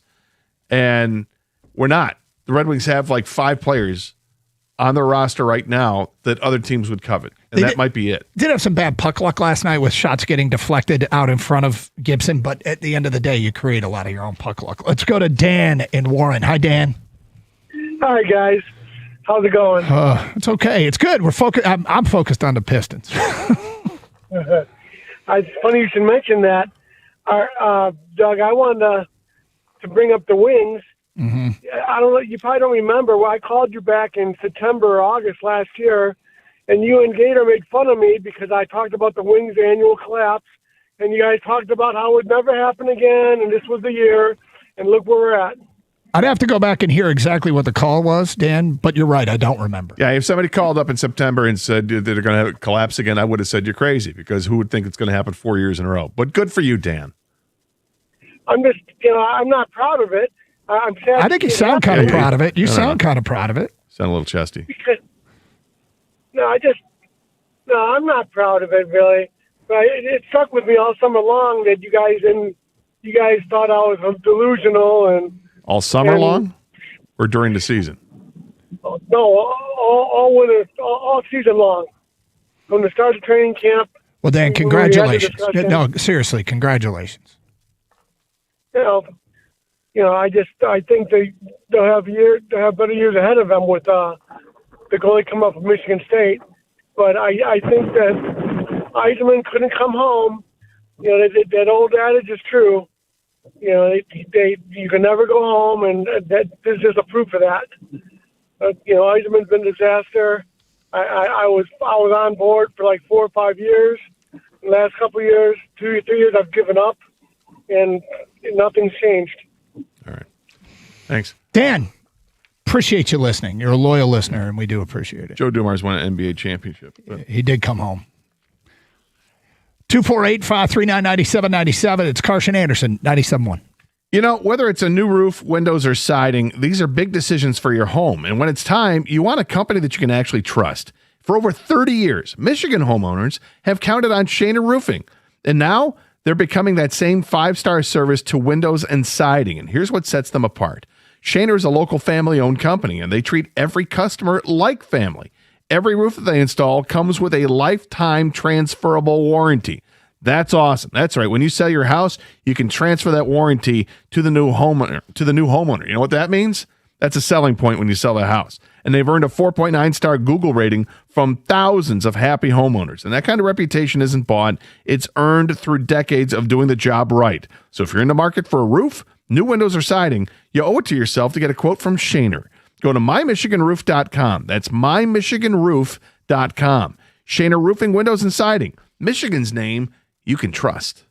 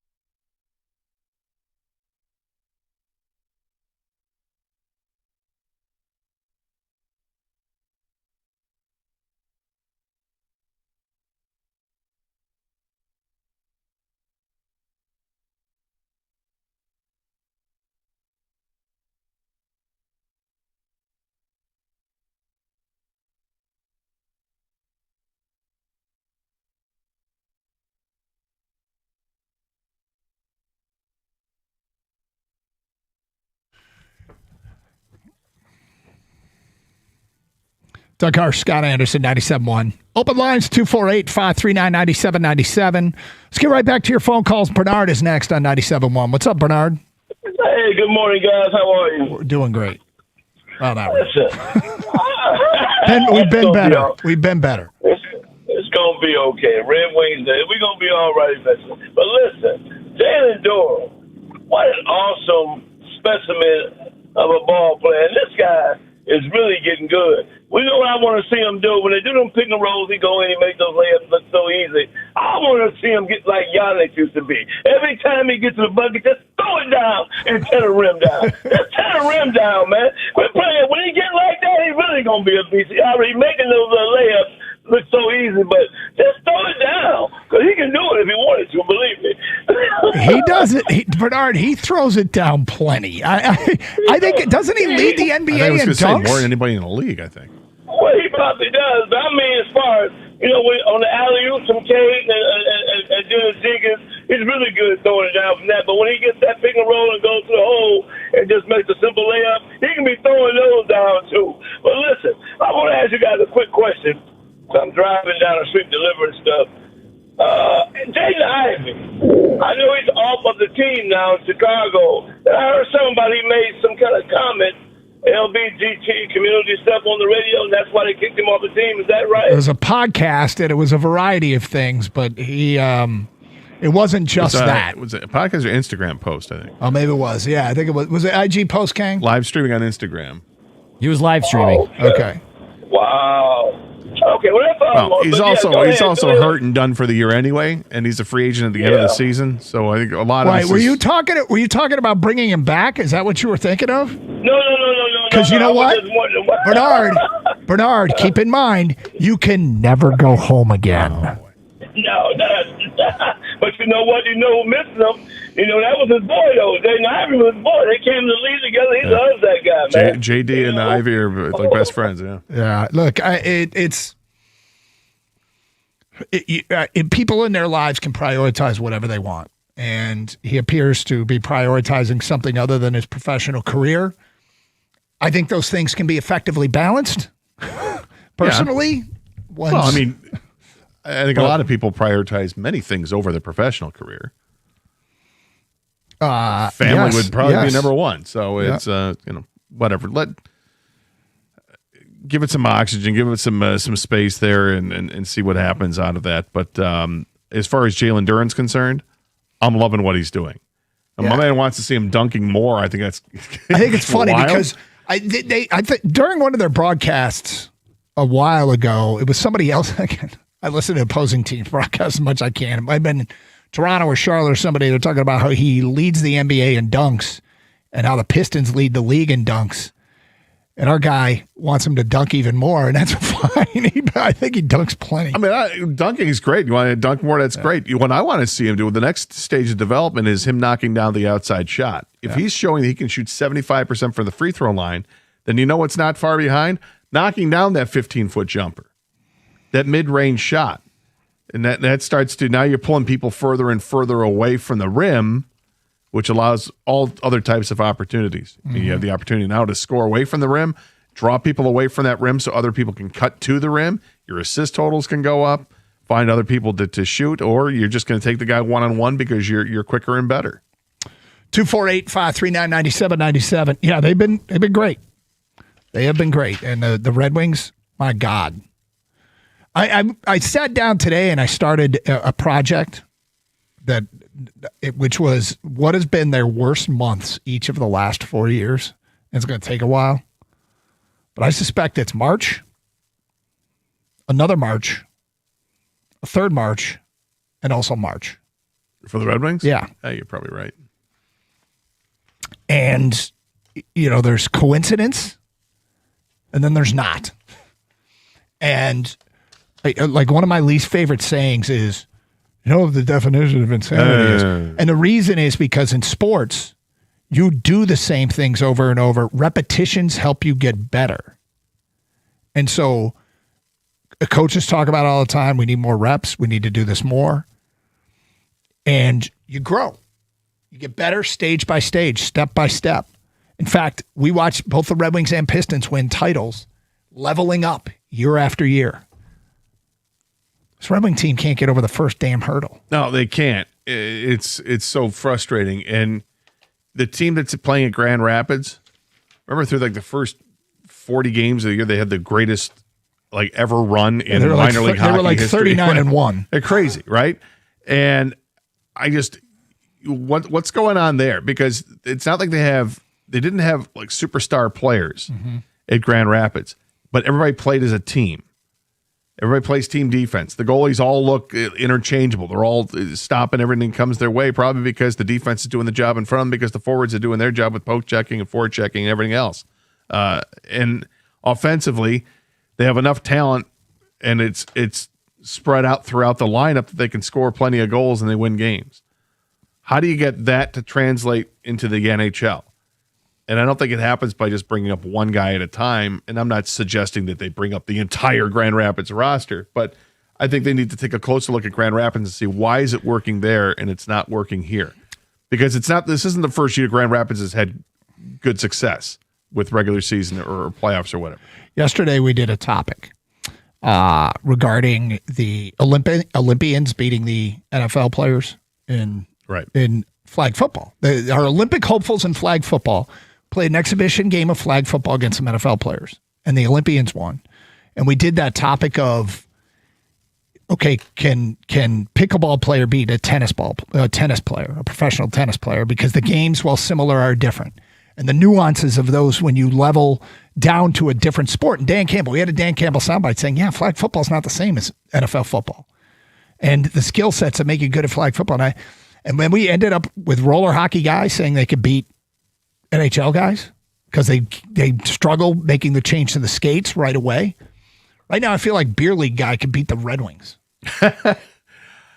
I feel like beer league guy certainly thinks they can beat the Red Wings now. The Red Wings' inability to answer the bell it's honestly stunning and depressing. 248-539-9797. Feedback coming into the Carsonators inbox. If the Wings don't make the playoffs, let's see how Yzerman can stay as GM and keep fans from really scaling back the money they spend on tickets and merch. That's from an unnamed texter. Guys, Yzerman has done nothing like he accomplished in Tampa. It's actually a bit shocking, and what's worse is he has this smug won't change course attitude about it. This marshmallow roster will never change under him or Draper or anyone here. It's from Mark in Fowlerville. I don't think it's smug. I don't think it's either. I think it's his personality. I think he might be a little stubborn maybe, but I don't think it's smug. But I also think, and even when he was a player, he's pretty non-dynamic in the way he speaks, very matter of fact, and measured. Very measured. If that comes across to you as smug, I don't think of him as smug. He has his beliefs, and maybe he is stubborn, but actually, if you have your beliefs and you're right, I want you to be stubborn. I want you to stick with them. I've talked with you got to be right. I've talked with guys that have played with him and asked them about, when things are going rough or when things were going rough, was there somebody in the room that would come out and say something and give this fire brimstone type speech? And what was Yzerman like as the captain? And these guys not too many speeches and not too much raising of the voice. It was just, come on, guys. We know we're better than this, and then you go out and lead by example. And that's how he got things done. They had those teams that he played on were great teams. From roughly 94 on, we saw some great hockey teams with the Red Wings. Yeah, well. But before that, they weren't so great. It's kind of stunning that he was such a big part of it, and this team looks like this now. 97-1.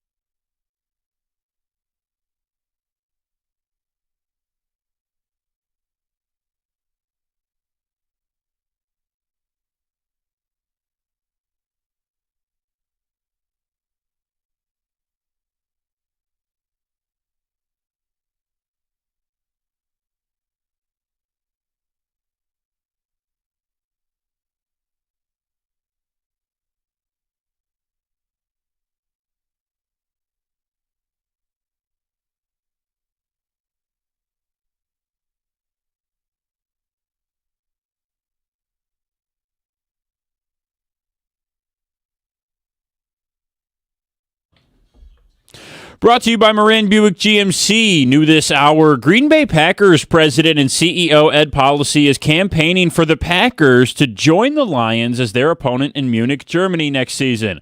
The Packers are protected for moving one of their 9 home games out of Green Bay in 2026, so it remains possible the team could play a scheduled road game internationally. They have 2 options between New Orleans and Detroit, and Policy told the Milwaukee Journal-Sentinel, quote, "Frankly, I would love to play the Lions in Munich next year," unquote. The Packer front office man can't really do anything to get the Lions to move their divisional home game to Munich next season, but he can lobby his case with the NFL and the team. He may have a case when it comes to dollars, as the Journal-Sentinel says. Germany was selected as one of 3 primary global markets for the Packers, along with the United Kingdom and Ireland. The Lions' opponent for their Munich game is expected to be announced during the NFL's full schedule release, which is expected in mid-May.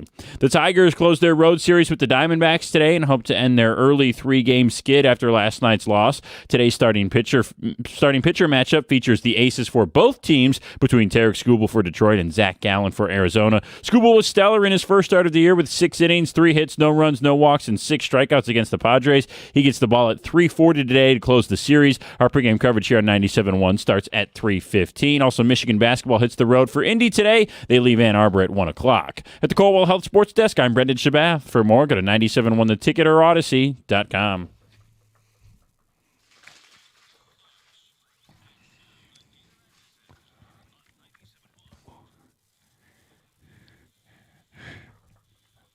Gator, the temptation that many people give into when it comes to sports is taking short-term results and drawing long-term conclusions. We talk about it all the time of, how much do you need to see before you feel like it's time to give an accurate assessment of what your eyes have showed you, what your feedback is.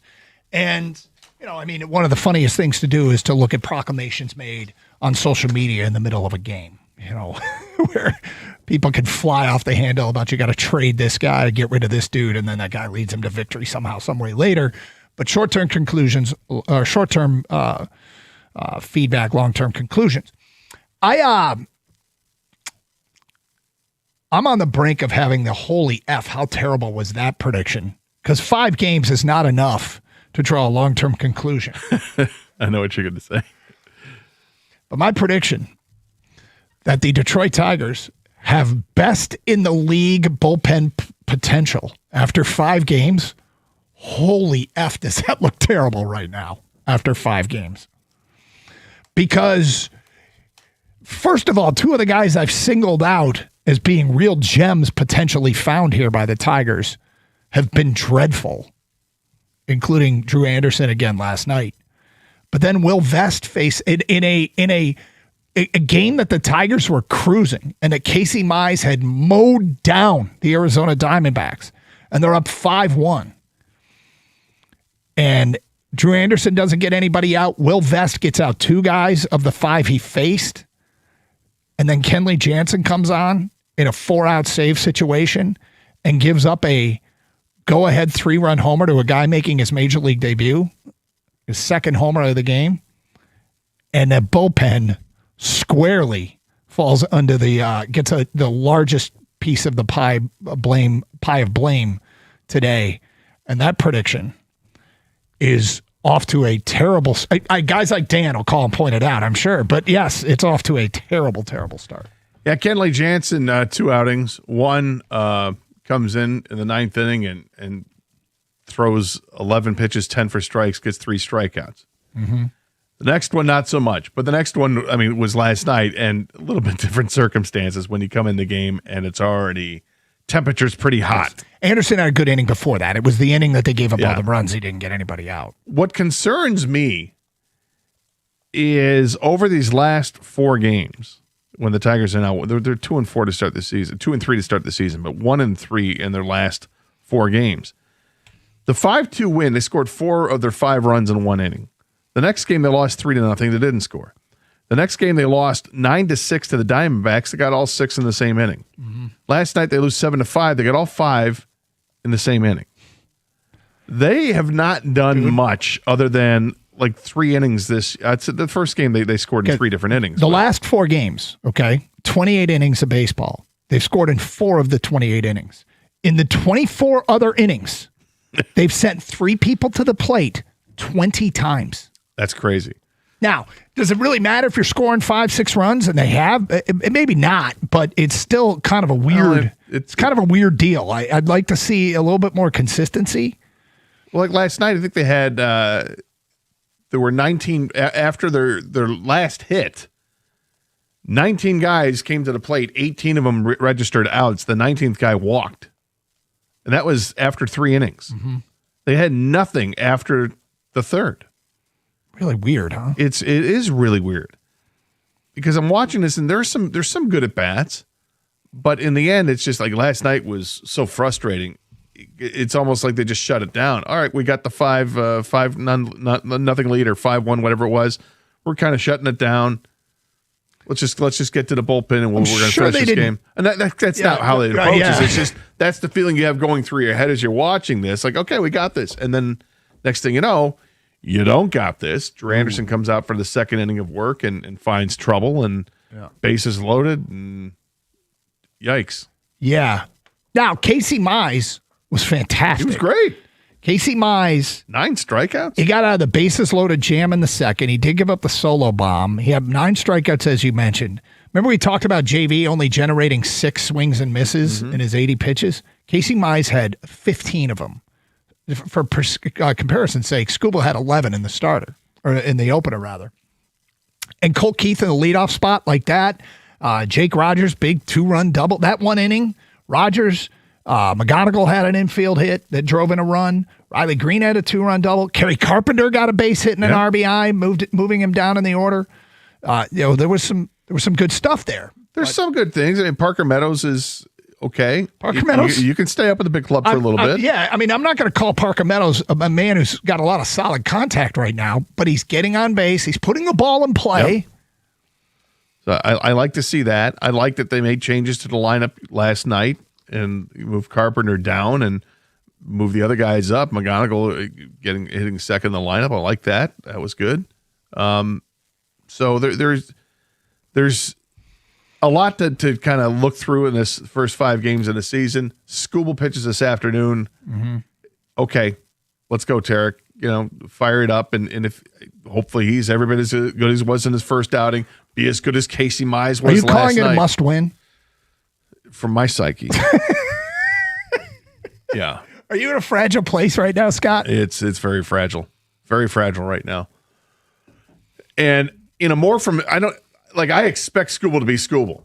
I need the lineup to start hitting. I need can we have a 6-run 10-hit effort and win it 6-1? Can we get that? Look, there's been very little production right now out of Green, Torkelson, Carpenter, and I that's probable to turn around. I mean, there are times in guys' career where they fall apart, but those 3 aren't going to all fall apart at the same time. I think Colt Keith is tracking to be better. McGonigal's been obviously very, very good for them. I'm not that worried about it, but you can't claim victory laps with McGonigal and then also say it's no big deal when guys get off to a slow start. So we're not claiming a victory lap with McGonigal because it is short-term results, but it's awfully encouraging. And there is a guy that even many times when he gets out, he does make hard contact. I mean, he's had home runs pulled back. He hit a ball 100-plus off the bat, smoked a line drive out to right field a couple of nights ago that resulted in an out. But, there's these weird crooked number innings only, apparently, which is usually something you build a winner around is, hey, when we score in bunches. Hey, when we come at you, we're relentless. We're relentless offensively. But 28 innings, last 4 games, scoreless in 24 of the 28, and in 20 of the 24, they sent 3 batters to the plate. Yikes. Well, all right. Finish up this series, get back to 500, and let's have a party atmosphere on Friday. And get back above 500 and don't look back. Yeah, it's gonna be a party atmosphere no matter what because hell, we do it well. Yeah, we do, and the weather's gonna be nice. Yep. So, or allegedly, let's knock on wood. I don't want to ruin anything. Yeah, it might be a little windy, a little rain early in the day, but it's supposed to be nice for the game. So that is the good news. Well, that might change plans. in terms of what? Well, I mean, we're out there. Oh, if we're outdoors. Or Yeah. Yeah. Oh, that's a good point. Well, we'll see. As long as it's not windy and rainy at like noon. So you mean for the people's sake? Yeah. Nobody wants to be miserable sitting outside while it's spitting at you and it's windy and you're trying to tailgate and have a great time and the whole block party atmosphere that is downtown Detroit for opening day. It's great. And then, let's just get it where it's like nice and sunny starting around noon. It warms up and everybody's loving it.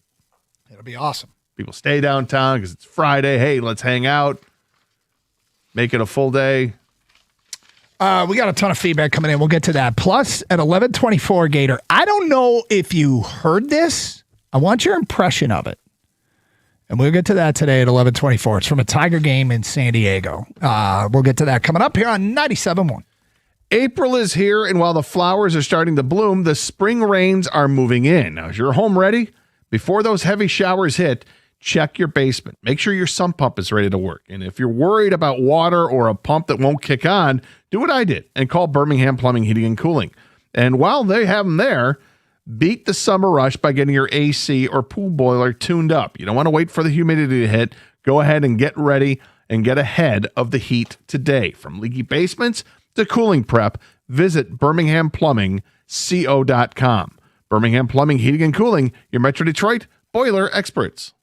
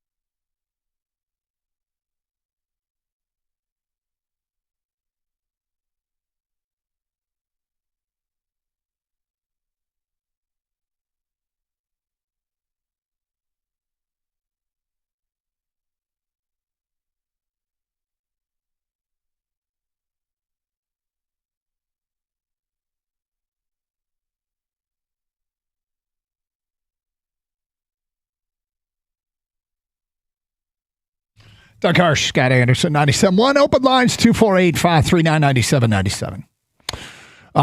Talked a lot of Pistons right out of the gate.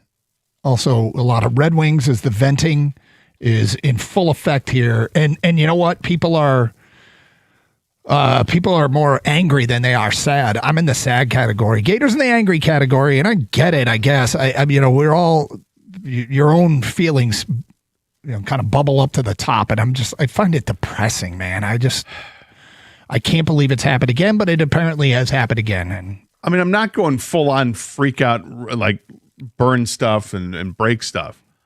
And the only reason I'm not is because they literally are 2 points out with a game in hand. You're not amassing troops. You're not going to charge. I really hope we don't get there. No, that's not where I'm at. But I'm pissed because I feel like I'm a couple days away from being there, and I don't want to be there. I want this team to succeed. I want this team to just taste a little bit of success, the fruits of their labor. But they have to play and earn it, and they're not earning it right now. It's not like they're playing great and, it's just bad puck luck. The other team's goalie stood on his head, and we fired 54 shots, and it's not that. They're not playing well. Meanwhile, the Pistons played a game in Oklahoma City 2 nights ago where 4 starters were out and a whole bunch of backups expected to win and thought they should have won against a team that is still playing for something in the West, is defending NBA champs, and they're the number 1 seed. It's amazing how those 2 teams have flip-flopped cultures. Jeff in Grosse Pointe says, today sucks. Those games were awful, and it's 36 degrees outside. I woke up this morning, and I always try to assess what my day is going to be. Like, I would look at the weather and go, okay, today do I get outside? Am I riding the bike? Am I going for a little small jog, a long walk, whatever it might be? And I looked at the forecast, and it said there was a % chance of snow. And I'm like, wow. That wasn't a large percent. And maybe somebody saw some flakes around Metro Detroit somewhere. Next text. Yeah, the Wings play and grit don't match the city. They're embarrassing. That's from an unnamed texter. Unnamed texter, the Wings are soft. Their top 5 forwards are small and don't hit. Raymond shouldn't be an assistant captain. The coach has continuously demoted him, and he does nothing. And the real problem is the person who built this team. Does Lucas Raymond look like the same player he was a month ago? No. I don't know if he's hurt or if he's just somebody suggested something else has happened earlier in the show that there's probably more injuries than we're aware of. But unnamed texter, the Pistons are like watching a real life Disney movie with what they've accomplished in the last 2 seasons. It's from an unnamed texter. Another unnamed texter, the Pittsburgh have played 3 of the 4 nights, and the Red Wings can't put together anything to win. It's a joke. They need to blow it up and get rid of Larkin in the offseason and start all freaking over. I mean, here's the thing about it is everything that was once considered a valuable asset has to be diminishing in terms of its value in the open market. And I mean, you'd get something back for your top players, but then you're starting another full-scale rebuild. And I mean, I hate to say it because it's been 10 years, but Ken Holland 10 years ago said rebuilds can take 10 years or longer. Like if they start all over, I mean, they don't all take 10 years, but they don't have a first-round pick this year. They don't have a fourth-round pick. They have 2 picks in the top 157 picks or something. Larkin's not the guy I'm looking to. Well, I'm not really either, but to move away. I mean, like if he were giving a half-assed effort, it'd be so easy to say yes. Is he? No. He's playing through pain. Probably came back too soon. He left the game last night a couple different times. I hope he's okay because he is one of their better players. He's not the reason this team, and is he the poster child for why this team is where they're at? I don't think he's even that.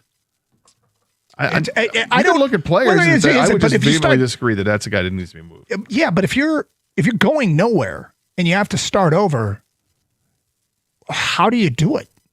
Who do you get rid of? Who do you shop around to help jumpstart the rebuild? Think teams are going to line up for Simon Edvinsson anymore? They wouldn't part with Edvinsson. I think they probably have some, but there are guys you have to get in, but he's got a diminishing return. If they wouldn't give him up for Quinn Hughes, do you think was that an actual trade that might have been on the table? Was that for real? Again, in retrospect, that feels almost laughable. Goodbye, Stevie. We lost a lot of years to bad coaches that he refused to fire, and obviously he just can't get it done. I have I love him, but he should be respectful and step down. Next text, the Wings look like they have all given up and already thinking about golfing. It's so frustrating. Next text, Red Wing culture hasn't been in effect for 20 years. I would say the Pistons are playing with what the franchise culture used to be, hard work. Yeah, I mean, look, we made the point right out of the gate. The Pistons are everything right now that the Red Wings aren't. And the Pistons weren't on our radar collectively as a community for 10 years. We would try to talk about Pistons and get no calls, very few texts. In fact, when we tried, the feedback we get is the NBA sucks. We got more of that than we even got Pistons analysis or calls or any kind of opinions on them. And that's how off the radar they were. And now, I don't want to take for granted what they're doing. It's fantastic what they're doing. They're amazing right now. I can't believe what's happened in such a short amount of time. Just a couple of years going from 14 wins, and now they just won their 55th game of the year. And look, when I say the Pistons are everything the Red Wings used to be, what they used to be is a long time ago now in terms of culture.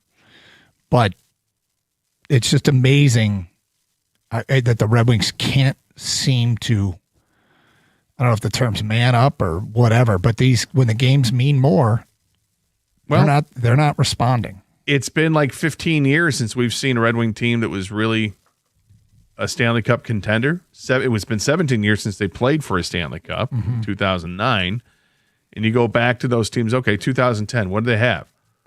Well, they had the Euro Twins, and Datsuk and Zetterberg, who were studly.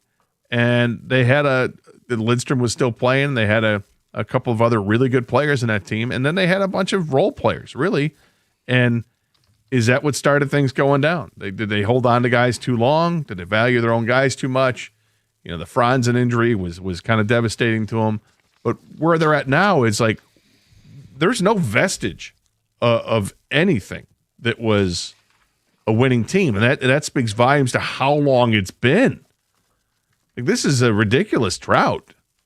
I mean, the Buffalo Sabres fans have gone through it. They had the highest drought in sports history of not making the playoffs. And now this year it looks like they're going to make the playoffs, and good for that fan base for being rewarded for it. But my God, I mean, they've had to start things over there a number of times. All right, Gator. Tigers, one more game in Arizona, actually an afternoon game today, which is nice because I think many Tiger fans probably didn't see the 10-10 start on Monday. A little earlier last night. Was it 9:40? I think it was 9:40. 9:41 first pitch. In fact, I remember Jason Benetti saying 6:41 in Arizona, which was funny because we did the Mountain Time discussion yesterday. But anyway, so we'll get our first. Some people might get their first chance to see him today. Others might be waiting for the home opener, and some of you have watched all the games. Got it. But in the game against San Diego, the last game against San Diego, Mason Miller, did you see his walkout? Because it went viral, and everybody was commenting on it. And if you didn't see it, here's the song that they play when he does take the field. It's by the band Tool. I'm sorry, is it Korn or Tool? Korn. It's Korn. Okay, sorry, it's Korn, not Tool. Do you know? My apologies. This is what they play. It's Korn. Yes. Korn and the with a lights K. go out and everything. Yeah. Do you know Korn well? Personally? No, the not guys? personally. Their music. You're familiar? I'm How familiar with some of the. Yeah, I mean, it's been a while. I'm not a huge fan. How of Korn or Tool for that matter. Okay, but they're fine. For me, it's not my taste. But so, what do you think the name of this song is? Because is this Freak on a Leash or something like that? It's not. Kang and I were in the office trying to guess what the name of this song would be. Okay. And I mean, it's blasting in the stadium and the lights are out. And some of the names we came up with, okay? If you think about what the name of this song should be, I came up with Reaper's Calling, Judgment Cometh, or Rip My Limbs Out. Kang, what do you got for the name of this song? I had Death Face. Burn My Soul. Okay. And Arson Zone. Okay. And then also there is a Spanish version, Elote. They just call themselves. That's funny. Elote by corn. Yeah. Nice. Well done. All right, so we just figured we'd take some texts. What do you think the name of this song is? People know what the song is. Some of them do, but if you don't, what would you name this song? Is it 3 letters? Is it 3 words? I'm not going to say. I don't want to give any hints. Because I think I know the song. So. Do you? Yeah. Okay. Well, I'll tell you during the commercial break. But anyway, give us a name of this song. What do you think this song is called? As a closer's theme, what do you think the name of this song is? The walkout used by Mason Miller from the band Korn. It's Carson Anderson, 97.1.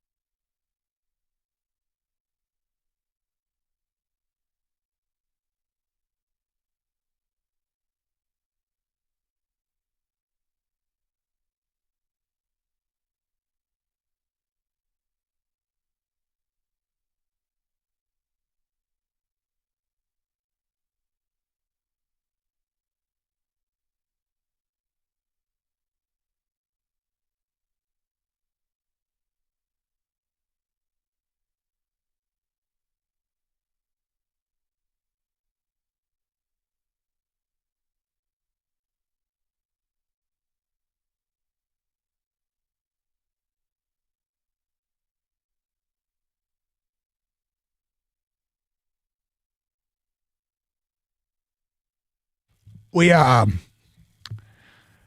were watching the viral Mason Miller walkout song, and they played when the Tigers lost to San Diego 3-0 in the third game there. Ken, can you play it again while we were trying to, all right, what's the name of this song? And in the office, we're coming up with names. Ken, I like Death Face a lot. I particularly like Rip Your Limbs Out from me. But what do you think the name of this song is? And some of you know the name of the song. Do you want to come up with your guesses of what the name of the song is? Yeah, because I can't discern any lyrics out of that. Sure. Is it No More Farm System? Because they traded their entire farm system to acquire Mason Miller? No, it's not. That's not the name of the song. I didn't know. I was asking. Is it Flesh Fest? No, it's No? No. Can I guess unidentifiable rash? Yeah, there you go. I Thank like you, it. Paul. Nice job, Paul. Mm-hmm. Is it Melt Your Face? It's not Melt Your Face. Good guess. Is it Hold On for One More Day? Till then, baby. Spencer guesses, is it Hemorrhoids with Hot Sauce? No, it's not. Ache. Brett Nakar says, is it Slit Your Wrist? No, it's not. Is it Chainsaw Impaler? No, it's not. Brian in a truck. It's called Societal Decay, of course. Yes. That makes all the sense in the world now.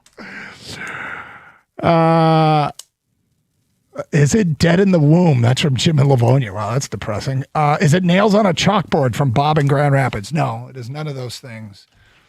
We do appreciate your guesses. The song by Korn, the entrance song, is called Blind. That's what it is actually called. And we had to Shazam it to find out the name of the song. Shazam's pretty incredible. Have you ever used Shazam? I have not, but there have been times, and I definitely could have used Shazam. Yeah. You know. Anyway.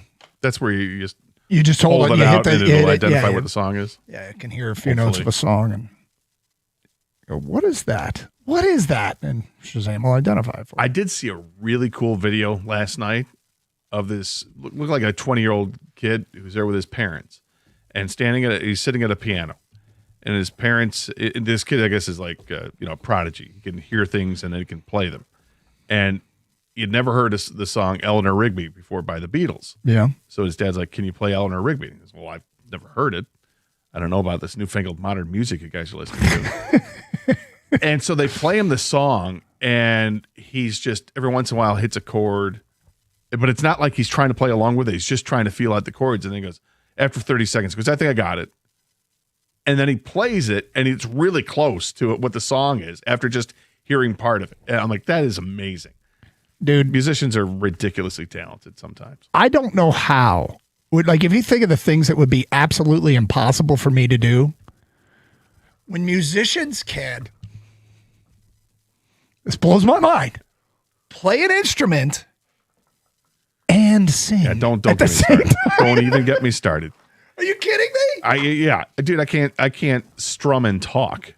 Or I literally have to stop when I'm playing a guitar. I stop to have a conversation because I can't do both at the same time. Right.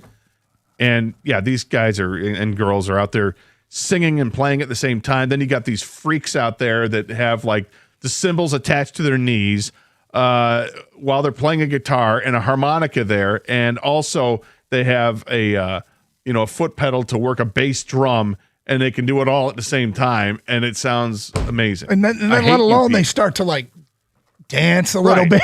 Right. And then How you've many, got like you're doing 7 different things at once. I can't even do one of them. Then there's like some 6-year-old from Taipei who's out there playing like Yngwie Malmsteen songs. Like, whoa, what? How is it possible? Because they're amazing. We're clearly we have very little musical inclination between the two of us. You more than me. You at least try to play. I do try. I think I probably disappointed my dad in many ways because he's he was a lead singer of a band in college. He still plays to this day. They do gigs. My parents are doing gigs in their mid-80s. It's not just your dad. No, mom is. Your mom she's got the hammered dulcimer out there. That's not an easy thing. And I got none of it. None of it whatsoever. No desire. No. You're too busy watching movies. Well, that's not what I was doing. I was probably too busy watching sports. Trying to dunk. Trying to play sports. Oh, there was no try. I think there was a lot of try. There actually was. There was a lot of try. It did happen, but Only a couple times. Here we come. Actual games, but all right. So obviously, kind of a bummer day in some ways. I don't want to discount what the Pistons did last night because they clinched the division. Nobody cares about the Central Division anymore. It's cool. I mean, it's something that would have been really cool before, but it's like when I found out, I didn't even pay attention to it, and I'm doing show prep this morning, and I watched the game last night. It wasn't even on my radar because it's kind of in the background sometimes. I'm flipping around or whatever, and I saw this morning that they clinched the division. I'm like, huh. Okay, real that's quick. Cool. Just to everybody out there, name the teams in the division. That's mean. How many are there? I'm not telling you. I'm not giving any hints. Can you name all the teams in the division? I don't even think it matters anymore. It doesn't. It doesn't at They all. won the division. The division But champs. They won the division. Can you name the teams in the division? I mean, I would guess. Should we go back and forth? Well, yeah, go ahead. All right, Gator, you're up first. No, let me go first, actually. I'll go Bulls. The Detroit Pistons. Name the other teams in the division. All right. Fair enough. Cleveland. That was my next guess. Milwaukee. Indiana. You guys actually got it. All right. That's we the did. division. Yes. Yes. Well done. Good job, Gator. Amen. Hey, by the way. Some would say we should. Some. Just some. Not everybody. What's the thing? Like we used to. And Dude, it it was mattered. easy. Yeah, it It used to matter. Right. But now it's like when you're winning 55 games and you're running away with the East, all we're focused on is the Eastern Conference. We're not focused on the Central Division? Yes. The NBA North? What do we got here? What's funny is if you go to ESPN standings page, I don't know when they made this change, but at some point when you click on standings, what it shows you is the standings by conference. Yeah. And it used to be when you looked at the standings, it was by division. Well, the conference standings mean everything because it's all about playoff seeding and where you're going to end up. And so they, at some point in the last, 10 years, ESPN made the decision that when you click on standings of the NBA, it just goes to the conferences and not by division. I feel like in basketball it matters the least who's the division champ. In the other sports it matters. Like in hockey, I don't know, dude. I don't even know. Because it changes all the time, or at least in my lifetime, I think we've had like 5 changes when it comes to divisions for the Red Wings and who they play, where they play. Oh, yeah. They moved conferences. Yeah, they've done that. I think they're in the National League now. They need a DH. Yeah. Because maybe they can win the Michiana region. Well, bottom line is Pistons are doing good things. So there is that. They're doing great no, and if by the way, I just want to put it out there. Piston playoff tickets went on sale at 10 a.m. this morning. Okay, did they? So yeah, so go get your Piston playoff tickets. That's awesome. And enjoy a playoff home game at Little Caesars Arena, which the Red Wings cannot provide. No, I mean, look, a building. I think plaza. That plaza is sitting there just dying to be used. Warm weather, postseason, jam packed. Dare we put a screen outside? Cheap beer. Fans that can't afford to get in, live music. Let's do it all, and let's keep in mind the Pistons didn't win a home playoff game last year. Somehow, someway. That's crazy. It is crazy. It's a different team. This team is so good right now. Knocking on wood. Let's just finish it out. And it looks like, the fact that Cade was there last night cheering the team on. They still have 7 games left or 6 games left, whatever it is now. Mm-hmm. I think it's 6 games left. Can he make it to play one of the last couple games? I think he might. And we're getting an update, I would assume, today or tomorrow. It's the end of this week. They're supposed to tell us how the collapsed lung is doing. Because it was 2 weeks ago tomorrow when we found out it was collapsed lung, when we're getting ready to do the show out at Twin Peaks. Yep. For the start of the That'd be tournament. the name of a song by Korn, a walkout song, Collapsed Lung. Right. Yeah, we're going to find out any day now, right? I would imagine we'll get an update. And yeah. And I bet you the Pistons would have won a playoff game last year had the refs not been like that Korn song "Blind" on the Tim Hardaway call. They would have won that game. Right? I really think they would have won that game. Yeah, 3 free throws. Yeah, that's right. It was blatant, as he called it. Blatant. I was so happy to have games that mattered that we could be irate about calls because it had been a long, long time. But now it's no longer happy to be there time, right? No. Now it's you.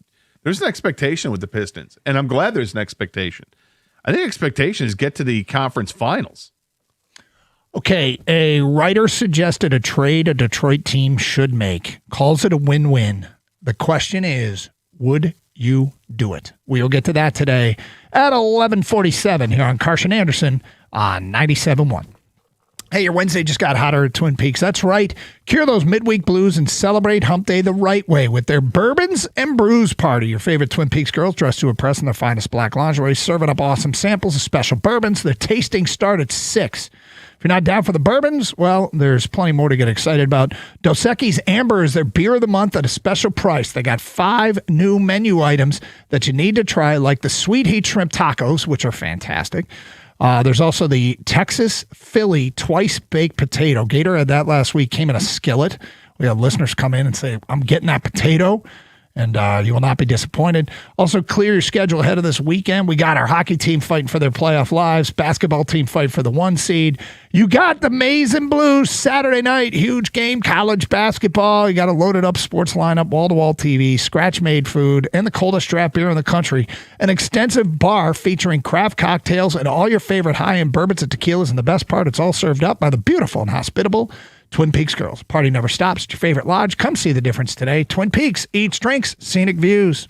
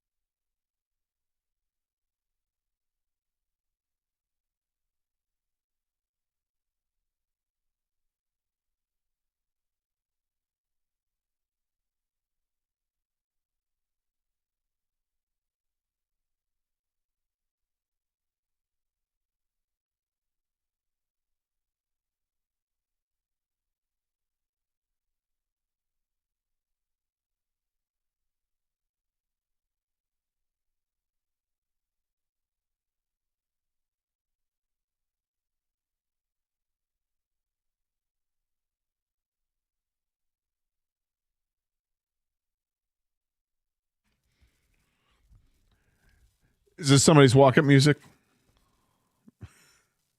Can you name the band? Lincoln Park? I don't know. Yeah. Is it? Okay. Look at you, buddy. Lincoln Park, man. Part of that whole same. We've done this before, but like, what was your walk-up music again? If you were, is it different if you're a batter or a pitcher? Also, I think it does change. I think it would too. Yeah, I think it changes. I mean, I could go local, do something by the Mugs, which would be a lot of fun. But Sick and Destroy by Metallica is so great. But I wonder if that would be too trite because other people would use it to maybe pick up another Metallica song. Metallica's so in your face, it'd be probably good to use one of those. Yeah, I mean, that's probably it. Seek and Destroy. What do you think Doug's would be? No One by Alicia Keys. Because no one's going to get a hit off of them. Right? No one. Oh, here comes No One, Doug Cars. No one's going to get a hit. Right. So you're talking about bullpen closer. If I was making the walkout, what would my song be? Owner of a Lonely Heart? Rage Against the Machine. No one believes that. Yeah, well, we played that at our wedding. Because why wouldn't you? Yeah. That's your wedding song? No, it wasn't our wedding song. Our wedding song was Billy Joel, Just the Way You Are.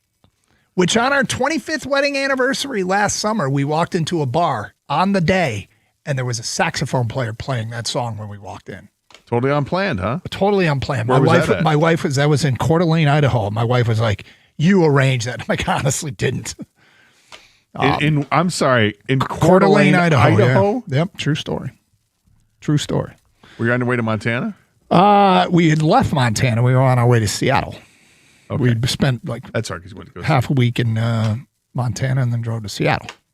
It's all Logan pitched. What'd you make? It smells pretty good. It's reheated dinner from last night. Sorry, I was late getting back from the commercial break. That's all right. It's chicken curry.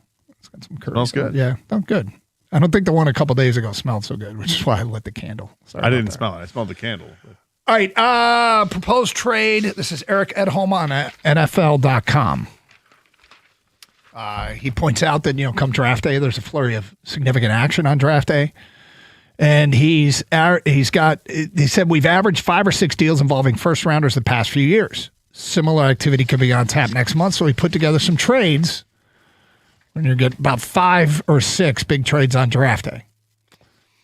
The Washington Commanders, who sit at 7 in the draft, send the pick at 7, their 3rd round pick next year, and tight end Ben Sinnott to Detroit for the pick at 17, a 6th round pick this year, and tight end Sam Laporta. Oh. So the Lions would move up 10 spots. They'd get a 3rd rounder next year and a tight end who cost almost nothing on the cap for their pick at 17, their 6th round pick, and Sam Laporta. And he writes, George Kittle and Trey McBride reset the tight end market last offseason with extensions that will pay them $19 million plus per year. Can the Lions afford to pay Laporta close to that level? Remember, they also must pay, and he lists all the free agents we know about. Writes, it's not hard to imagine why the Commanders would want Laporta, especially with David Blau, who was Detroit's practice squad quarterback Laporta's rookie year, calling plays. Washington should still find a receiver, defensive help at number 17. He goes on to write that at 7, why would Detroit move up to 7? I suspect to acquire a foundational tackle. That position is their biggest remaining worry, and their guy might not last until 17. It would be a big risk, but a potentially smart one financially and football-wise, and Brad Holmes has never shied away from making waves in round 1. Okay, that's a really interesting trade because when you hear the draft capital, when you think a 1st and a 6th, then but Sam Laporta, who is valued as what would be a 1st-round pick, I'm sure. If Sam Laporta were available, you know what he is, would you spend a 1st-round pick on him? Yeah, I think teams would. So that becomes Washington's issue about an extension, not the Lions. They save money. And what's the cost? Basically, you're just giving up Sam Laporta to move up in the draft. Now it's 7. Who could be available to you? If you want secondary help, could Caleb Downs be available at 7? Oh boy. If you want an edge rusher, Reuben Bain could be available at 7. You want the best tackle? Is it Francis Muiaga from Miami? Quite frankly, you could probably have any tackle you wanted at 7. If Mago is there, it'd be great. Otherwise, Spencer Fano is widely considered the second best, or Bonroe Freeling. Yep. If you don't want to take a chance, then go ahead and grab that. But now, what you're getting in Ben Sinnott is a third-year tight end who counts $1.42 million against the cap, and last year had all of 11 receptions for 114 yards and a touchdown. They didn't really use their tight ends much last year. Zach Ertz was their number 1 tight end last year, and I think Sinnott was number 2. Yep. With just that few receptions. But if he's a guy that it's a blocking tight end, I don't mind that. I can draft another tight end. It's an interesting proposal. It would be an aggressive move. It would be more of a win now move, right? I mean, is it? Feels like it. You're going to get a guy that helps you win now, but you are giving up on Sam Laporta. Now, when will Laporta be back, and what will he be? And long term, we used to talk about a fictional world, and I mean for the bulk of our careers, where the Lions were good and had to lose good players because they couldn't afford them. I remember we'd have these talks when some player would become available, and we'd be like, oh my God, why is he available? Well, cap issues. Because that good organization is having cap issues. Well, we might be that team now that is looking to unload good players to try and keep better players and maintain some roster flexibility. So if I'm the Lions, I make this trade all day long. Because I'm in the back of my mind, I'm thinking about, should I move on from Laporta anyway? Mm-hmm. Because you're going to have to make the decision. Do you want to give him the extension or not? Because he's entering year 4, and he was a second-round pick. So the last year, he's coming off an injury, coming off back surgery. I could absolutely easily talk myself. I would do this if I were the Lions. If I were Washington, I would not. Because if I'm Washington, why don't I just draft Kenyon Sadiq at 7? You could. And then I have my tight end, and I haven't had to give up any kind of draft capital to do it. Yeah, I suppose that would. I mean, they get more draft capital. Oh, but they give up their 3rd-round pick next year. I don't know. Kang, would you do this? Would you make this move? Oh, man. Is Laporta's back like Curry Joseph's knee? Because tackle is more important than tight end, straight up. And especially for this Detroit Lions team, which is built basically when they're good from the inside out. And I'm not treating Jared Goff like some make-a-wish kid like a lot of people are, but he does need protection. No, they treat him like that, right? They do. They think like he needs everything absolutely perfect for him to perform, and that's just not true. I agree. Now, 100%. It's just the way you worded it was caught me off guard. Maybe I went a little over the top there. But the point is, he does need protection. He does need some time, okay? And you need that through the offensive line. And so, yes, with that being said, I would make the deal to get the top tackle on the board. And I think he'd be there at 7. Whoever Dan Campbell and Brad Holmes like the most. I mean, I don't know if I just saw a mock draft from who's the guy? The Athletic had just had this one out. Dane Brugler. It's actually from Bruce Feldman. Okay. And his has Mawago going at number 6 to Cleveland. Here's the argument against making this trade. I like this tackle class. I like this. I think you can get a starting caliber tackle at 17. I hope I can. Yep. There's no guarantees. No, but the problem is I like the tackle class for a few of these guys, and then it becomes a little bit of taking a gamble. Is there going to be a run on tackles before the Lions get there? Between Spencer Fano, Bonroe Freeling, Caden Proctor, those all feel like guys that are plug and play. I'm not convinced Max Hanicher from Arizona State isn't. I'm not convinced that Blake Miller from Clemson isn't. I'm not convinced the other dude from Utah, Lomu, isn't. Like it feels to me like there is a ton of tackle talent out there. And so you don't have to move up to get the best in the draft because the difference between the best and the next guy isn't so significant, in my opinion. But yeah, the other tough thing is now, because if you're going to move all the way up to 7, then that opens a door for the other guys you mentioned, Ruben Bain. It opens it up for perhaps Sonny Styles or Caleb Downs. Caleb Downs would be hard to pass on. Answer Delane, the first corner that could come off the board. These are also very intriguing players. Yeah. Something to think about, right? Yeah. Interesting proposal. Would you do it, people? 248-539-9797. Lions move up to 7 and give up their pick at 17. A 6th-round pick in Sam Laporta. Carson Anderson, 97.1.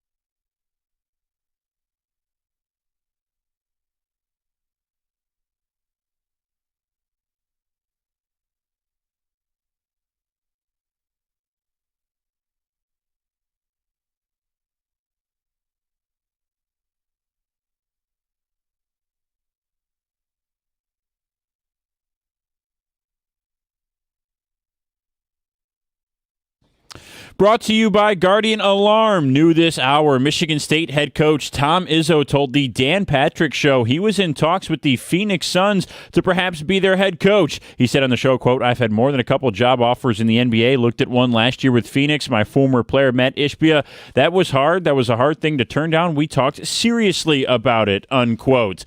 The Pistons beat the Raptors yesterday, and today the team put individual game playoff tickets on sale online. They're available at pistons.com/playoffs or or Ticketmaster. Pistons have a magic number of two, but that could drop down to 1 tonight if Boston loses to Miami. Green Bay Packers CEO and President Ed Policy is lobbying the NFL to play the Lions in Munich next year. Policy can only lobby the NFL to accept the merits of his idea, which would mean taking away a divisional home game from Detroit and moving it across the world. Probably not worth it, but with Germany being a marketing hotbed for both the Lions and Packers, Policy may have a decent case with the league office. The NFL will announce Detroit's opponent for their Germany game when it releases the full schedule sometime in mid-May. And the Tigers play the Diamondbacks this afternoon right here on 97.1 as the team will try to salvage at least one game in the series and end their 3-game losing skid. Last night, the Bullpen blew a 4-run lead after a strong start from Casey Mize. They should get another strong start tonight in Tarek Skubal, who hits the mound for his second start of the year. 3:40 first pitch, 3:15 pregame here on 97.1. At the Carwell Health Sports Desk, I'm Brendan Shabath. For more, go to 97.1 The Ticket or Odyssey.com.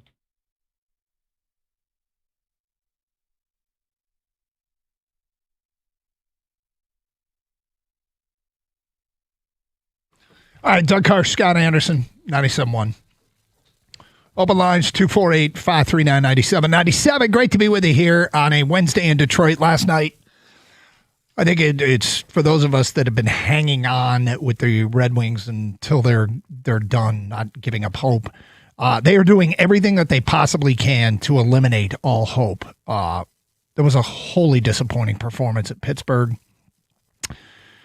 And we opened the show with this, and I know not everybody's on the 4-hour ride, but just so for those of you just turning your radios on, it is amazing to me how a Red Wings organization that had one of the best cultures when Steve Yzerman was a player can't come through now, and he is the architect of this team.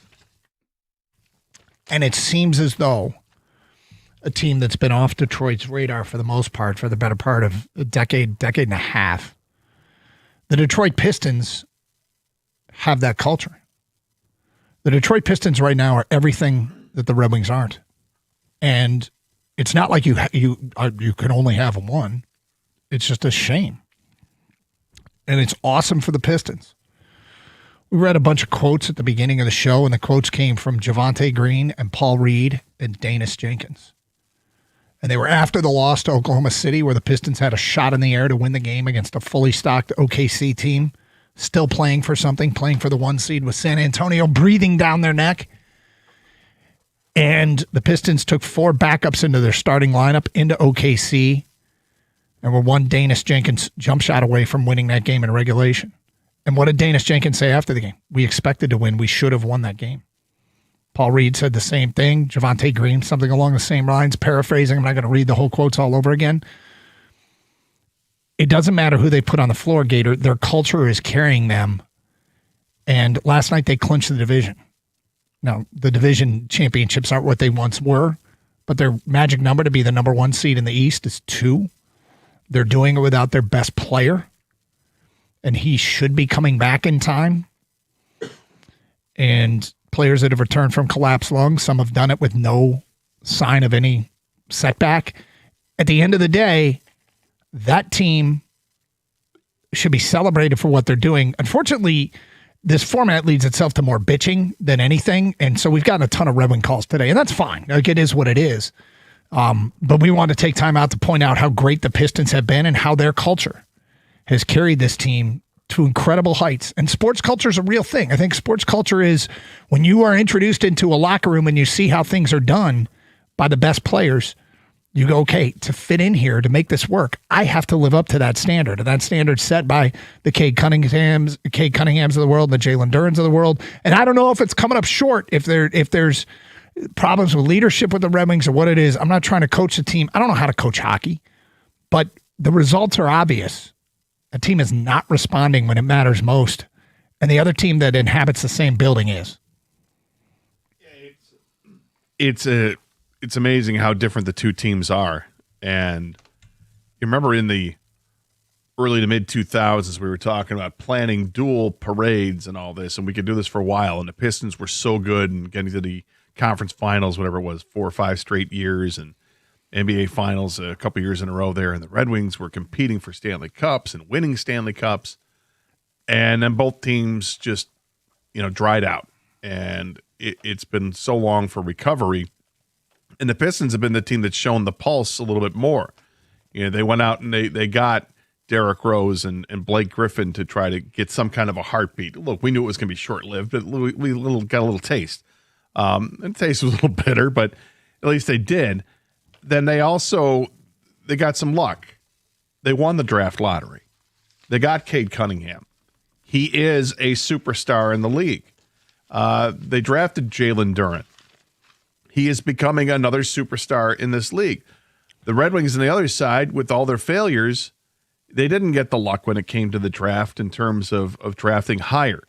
I don't know if they would have changed anything with taking Mo Sider when they did, or Lucas Raymond. If things would have been different, they had the top pick. I think they like both of those guys, but other positions, I mean, they haven't drafted ahead of where they were slotted to because there's been no luck when it comes to the lottery. That's only part of it. The other thing is, okay, who are you assembling and putting on this team to add to this roster? And the Pistons have done a great job of that by adding the right mix of players, as well as hitting on their draft picks. And the Red Wings are struggling with that. Now, it's a little bit different in hockey. You don't typically see hockey players that aren't drafted first overall starting as 18-year-olds, are coming straight from the draft to the NHL. So it's different. But at the same time, this runway we've been walking this runway for a while now. This isn't like, we're only 2 or 3 years into it. This is 7 years into it with Steve Yzerman, and we haven't been able to see that there's this great young core of players. It still feels like there's this unknown group of prospects. You keep adding to it, but we don't know. We don't know what Danielson is. We don't know what Sandin Pellikka really is. So far, the early returns, not so good. Brandon Nygaard, don't know. Again, when he played here, you get 10 minutes a game before he got injured. You've got 2, probably 3 goaltenders you don't know. None of them have really gotten a chance. Kosa got a taste last year, and that was it. And yet goaltending looks like it might be an issue here right now, because the guy who was fantastic for all of 3 straight months has been flat as well over the last month, and that's not good. There's not enough, and to make it worse, I think this is what bothers Red Wing fans most of all, is that it's the effort you're seeing night in and night out. It's one thing if you can say, wow, they played so well, they just one bounce this way, one bounce that way, or you can just say, I'll tip my cat, what a great game, and the other team just made one more play. That's not it. They're getting blown out, and they're not showing up. And that's not something any of us are, A, used to, or 2, ever want to see. Yep. And unfortunately, it's what we're seeing, and we saw it again last night. They're too inconsistent. You can't expect to be a playoff team by having a game like they had Friday night in Buffalo and follow that up by laying an egg the next game against Philly, and then do what you did last night against Pittsburgh. You can't do things like that and expect to be a playoff team. And yet we're still being dangled here. The banana is ready to go back into the tailpipe, and we're going to get fooled again here because they're only 2 points out of that playoff spot, but they're not playing like a playoff team. There's a lot of people that have yelled at us over the last few weeks, and we appreciate the passion, but have yelled at us about, I can't believe you guys are still hanging on this team's toast. And I'm like, okay, fine. I mean, to each their own. It's if you've given up before it's mathematically done, that's one thing. If you don't, when you're way out of it, they are 2 points out. The problem is right now they are so far away from playing average hockey when it matters the most. They're playing their worst hockey of the year when the scales are tipped in their favor. Other teams have a ton of injuries coming off back-to-backs. Ottawa last week didn't matter. Pittsburgh played that. It was a fight-filled game, and they came back from 3-1 down, played the night before. What'd they do? They housed the Red Wings last night. They're up 3-0 in the first period. Anyway, wholly depressing. We also had that proposed trade out there from Eric Eldholm, who did on NFL.com. Trades that make sense for both sides. He had the Commanders trading their first-round pick at 7, their third-round pick next year, 2027, and tight end Ben Sinnott, who hasn't done much, but isn't much against cap, to the Lions for pick 17 a 6th-round pick and Sam Laporta. Would you do it? Feedback coming in on that. Nick in Florida said, I would do that in a heartbeat. We desperately need a great tackle. Unnamed texter, that is the easiest yes to a trade I've ever had. This is so obvious that we should do this if it's available. Yeah, I mean, the biggest argument I have against it is that I find this to be a deep group of tackles. In Brad's bucket, Brad always talks about this bucket of players. Yeah, bucket. The bucket of tackles is actually pretty deep, and I think I like their chances to get a starter at 17, and a good one. His bucket might be different. Well, his bucket might be different, and it also looks at if you move up to 7, the bucket becomes bigger because now you don't just have to look at tackle. You can look at maybe the best corner in the draft. Well, and maybe the bucket is so big at tackle, he's like, we're going to get a starter in the 2nd round. I'll go get an edge rusher at 7. 248-539-9797. We'll get to your phone calls and feedback next. Another edition of Are You Going to Eat That at 12:35 on 97.1. You want that beautiful weed-free green lawn, lush, awesome this summer? Do the right thing. Call Natural Way Lawn and Tree Service right now where you get green and stay green with Natural Way. In fact, you can save some green when you prepay. Give them a call at 888-GET-GREEN, and you call by the end of the month, you're going to get the early bird discount. They've been serving Michigan since 1990. They offer the 100% satisfaction guarantee. Natural Way is a company that I've used in my house for almost a dozen years now. I love how my lawn looks. Look, if you're tired of fighting weeds and watching your grass thin every single summer, you got to know that great lawns don't happen by accident. You need the right timing and the right program. And in Natural Way, they offer a full menu of services to accomplish your dream lawn. It's so much easier to prevent a problem than it is to fix one. Early treatments, they set the tone for the entire season. And for a limited time only, you purchase a full lawn program, you get free grub control when you mention my name, Gator, and the station 97.1. Give them a call right now, 888-GET-GREEN, or go to naturalwaylawn.com.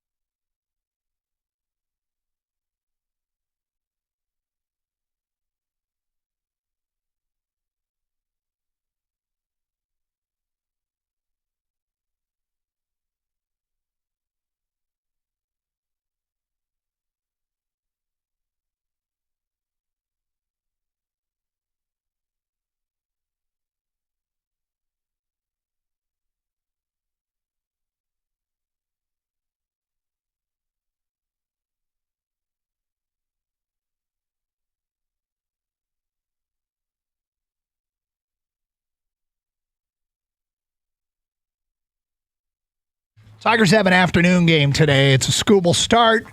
Very disappointing loss last night. And the early returns on Doug's best bullpen in the league potential are looking bad. It's by best, apparently I meant worst. But short-term results, those first 5 games, though, there's been some pretty shoddy bullpen appearances. You know what I to have? say the least. What I have liked in the first 5 games? Baseball's back. Well, there's that. I think I know the answer. Kevin McGonigal. Well, he's pretty great. Casey Mize. I love the automated ball strikes. Okay, I I'm not a love the fan. challenges. I'm not a fan of replay in sports. That's the best replay system that's come along yet. It's so quick. So quick. And it's black and white. It's and it also, you know what? You have a little, in some ways it embarrasses the umpires. In other ways, you have sympathy for the umpires. That ump last night, I thought, did a really good job. Mhm. A couple of those challenges that were won, I mean, the umpire loses it. I mean, he doesn't lose a challenge. I mean, it's the batter or the pitcher wins the challenge. They were won by 1/10 of an inch or less than an inch. I'm not going to yell about umpires that are missing calls by an inch. Now, there have been some that have been ridiculous. You know, CB Buckner's been ridiculous with his strike zone, but everybody knows it. Now he's getting exposed. But I think this also goes a long way to saying, okay, if a guy's lost 10 challenges, let me know what the total number of distances that he's missed it by. What's the inch total? How many? Because if he's missed 10, right, and it's like by a total of 6 inches, you're doing fine, buddy. Don't worry about it. You're fine. right. 248-539-9797. I want to get into a topic with that because there was a situation last night that we should discuss. Let's get to your phone calls. We got a Jim and Fraser. You're on 97.1. Hello, Jim. Hey, guys. I want to talk a little bit about Yzerman. Yzerman played under Holland, obviously, for many, many years. Obviously, he was the GM, not the coach. But he made a lot of deals. I mean, that guy was dealing and wheeling and signing free agents. And Yzerman's totally the opposite. And I'm surprised because Yzerman played underneath him. You know what I'm saying? He watched what he did. You know, he saw that how he put a team together. Yzerman doesn't do that, and I'm surprised that he has never learned from Holland, or even does a little bit of Holland. It's like they're totally opposite of each other, and that surprises me.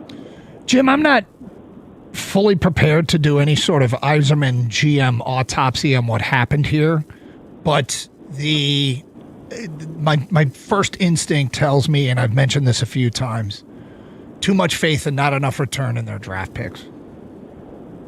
Mm-hmm. You know? Yeah, I agree with you. Yeah, because there are guys, as an organization, it strikes me that you should know, every organization and every sport should know which of their prospects are real and which ones aren't. You have a better read on them. You see them in practice. You know the work ethic. You know them personally. You should know which ones are more likely to make it than anybody else. And there has been very little not enough return from his draftable guys yet. Do you think because of losing out on that lottery, you know, that sometimes they get the 5th or 6th pick when they should have got 1 or 2? Hasn't helped. Do you think that affected this organization? Yeah, it hasn't helped the organization, but there have also been guys that they didn't draft that they should have drafted at those picks. And, you know, to Yzerman's credit, he never even came remotely close to using that as an excuse. Well, that was I've also, heard. And think of it this way, okay? You go back to that draft. That was the Alexis Lafreniere draft when the Rangers won the draft lottery, despite they were a playoff team because it was COVID. The Red Wings drafted, they slipped down to 4, and they took Lucas Raymond.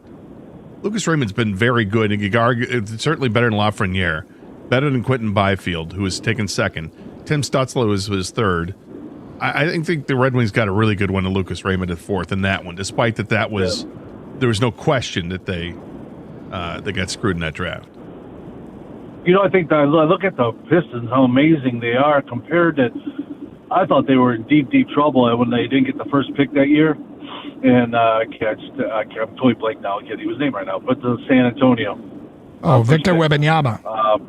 Yeah, Wembanyama. You know, and I sit there and I think about that. I'm thinking, can you imagine if the Pistons had him right now? That'd be crazy. But you know what? Even the year they got Cade Cunningham, some people weren't sold. Cade's been worth it. Cade's been totally worth it. And it might be as much of a culture changer and tone setter as anybody. Now, in that same draft, by the way, in 2020, the second round pick was the Red Wings did the first pick in the second round. They took William Wallander, the defenseman from Sweden. He has yet to play in the Red Wings organization. He's been in Grand Rapids since 2022. Well, that's in the organization. Yeah, I know. And he's got some hits and these are misses unless, Wallander gets an opportunity to make this team next year, although I don't know. I mean, he hasn't at this point. I'm surprised by that because he's got size, but look, I'm not watching Grand Rapids. I don't know how he plays his game. I keep harping on how much I didn't like the Danielson pick, but I won't go there again. Julian, you're next. Hi, Julian. Gentlemen, top of the afternoon to you. Thanks for having me on the show. Our pleasure. So I'm going to try to make 2 points, and then actually, Doug, I've got a question for you based on a comment you just made. So the first point I want to make is to expand on something you guys mentioned, which is that when Yzerman played for the Red Wings, there was a very different culture on the team. I think the team's standing within the league was much greater. And I fully agree with you. I moved to Windsor in 2003, and I was taken aback by the size of the Red Wings fan base at the time. And I think Windsor's a bit unique because it's the only Canadian market, the only Canadian city that I can think of that has a prominent fan base for a non-Canadian team. What about Niagara Falls? Is Niagara Falls dialed into the Sabres or Toronto? I don't know. I'm asking. That's Leafs Nation. Okay. All right. Yeah. So a lot of my friends to date are lifetime Red Wings fans. And the change that I've observed in the last 20-something years is significant, where, the Red Wings went from the highest of highs in a prominent franchise to, the current state where for the last, 10, maybe 15 years, they've been maybe irrelevant is too harsh, but, it's been a pretty big fall from grace. So I fully agree. I've witnessed it firsthand. The second point I want to make. You got to be quick here, Julian. We got others on hold and we're running short on time. So it's just about the aggregate. And what I mean is the stats coming out of March and this part of the season over the past several seasons are well established. I think that there is a intangible issue with this team at its core, which is that it is simply unable to overcome this hump where a lot of good teams at this time of the regular seasons ascend and they, you can watch the quality of their play drastically or improve, and the Red Wings are the opposite. And take it from a guy who witnessed this for the better part of a decade with his team, where they refused to accept that the core was rotten and that the core of the team could not get out of the first round, and they pounded their head against the wall for 10 years trying to do it. I hate to say it, I think the Red Wings are in that same situation. I think the core that Yzerman has assembled is I don't know how you can make an argument against that, Julian. It's been 4 straight Marches, and it's the same thing. And there's something about him. Something about him. Yeah, we'd kill for a playoff run. My question to you, Doug, and then I'll let you guys go, is you mentioned you're not ready to do an autopsy at Yzerman.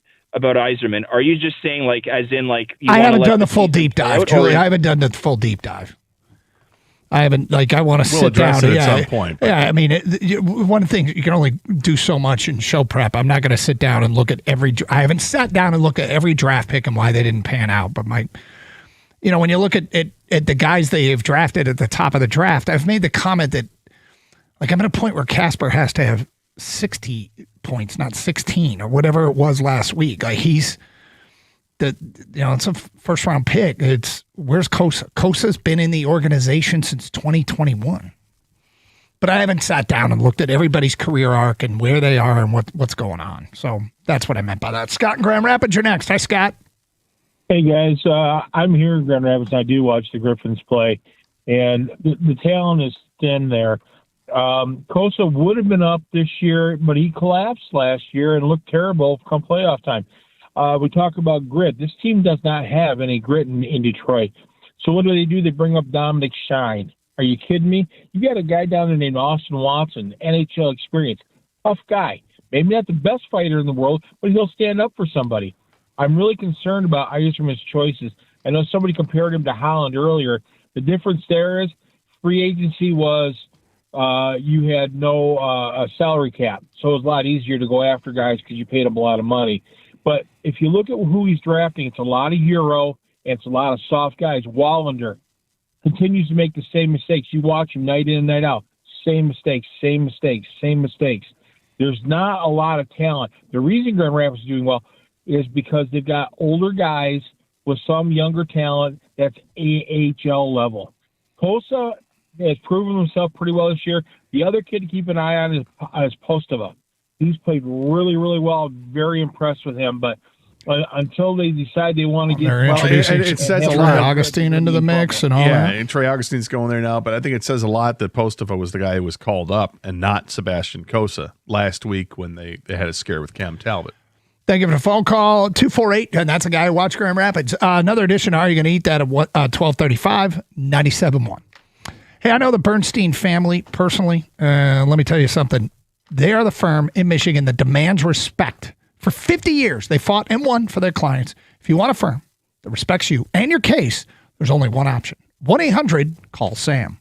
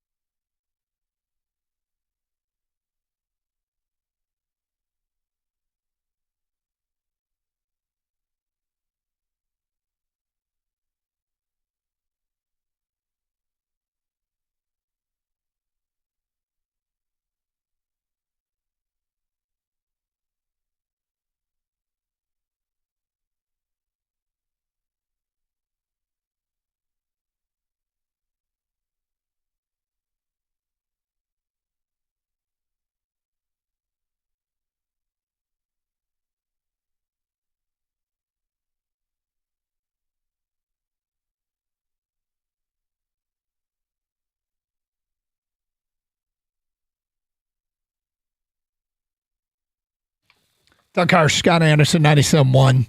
Yeah, depressing day for the Red Wings. Good day for the Pistons. Tigers, that was kind of a bummer, but at least Scooble's on the hill today. Heck, we got Michigan coming up in the Final Four this weekend, and we'll get into that as the week goes on. But I will say this, ticket demand, Gator, is I have gotten more calls from people looking for tickets than anything in quite some time. More so than Ohio State?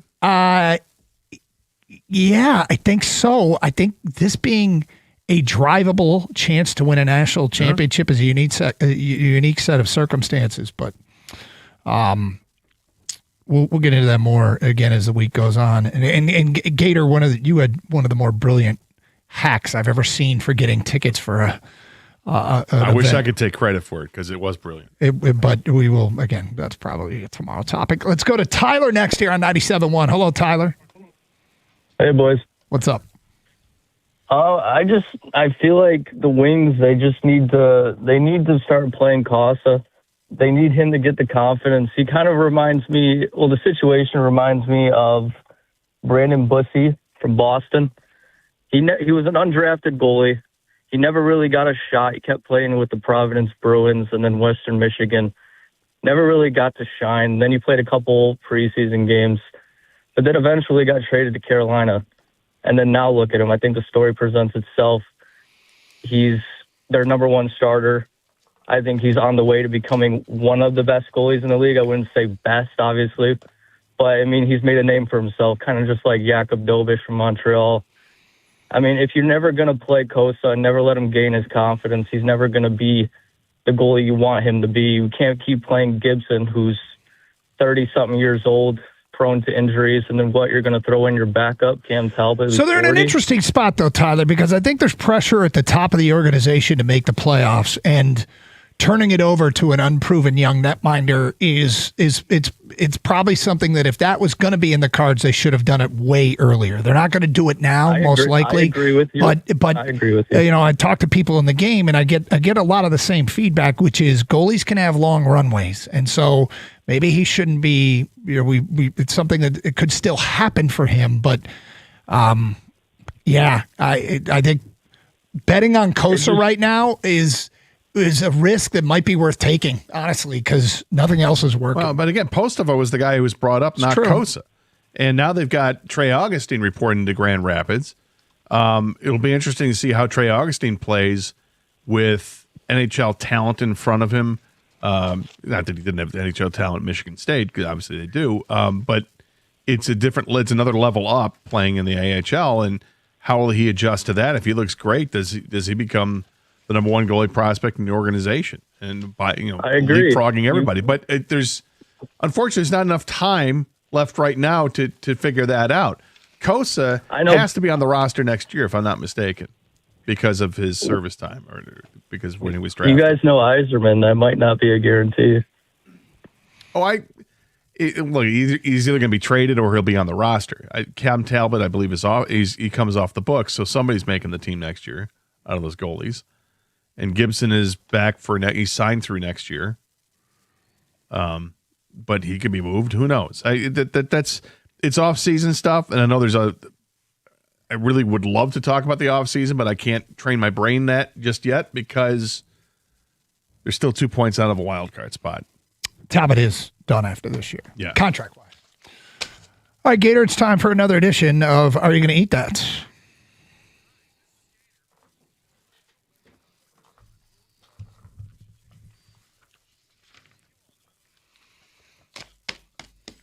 Is it a Little Debbie oatmeal cookie?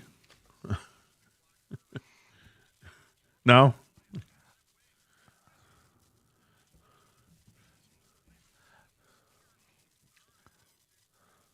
All right, I didn't hear what you said. I said, is it a Little Debbie? We're going to talk about a Little Debbie's oatmeal cream pie? No. I can't get enough of those. Well, didn't we do that when they came out with the double cream pie? And I keep going in the back. Are we carrying them now? Yeah. It's a problem. All right, here we go. Hudsonville. Detroit news story. Yeah. Hudsonville Ice Cream has launched a new flavor that combines classic dessert taste with a chewy twist. Dirt Cake includes vanilla and chocolate pudding flavored ice cream. Yeah. Filled chocolate cookies and gummy worms. Damn it. The gummy worms are specifically designed to remain chewy even when frozen in ice cream, according to an announcement. Detroit News. Gator, are you going to eat that? No. Why not? Because I don't like gummies. I think they ruin things, and it's going to ruin a frozen dessert for sure. No, that's a mistake. You had me talking pudding, the cookie in there with ice cream sounds great, and then the gummy worms. Absolutely not. Can you? I love gummies, but I don't need them in my ice cream. That's kind of weird. What happens if it's a real worm, Gator? How do you know the difference? Still chewy? Well, I think you'd assume that they wouldn't put a real worm in the ice cream. You assume, but there's recalls, Doug. Yeah, I don't like I don't like gummies either, but they're not for us. Next up, Dodgers. The Dodgers at their home game have an interesting cookies and cream cold brew. This is iced coffee cold brew topped with cold foam and Cookie Crisp, like the Cookie Crisp cereal, stacked up on top of the cold foam. Gator, you like cereals, as you mentioned. Yeah, but you know what I don't like? Coffee. Yeah, so I'm not having this. Gator's a no on this too. Kang, you drink iced coffee. Yes, I do, and so that means I'm in. This sounds delicious. Throwing that cookies. It looks like the cereal cookies, right? Yeah, I think that's exactly what it is. Yes. I don't drink iced coffee, and I'm out. Next up. I used to like those commercials for Cookie Crisp cereal, though. They had a little magic wand. You touch the little kettle of goodness, and it turns into Cookie Crisp. Do you eat Cookie Crisp cereal? I mean, when I was like 14, I may have had it, or 13, but I haven't had it since. It was great, though. After dominating the charts, screens, and playlists worldwide in Academy Award-winning K-pop Demon Hunters, they are teaming up with McDonald's for a K-pop Demon Hunters meal. One of them is the For Hunters Hunter X meal. Okay, the For Hunter X meal includes a 10-piece McNuggets, a medium soft drink, and 3 limited-time menu items. First, the Ramyeon McShaker fries. So you probably put it like these fries in a bag and you shake it up with the flavor? Featuring soy garlic seasoning and spice seasoning. Inspired by Rumi, Mira, and Zoe's go-to snack. Hunter sauce, a sweet chili sauce, mixing notes of chili, garlic, and pepper with just enough heat, inspired by Hunter X's fierce yet fun-loving personalities. And the demon sauce, a bold mustard sauce with heat and tang, made purple just like demon patterns. Did I get all these pronunciations correct? Yeah, you named them. Yep. Gator, are you going to eat this? Yeah. I mean, it's chicken nuggets with fries and different flavorings. And the flavorings all sound good. I may not be thrilled with dipping, my chicken nuggets in a purple sauce, but what's in the purple sauce sounds delicious. Yeah, this sounds great. I was going to ask you about the purple sauce, but yeah, it doesn't even matter if I want to or not, Doug. I'm getting this because my kids are going to want. Yeah, sure. Yeah. I got to get all I have no interest in the nuggets. I'm interested in some of the fry shaker things, but no interest in the nuggets. No, I don't like chicken nuggets. Not my thing. Next up, Krispy Kreme is launching a limited edition Artemis donut just in time to celebrate NASA's planned launch of the Artemis 2. The donut is dipped in blue vanilla flavored ice cream, sprinkled with a mix of Oreo Crunch, and topped with cookies and cream flavored buttercream dollop and a red chevron nod to the NASA logo, according to Krispy Kreme. Gator, you want this Artemis 2 donut? Yep. Yeah, I do. Well, you had them at Krispy Kreme. Yeah, I mean, Krispy Kreme, already my ears perked up. I'm like, what's that? What do you got? And then you're talking about what's in there, and that's all good. I'll eat the hell out of that. Can you? This is very blue. Like it is blue. It is definitely blue. Yeah. I don't want to speak for Doug. I feel like but other than it just being a donut, like I feel like the blue is going to scare Doug away. But I would try this. I'm not a huge donut guy, but I eat half one. You're 100% correct about blue freaking me out. But I got to tell you, the cream flavored buttercream dollop on top is damn tempting. And just close your eyes. Yeah, I'll never get this. Next up, Cinemark Theaters has taken cross-marketing Project Hail Mary to the next level. They've collaborated with Cheez-Its for Project Hail Mary Space Dust Cheez-Its. The parent company, Kellanova, a subsidiary in a Kellogg company, acquired a portion of that asteroid that landed in Texas last month, and after lab testing, ground the space rock into dust that is sprinkled on top of its white cheddar Cheez-Its. Reddit users say the Cheez-Its taste like normal white cheddar Cheez-Its, but the asteroid dust gives it actual purple hue and a far-out look. Available at Cinemark Theaters and select markets. Gator, are you going to eat this? Why would you even try to do this today? What are we talking? What are we? April Fools with we're using asteroid dust or meteor crap. You're not buying us? No, Doug. And I'm frankly, I'm upset you even tried to slip this one past us. That's The ridiculous. Pistons, for their playoff game, will Thank be you. serving engine fries, chrome-dyed steak fries, deep-fried and FDA-approved combo of canola, sunflower, and actual motor oil, and then served after being lit on fire. Due to oil prices, engine fries will cost $18.95. Gator, are you going to eat that? Do you want to do the show by yourself for the last hour and a half? Unleaded or premium? Engine fries, man. Get you revved up. Is it a... hey, do those fries have a Hemi? I'm so disappointed in you. And Kang, I'm disappointed in you for trying to pile on as well. What? The three of us combined hate this day. We I hate know. it. I don't believe anything, literally. Right. Like, that comes across. You know what the actual asteroid Cheez-Its? They're out of this world, Doug. Of course I do. They're called ass cheese for short. Well done, Kang. It's made with real motor oil, Gator. That's a manly fry. Motor oil. I'll eat that. I work with children.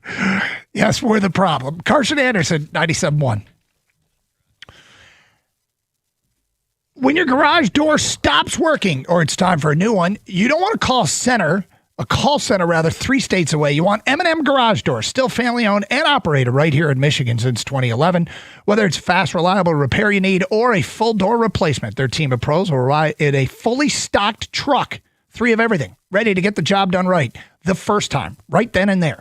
You get a heads-up call and a text with your technician's photo, plus easy 24/7 scheduling and clear upfront pricing. And every repair and installation is backed by a warranty for total peace of mind. Call 844-ONLY-DOOR or visit garagedoorrightnow.com today. M&M Garage Doors. Open your door to exceptional. License 210-220-6147.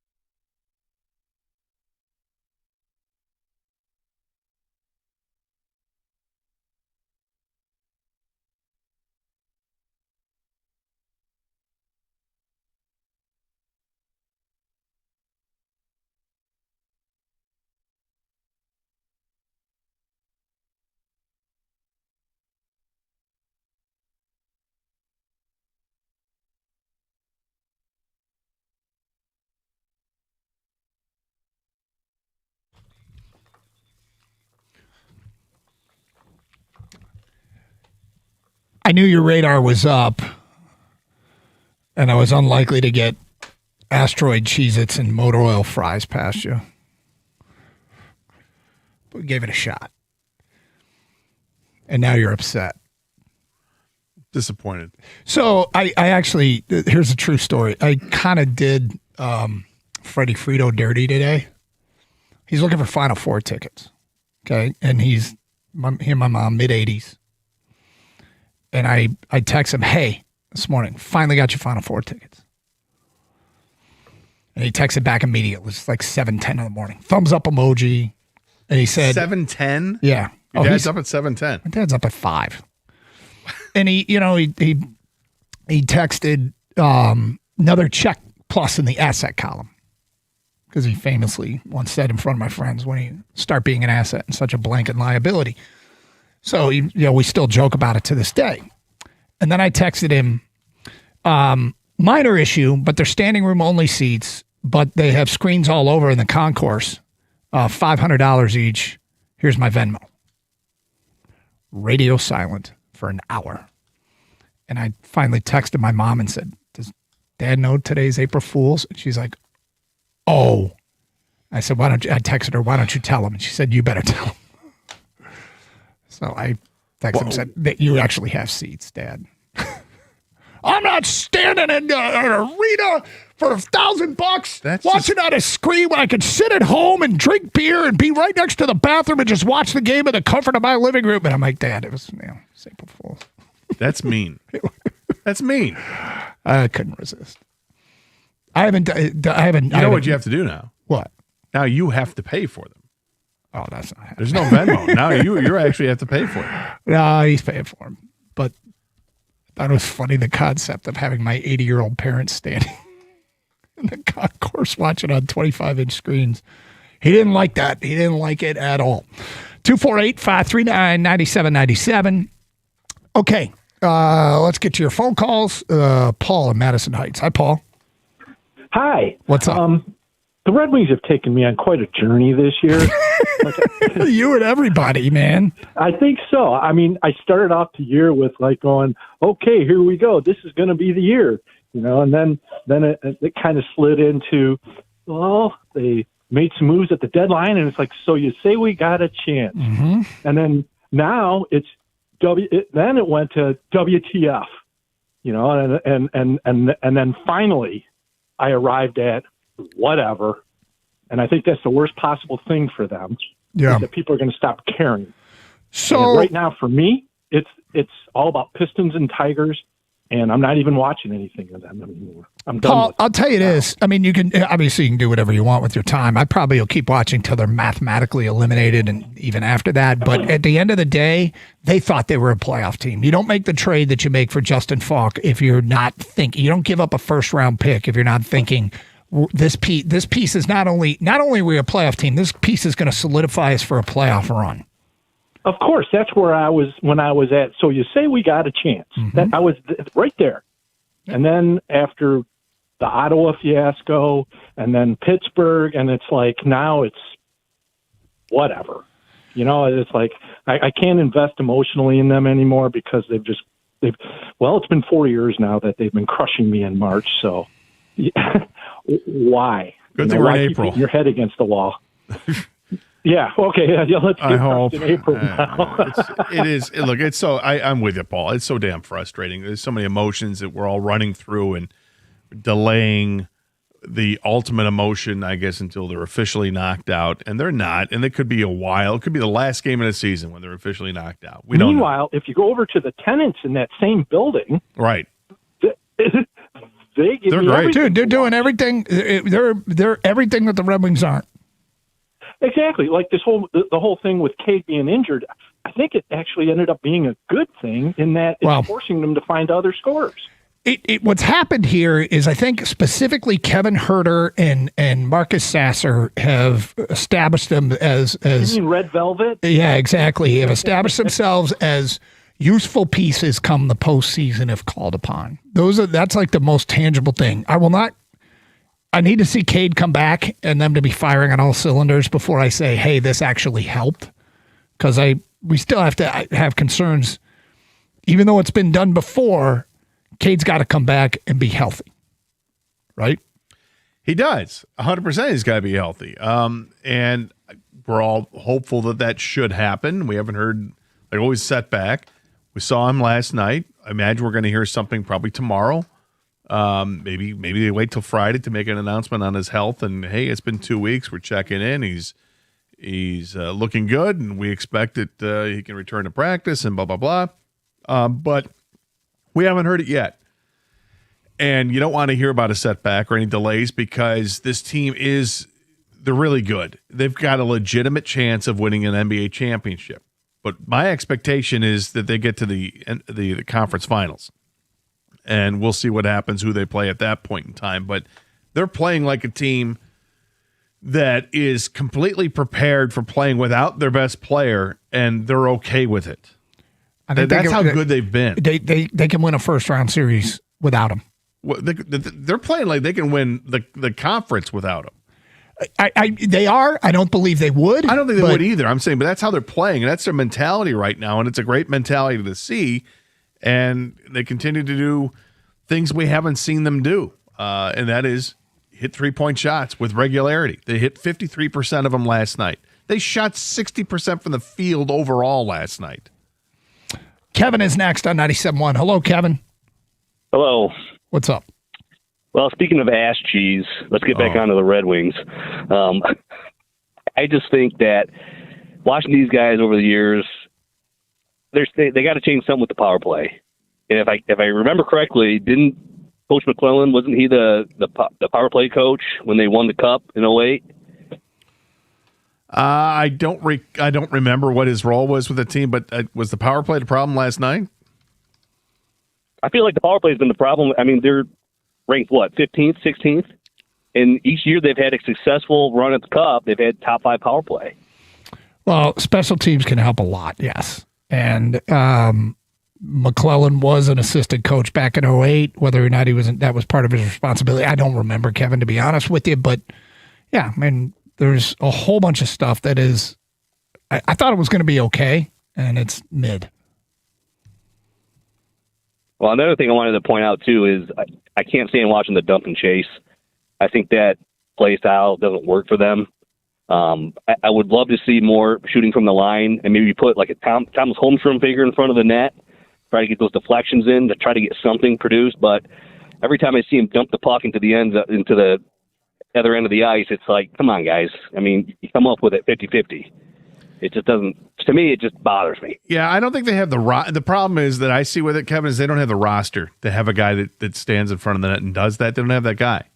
You know, they've got players that maybe when they're on the power play, they can put somebody in front of the net, but generally speaking, there just isn't that guy that's going to stand there. And I think they've converted the last 3 power play attempts into goals. The one they had one power play last night, they scored, and it took them like 5 seconds to score, and they did it twice against Philadelphia. But it had been a big problem. I won't discount that. It looks like maybe they've figured some things out with the power play. Now that Larkin's back, it looks a lot better.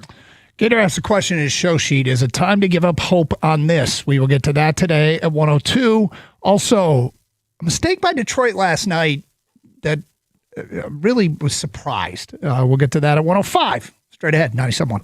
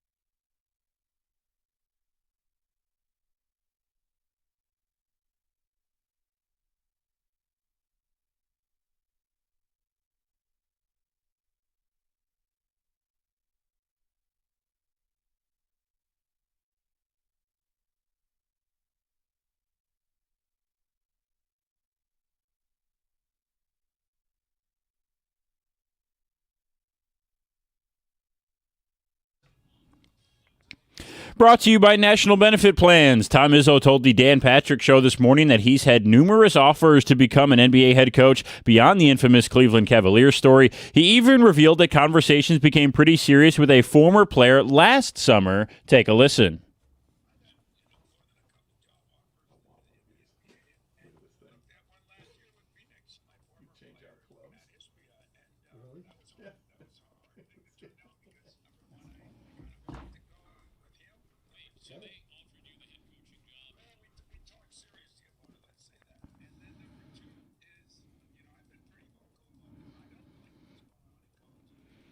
That, of course, did not happen as Ishbia ended up hiring former Michigan State graduate assistant Jordan Ott early last summer. For what it's worth, Sam Amick of The Athletic actually reported the same conversation back in February during a piece on Ishbia, but he said the talks did not get very far. In other basketball news, the Pistons revealed individual game playoff tickets for sale today. The team needs just 2 more wins in their final 6 games to secure home court advantage for the Eastern Conference postseason. Their magic number could become 1 if the Celtics lose tonight. Former Lions backup quarterback Hendon Hooker has signed a deal with the Tennessee Titans today, and the Tigers are hoping to snap an early 3-game losing streak at 3:40 against the Diamondbacks today. Our pregame coverage here on 97.1 starts at 3:15 this afternoon. At the Coralwell Health Sports Desk, I'm Brendan Shabath. For more, go to 97.1 The Ticket or Odyssey.com.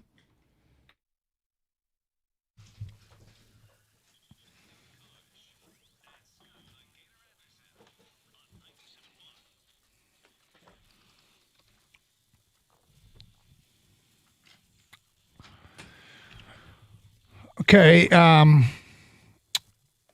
the Detroit Lions signed veteran safety Chuck Clark, a depth guy, yesterday.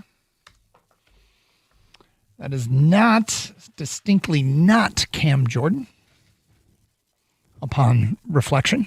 No, it's not. Gator wrote in a show sheet, do I really have to give up hope for Cam Jordan? It feels like everybody just paused the big signings, and there's a lot of guys still out there. And Cam Jordan being one of them. You always wonder, well, why hasn't it happened yet? And I think in the case of certain veterans, they probably are like, well, here's what I want. And then they get their offers, and they'll say, I'll pass on that, but I might circle back to you. I'm not giving up hope on them bringing in Cam Jordan. However, you always wonder, well, why the hell not now? And I'm going to go with, because he wants more than they're willing to pay right now. And unless somebody comes along and offers him, because eventually he's going to take somebody's offer. Somebody's going to sign him. Yeah. Long-time edge rusher, New Orleans, did good things. Someone's definitely going to sign him. Always healthy. Either that or he retires, I guess. But good guy in the room, man of the year, dude. I think he'd be a perfect fit for the Detroit Lions. Mm-hmm. But Chuck Clark's okay too. I mean, in all fairness, Chuck Clark is, he's a backup safety, special teams kind of guy. In 2022, he had 101 tackles on the season, and then tore his ACL. Yeah. Missed all of 2023, which is probably put it on the Lions' radar. Sorry, I'll make the joke before everybody else does. Okay, yeah. Coming off an injury. Yeah. 30 years old. I don't know. I don't expect much other than competing for a backup spot on this team. That's what it is. Yep. Competing for a depth role. And I'm not going to argue when they go ahead and bring in guys at the secondary because they need depth in secondary. Yep. I just want Cam Jordan. I know. I'm just trying to win a Super Bowl, dog. Yeah. We've been talking about Cam Jordan for like 2 months now. I feel like longer than that. We were talking about him at the trade deadline. That's true. It's kind of been something this time slot is pushed for, and seems like a kind of guy that wouldn't cost a ton, and a reliable guy who's still making plays at 34, but no news yet to report. In the meantime, I showed you something during the break. Last night, Tiger game, it is the 8th inning where it all fell apart. And the Tigers gave up, was it 6 runs? 6 runs in the 8th. And to blow a 5-1 lead. Drew Anderson started the inning, got put 2 aboard after having a clean 7th. Will Vest came in, faced 5 hitters, only got 2 out. One of them was a walk to Ketel Marte, who had a 3-1 pitch come in that on the ghost box, on the broadcast, a pitch was right on the bottom rail and the bottom line split the baseball. And the ump called ball 4. Marte flipped his bat, went down to first to load the bases with nobody out. The ball split the line at the bottom of the strike zone. And neither Jake Rogers nor A.J. Hinch called to appeal that play and send it to ABS. Now, is it a huge mistake, one that won't be made often, or is it, their opinion, did they think it was a ball? I'm surprised Vest didn't appeal for it. But, Scott, I don't know how else to put it other than it looked like they missed one there. They did. It was a missed opportunity, and I think they have to be reminded it's okay. You can appeal. You get to appeal twice a game, and you could appeal a million times a game if you don't miss them, and that would have been a good one. And it's unfortunate, but did it cost him? It looked like it could have cost him something. I mean, it would have led to a 3-2 pitch. Yeah, it would have led to a 3-2 pitch. I'll take my chances. It was just so last night sucked so bad. I mean, you watch the Red Wings not play, and then the Tigers have this 5-1 lead to carry into the 7th inning. Drew Anderson does the job, comes out. He should pitch the 8th inning. Yeah, okay, yeah, he should. Comes out, doesn't do the job, gives up a couple of hits. He comes out. Will Vest. All right, Will Vest has been great. We like this bullpen with Vest and Kenley Jansen and Vest. Not doing great. Here come more runs. That's all right. Kenley Jansen. Now, hey, we're going to ask you. You're going to have to work a four out save. All right. Yep. Becoming commonplace again. Do it. Okay, sure. And then no, there's a 3-run homer that just happened to go from 5-4, hoping to get out of the inning with your closer, one of your closers, coming in to get the job done, and he doesn't get the job done. It sucked. That sucked. Yeah, and look, the bullpen has had some really bad outings here early in the year, and they're capable of much better. Some of them are. The one that probably surprised me the most was Vest. I think that Vest has been extraordinarily reliable for this team. He's a World Baseball Classic guy. Others have noticed, and he had a rough outing last night. Walked 2. Gave up a hit, 27 pitches, 15 strikes, gave up 3 earned runs, 2/3 of an inning. And then Jansen only had to pitch the 1/3 because there was no. He didn't have to pitch the bottom of the 9th because they had completely blown that 5-1 lead. But Skubal's on the hill. Now, Skubal, interesting relationship with the fan base. Because I've seen a lot. At least Skubal's going today, which isn't a lot of bitching about Skubal. Which preseason there was a ton of it. Because it's regular season. Yep. Now there's no reason to bitch right now. Right now it's all right. We're all pulling in the same direction. Let's do great. Let's win. Let's win a World Series or try to win a World Series together. And now that they're 2-3 to start the year, need to get back to 500. Let's go. And then don't look back. Then just carry that over this weekend. Let's get a sweep over St. Louis, too, while we're at it. Yeah. And then just move along. Chug along.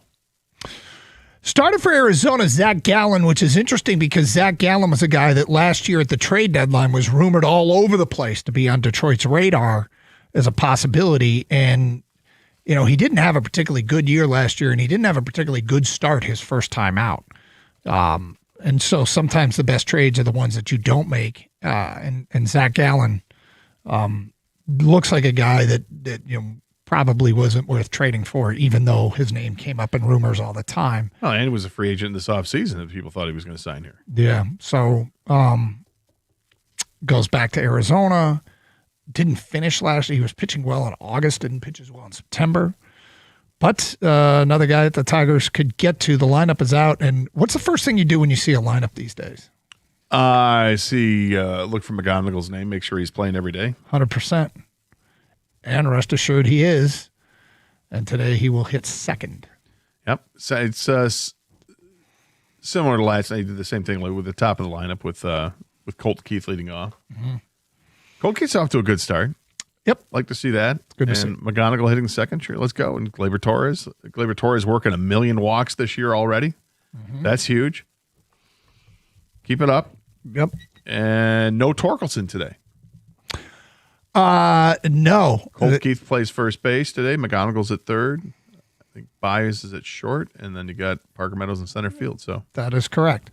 248-539-9797. Hey, just a reminder, you can stream the show using the Odyssey app. Get it for your mobile device today, AUDACY. Then, when big news happens in Detroit and you're out of town and you want to know what's being said in Detroit about that big news, you'll be glad you have that app. In fact, you can go to that app and then you search up 971 The Ticket. Bang, there we are. A lot of people use that when they're driving around the state and out of state. Get it for your mobile device. Also, you can stream to our website, 971theticket.com. Stream with video, twitch.tv and youtube.com. Both those websites, you can see the show. Gator waves hello. And you can comment in the streaming chat on both those sites. Sometimes we get involved with the conversations going on there and read some of your stuff on the air. So have fun with it. It's Carson Anderson here on 97.1. Natural Way Lawn and Tree Service is where you get green and stay green with Natural Way. Give them a call today, 888-GET-GREEN, and you can get green and stay green and save green when you prepay. Call and you get the early bird discount. Call by the end of the month. That's how that works. It's great. They've been serving Michigan since 1990. They offer the 100% satisfaction guarantee. It's a company I've been using for about a dozen years. I love what Natural Way provides to my lawn. It looks great. Fertilization, aeration, weed control, disease control. These are just some of the services that they have. They've got a full menu of services to accomplish your dream lawn. And they've got programs that are designed to strengthen the turf, improve the color, and control weeds. You do not want weeds. You don't want to deal with dandelions. Absolutely not. Crabgrass, they all suck. You got to start early for the best results. It's easier to prevent a problem than it is to fix one. Early treatments set the tone for the entire season. And for a limited time only, purchase a full lawn program, and you can get free grub control when you mention my name, Gator, in the station's 97.1. Call now, 888-GET-GREEN, or go to naturalwaylawn.com.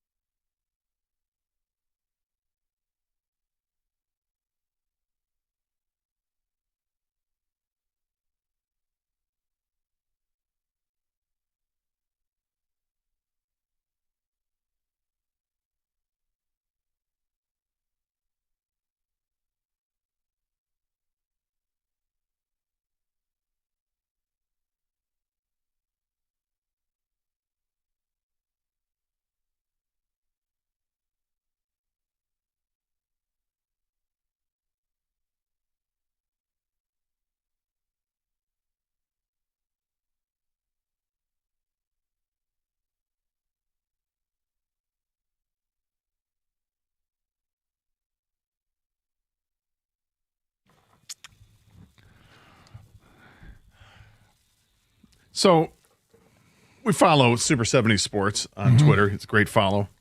It's hysterical. They've got this spectacular bracket of randomness. They're doing their own bracket of 64 random things they put out there, and they put things against each other. Okay. So right now it's a number 16 seed against a 5 seed. The 16 seed is driveway basketball versus number 5 seed, your first car. Oh. What was your first car? My first car was a 1981 Mustang hatchback with AM radio. It's a pretty decent first car. AM radio, by the way, that's totally on brand for first car things. Yeah, this was it's not like this wasn't your classic looking Mustang, like Sweet Mustang. This thing had no power, no nothing. It was great for me. It was a great first car. I was about to say, it's first car, dude. I'm like, this is the greatest thing ever. Here we go. First car. Yeah, I had several problems with that car, but first car. Yeah, but driveway basketball, man. Driveway basketball is awesome. I love driveway basketball. So my first car was a 1984 Volkswagen Jetta diesel. Jetta. Yes, and it was a diesel. So I would have to go to specific gas stations, and the best was I took it and drove cross country. We drove out to Oakland. Probably on one tank because it's diesel. It kind of was, but I'd pull into these truck stops. You get like 50 miles to the gallon. It was something ridiculous. I'd pull into these truck stops, and there would be, semi, Jetta, semi. And hi, Seabass. Just filling up the Jetta. There was me filling up the Jetta. So you've always been weird.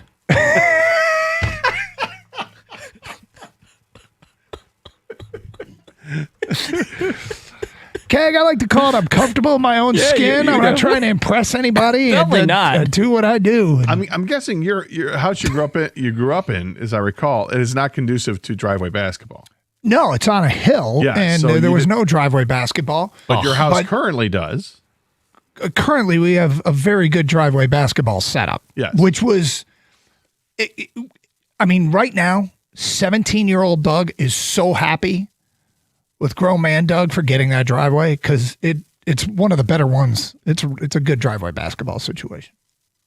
I did not have a driveway basketball hoop growing up, and I always wanted one. When I bought my first house, it had a backboard on the garage. It was a detached garage. I'm like, this is awesome. It was kind of a thin driveway though, wasn't it? Yeah, kind of. Except it opened up a little bit. I mean, look, it wasn't a huge, and I was already in my late 20s at that point, so it's not like I was playing tons of basketball. But I do like to shoot around. And then a couple years later, one of my buddies went to dunk because it was a little bit lower, probably 9.5 feet. And like a jackass, he held onto the rim, and it was old. And not only the rim came down, but a good portion of the backboard came down as well. I'm like, hey, thanks a lot, jackass. Yep.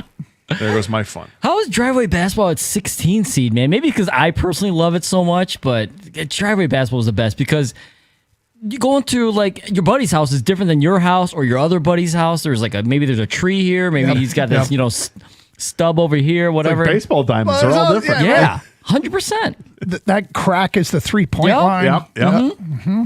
Different backboards. Oh, yeah. Absolutely. Garage door, is it out of bounds? Is it inbounds? Right. Do you open the garage or not? Some had the pole, some had it on the garage. Are we putting the deck in play? Like, are we going to play? Like, are we going to take the ball over there? Can you dribble on the deck? So I'm going to vote on this. I'm going to vote driveway basketball. Are you? Yeah, do that. They're losing to your first car right now. But the thing about driveway basketball, a driveway basketball and your first car are both kind of the hoopties of their genre. Like your driveway basketball is so far away from real basketball because, like you said, tree. Oh yeah, tree. You can't shoot from that corner. There's like people who grow up and their jump shots a line drive because they got to get it under the eaves. Like, right, yeah. Oh yeah, you under develop or a over. shot. Yeah. And then the ball would get stuck behind the backboard on the roof, and you had to get a broom out and try to knock the thing loose. Or a ladder. On a serious note. Yeah. Sorry, are you done with I'm that? done waxing poetic, yeah. Tiger Woods released a statement. Or nostalgic, yeah. Tiger Woods' statement after his car accident.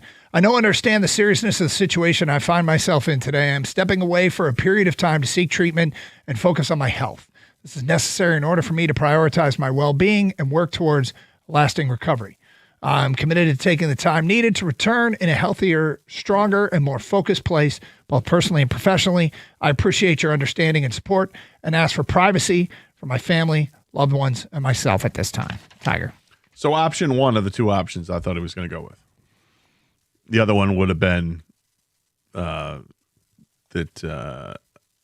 he had mixed up medication. It was a mistake that won't happen again. I'm glad he took this route because everyone is saying, dude, there's an issue here. Yep. So take care of the issue. I hope he does.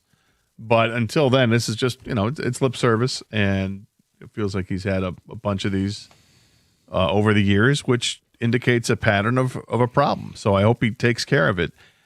In the meantime, I'm sad because I was looking forward to watching him play at the Masters. And that's not going to happen. If he goes and cleans up his act and comes back in a much more healthy place mentally and physically, does he ever win again? I don't know. I don't know if he can get any healthier physically. I mean, I suppose by getting these toxins out of your system. Yeah, that's what I mean. Right. He might still have some ailments from various surgeries and whatnot, but I'm talking about if he's clean. I don't think so. I hope look, it would be the greatest story, one of the great stories in sports if he's able to. Look, can he win on the senior tour? Sure. Can he win on the PGA tour? I don't know. I'll never say never with him because we've seen magic out of him, and not even that long ago. The problem is his body is breaking down way more frequently, and you throw this into the mix, this isn't going to help. But you said if he comes out and he's able to get his act together and be sound mind, does that mean sound body as well? We'll see. I've always thought that as he's gotten older, and I'm sure he has changed a little bit, but when you watch older people play golf and they're remarkably consistent with hitting fairways and all that, like at what point is he going to stop trying to be bombing it like Rory McIlroy and just, hey, you know what? Stinger at 290 yards down the middle of the fairway is good too. I don't have to try to hit it 345 yards and change your game that way. As you get older, you have to understand that you're not going to be able to hit it as far as you used to. There are some old guys that won and didn't won that captured the golf world's imagination. One was in 1986 when I believe a 46, 47-year-old Jack Nicklaus came back and won the Masters. The other one was Tom Watson, who made a legitimate run at the British Open. I don't remember what year that was, but early 2000s. He was in his 50s, right? Yeah, and he was a putt away from winning the British Open. This would trump them all because of what he's been through if he ever came back and won a major, because of who he was, how far he's fallen, and what he has to do to get back. And it's how he's fallen in terms of his physical health, his golf game.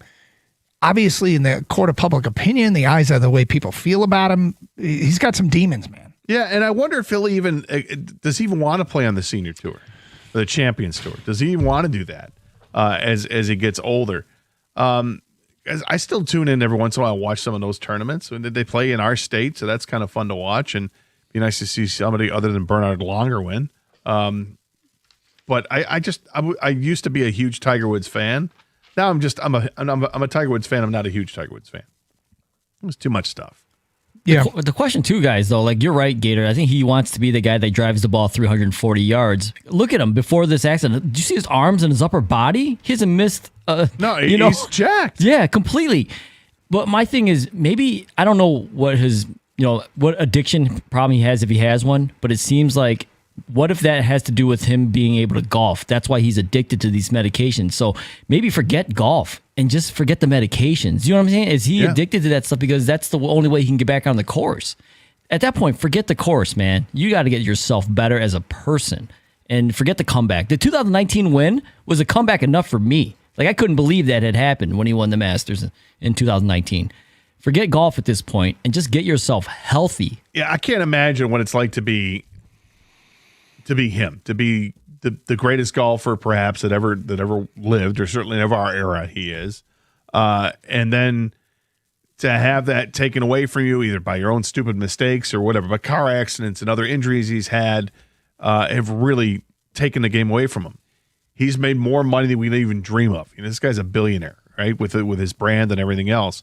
He doesn't have to do this competitively, but to be a competitive spirit like he is, and you always want to do this, it'd be hard to walk away from competing the way that you're used to competing, and you set the standards so high, and if you start to slip, you're like, well, you know, I guess I got to work harder, rather than just accepting that there are limitations now, and maybe train differently. You know, nothing wrong with being a recreational golfer, right? But for a guy who's been a champion a million times over, it's got to be really hard to accept that things have changed. Okay, how much damage control does our team need to do? We'll get to that at 1:31 here on Carson Anderson on 97.1.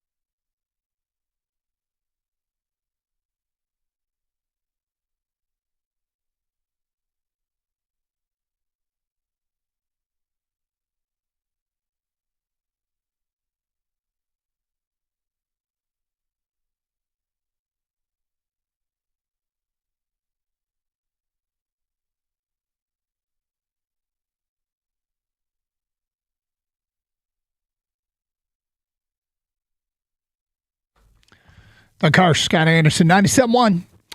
All right, so look, the piling on of the Detroit Lions organization over the Rodwood comments that they asked for Frank Ragnow's portion of his signing bonus back has players everywhere trashing this announcement. Players are sticking up for players, which isn't a huge surprise. The question is this in need of some damage control.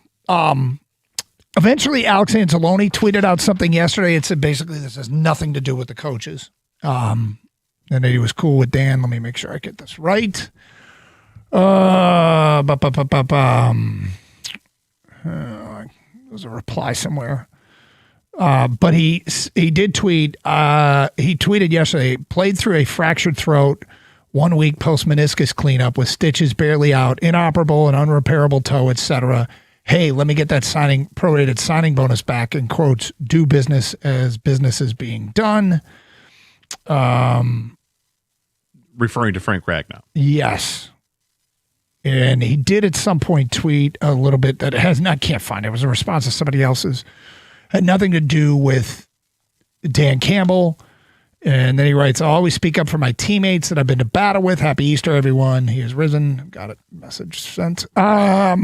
Jason Kelsey says, this is interesting. It feels like it's obvious that Frank retired because he was physically fighting through injuries and pain. And it got to a point that he no longer could play the game in an enjoyable, effective, healthy way. The whole purpose of signing bonus is to, oh God, I didn't realize how long this was. It is long.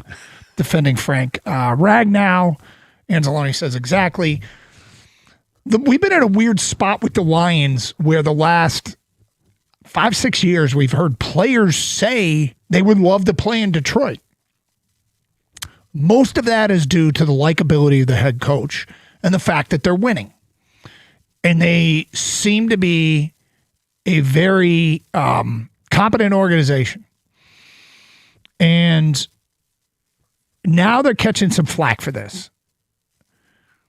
Is this going to have a tangible negative effect on the Lions? Or is this, in the end, it's just what players do? The players are going to stick up for other players, and it's not going to be that big of a deal. Nobody's going to shy away from signing with Detroit. Is this what's stopping Cam Jordan from signing?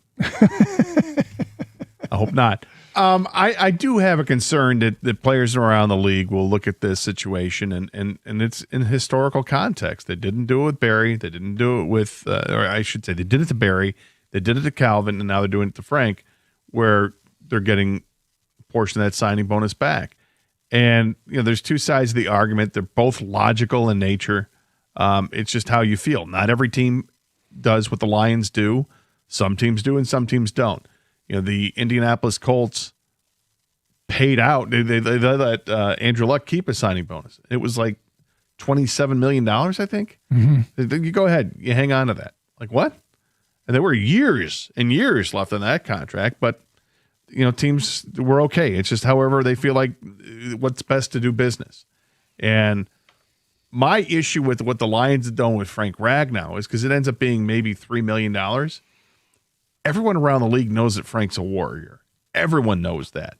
And that he tried to come back, and it was a gut-wrenching decision for him to retire, and then even worse when he wanted to come back and then fail the physical.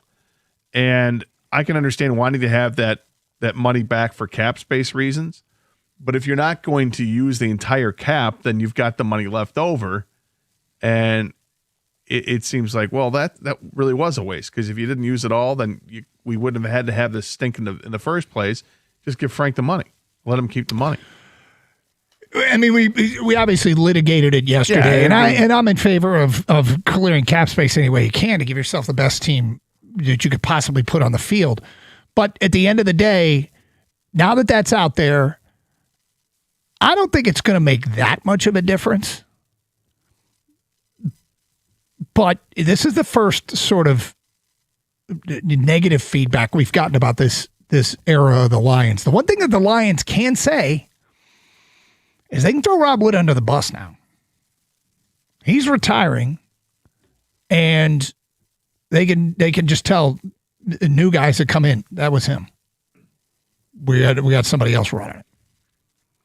You kind of rolled your eyes. They're not going to throw Rod Wood under the bus. Well, and for what? For the policy that they had? Yeah. The policy went well before Rod Wood was on board. Well, they could say we got a new president. Things are different. Well, then you're going to have to prove it with your actions, I guess, the next time this situation comes around. I don't know if it's a big deal with players or not. I think players, once you've been in the league for long enough, you understand it's a business. it may affect younger players more when they see that, oh, they did them dirty. And veterans are like, dude, this is how it works. It's okay. Do you think if you were an NFL player, there'd be an organization you go, I don't know if I want to play for that organization? Because I immediately thought of the Bengals.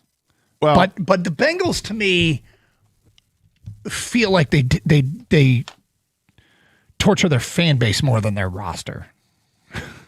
I mean, there's so many factors that go into that. Am I set up for the rest of my life? Have I made enough money playing professional football where I can afford to tell teams no? Or are you in a position like, I have to keep playing and this is the best offer I have? Mm-hmm. And it's the best offer by far. But you don't want to be in a situation where the only reason you can sign a free agent is because you're the only offer. Yeah, no, I hear you. You don't want to be in that. In fact, you want to be in a situation where guys will play for less for you. So let's assume that I have plenty of offers and I can go where I want. Are there teams that I wouldn't want to go to? Yeah, there are teams I wouldn't want to go to if I were good enough to play in the NFL. I'm not talking about, hey, I don't like the weather there. I'm talking about the organization you think is going to do you dirty or is inept in any way. Yeah, I wouldn't want to play for a New York team. I concur. I mean, that goes beyond football, but just the football aspect of it, I don't want anything to do with the Jets. I think it's a train wreck. I love Aaron Glenn, but I still think it's a train wreck organization over there. Who's really running that thing? Is it the Madden playing son of the owner? I mean, what's going on? I don't think I'd want to play. I mean, Cincinnati would be tough to play for them because they are the Bungles. The Browns have been a joke for so long. Browns will sign you for too much money, though. Well, maybe, and then I'm stuck there with a crappy team forever. Then it becomes non-football stuff. Let's go to Nick in Utica here on 97.1. Hi, Nick. Hey, guys. How's it going? What's up? Good. So, look, the way I'm looking at this whole thing is, why would Rod Wood share this information? And if this information wasn't brought up by him, a lot of this wouldn't have been talked about, which kind of should offend some of the Lion organization all the way from top to bottom, that he even disclosed this information out. Second of all, if I'm looking at the Ragnow issue, and this is the way I'm looking, if I'm a business guy and I'm running a business and I sign a contract for you to play, to work for me, and once you're coming after me about a month, I guess, before he retired, and he wanted to renegotiate his contract to get even more pay out of it, and then he retires. Why should I pay you for a job that you did not do? You didn't work for me for that year. And Nick, it's kind of yesterday's conversation, and we were but yes, those are the debate points of it. Your first point's an interesting one. Would this ever have come out if Rod Wood hadn't brought it up? Well, I don't know if it already did come out. I don't know if Rod was just confirming it. I don't know what the timeline of this whole Frank Ragnow news was. Kang, do you know if this was out there before Rod Wood said something to Dave Burkett? No, I had not heard of it. I hadn't either. This was, he willingly gave up this information or what? I mean, not willingly. I mean, I'm sure Dave asked him, and that's how it came about. Do you think they have damage control to do? No. Kang? I don't know, man. It's weird because it's not just people affecting maybe possible future lines, but what about just the guys in the locker room? I'm sure Alex Anzalone has friends inside that locker room. I'm sure Taylor Decker has friends inside the locker room. Do you think he calls Penei Sewell and goes, dude, man, oh, how's it going, da-da, whatever. Did you see the line screwed me? Does that come up in topic of conversation? How does that make those other guys feel? Yeah. And players who... So as far as damage control, I don't know if they have to talk to those players or not. I don't know. And here's another tangible way it could affect them. When the Lions go to a team and say, let's restructure your contract and convert salary into bonus, does a player now instinctively or their agent say, now is that bonus we're going to see or not? I mean, it's up to the agent to make it as ironclad as you can, right? I mean, a little bit is some of this fall in the collective bargaining agreement that the players union agreed to this, where this could be a thing? Sure. There's blame on both sides. I mean, this is why this is one of these issues where you can understand both sides of both the player and the team side of it. It's going to be argued for a long, long time, and that's why I wonder if this is why another one of the reasons I don't like the NFL's salary cap structure. Well, I mean, I get you. It is what it is, but it's fake. And then it gets tested with stuff like this, and it's like now you're getting angry about it. Not you, but people get angry. It's not fake. I don't think it's fake. I think it just has loopholes that people can manipulate. Eventually, you got to pay the piper, but there's definitely ways that people manipulate the salary cap, and you want your organization to do it because you want your organization to have as much money as they can spend under the cap. 248-539-9797. Before we go to break, I did want to bring this up to you because we did the Are You Going to Eat That? And I saw something that came across. I was curious if you were interested because I know you like B-dubs and you like trying the different sauces and stuff. And you actually you don't dip. You prefer to have it coated. Yep. They're introduced, this is from their website or from their Twitter account. Buffalo Wild Wings introducing Creatine Ranch.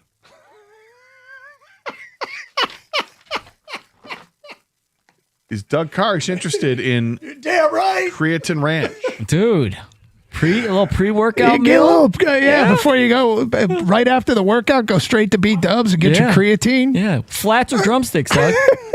Drumsticks, man. I would assume you want to toss in something else, and then you could dip it into some Creatine Ranch. But are you down with Creatine Ranch? Oh, yeah, sure.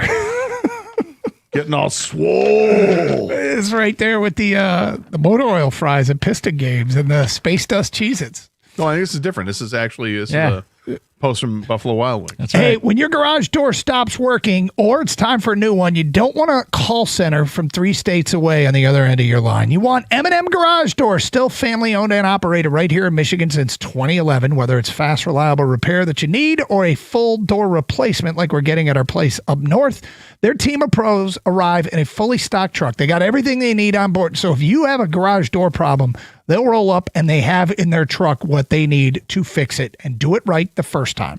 You get a heads up call and a text with your technician's photo, plus an easy 24/7 scheduling center and clear upfront pricing. And every repair and installation is backed by a warranty for total peace of mind. Call 844-ONLY-DOOR or visit garagedoorrightnow.com today. Eminem Garage Doors.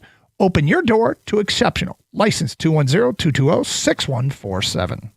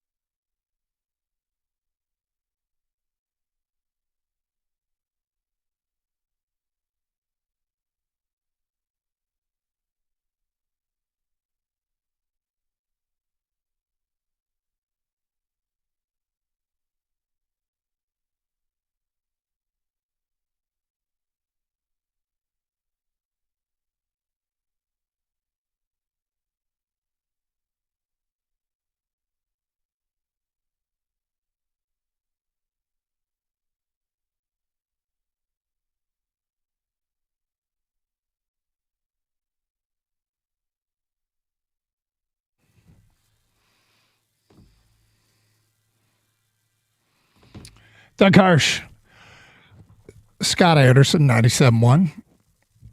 Open lines, 248-539-9797. Let's get back to your open line calls. Paul in Clinton Township. What's up, Paul? Hey, guys. Thanks for taking the call. Sure. You know, the Lions, I mean, this is no surprise. They've been very clear on their policy going back to Barry. And Rod Wood even alluded to it. So I can't imagine that there's been any contract signed with one of these guys that an attorney, or excuse me, an agent worth anything hasn't discussed with the Lions. Okay, in relation to the signing bonus, what happens if my guy retires? Or at bare minimum, they should know going in that this is how the Lions conduct business, and that's it. So I don't know why this is actually news today. Like, frankly, I expected it. Well, it's news again because they're at these meetings, and Rod Wood is at the meetings, and people are asking him about it, and then Jason Kelsey talks about it. Obviously, Anzalone did. Quandre Diggs had some comments on it, but I'm kind of like you. This is nothing new. This has been going on since Barry, and there's only a few players this has happened to. And oh, by the way, I haven't read anything from Frank Ragnow. Like, Frank's pissed about it. I don't think he's upset or not. I mean, maybe he's accepting of this whole. Hey, that's how it works.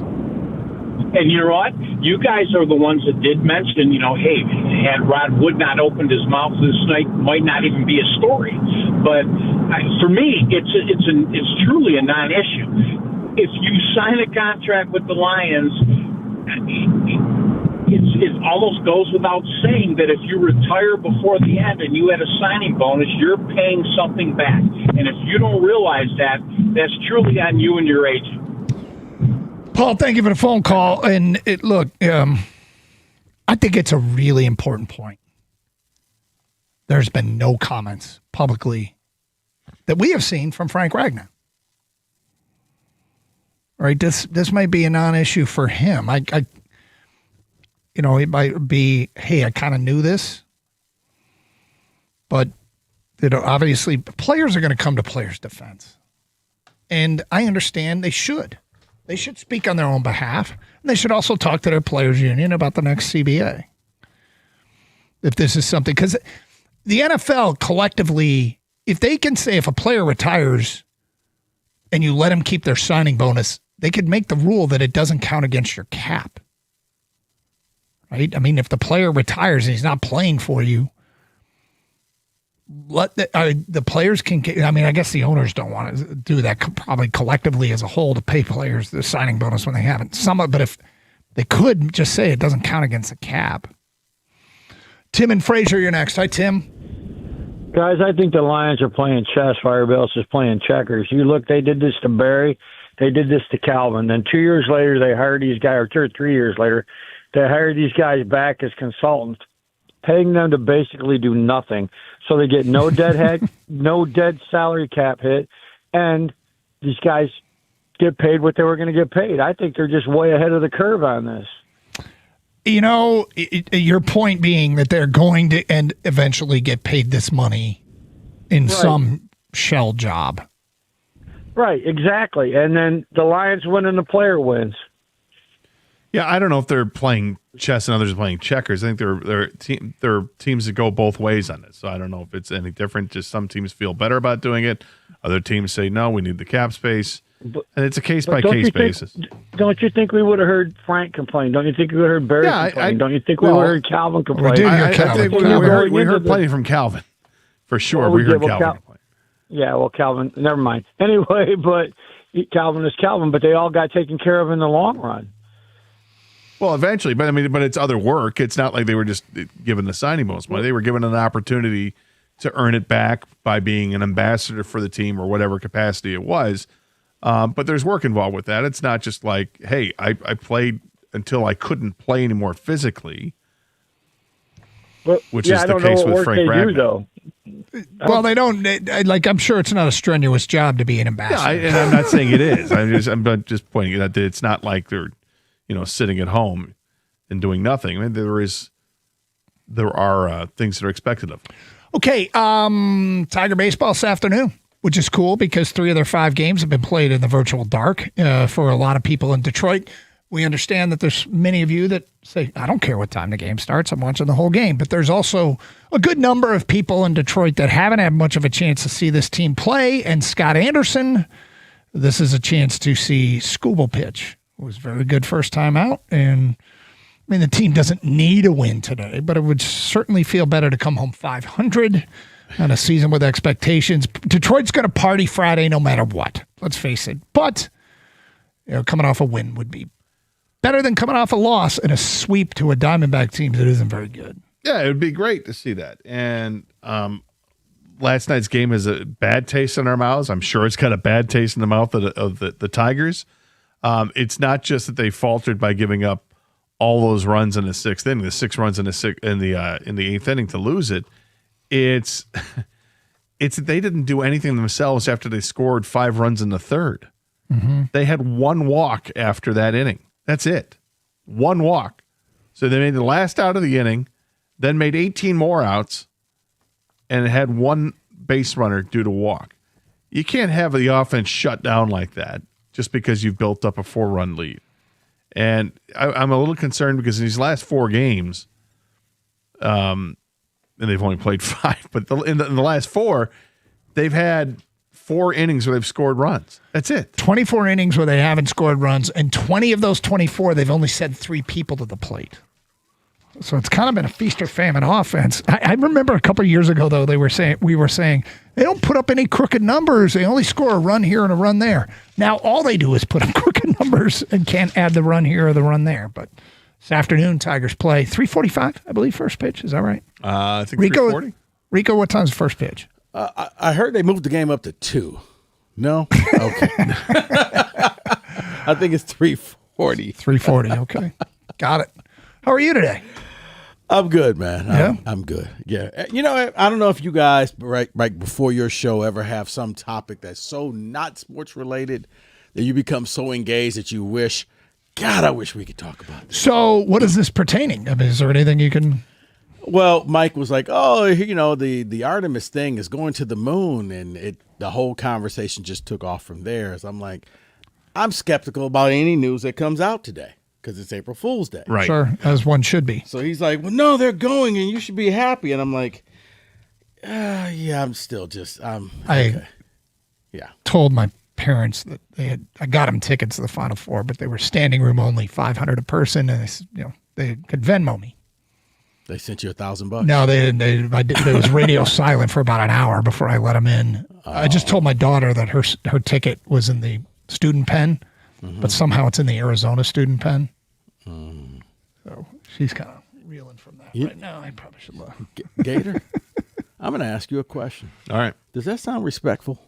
No, it does not. And he tried to. We did. Are you going to eat that today? And he tried to pull a couple of those on me. Doug's one of those people. I just don't like today. I'm disappointed. I'm frustrated because normally Doug's a guy who doesn't like those people either. Yeah. On this day. Because you can see like Kentucky, I guess Michigan, we're going to change the color of our turf. No, you're not.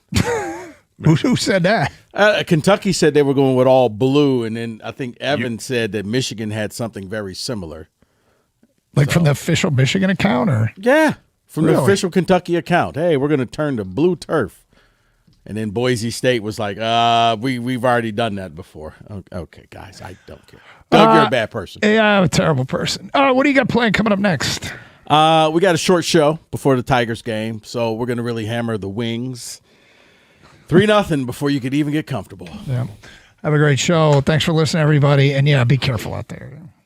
Jerks like me. You're a bad person. Stay safe. Respectful. Treat each other with respect. 97.1.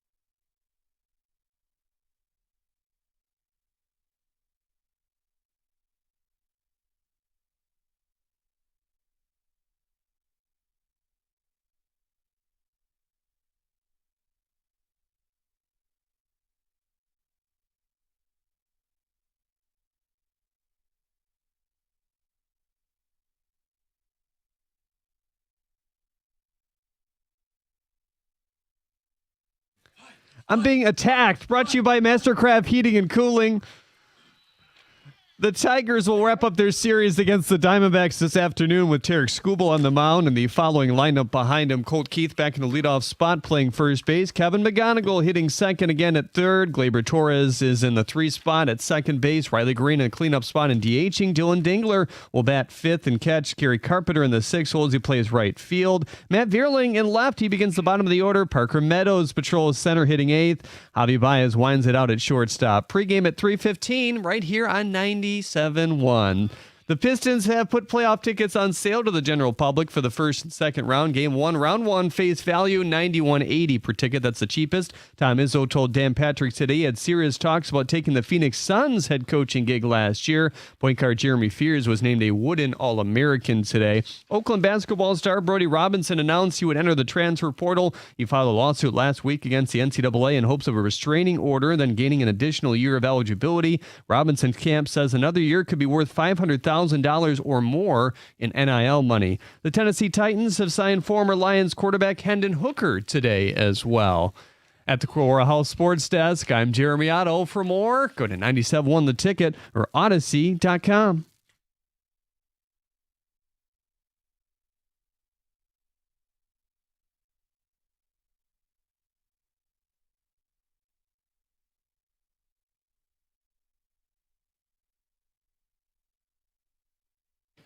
Welcome in. Oh, we've got a lot to cover and a little time to do it. We will get to this pathetic-ass hockey team. And honestly, I stayed up for a double nut shot as the Tiger Pen imploded. But hey, the Pistons won again. Wake me for the playoffs. None of this matters. At least they're winning. Okay, wondrous. I know one show that didn't panic when Cade got hurt. This one. So look, I have something we've just got to briefly address because the last 40 minutes of my life have been consumed by Rico Beard. All I said, and Kenny, you're witness to all of this. All I said in a non-patronizing way was, man, you got to be excited today. You're like, for what? I'm like, well, you love this space crap, this Artemis thing. We're going back to the moon. People, forget about it. This turned into Oliver Stone conspiracy.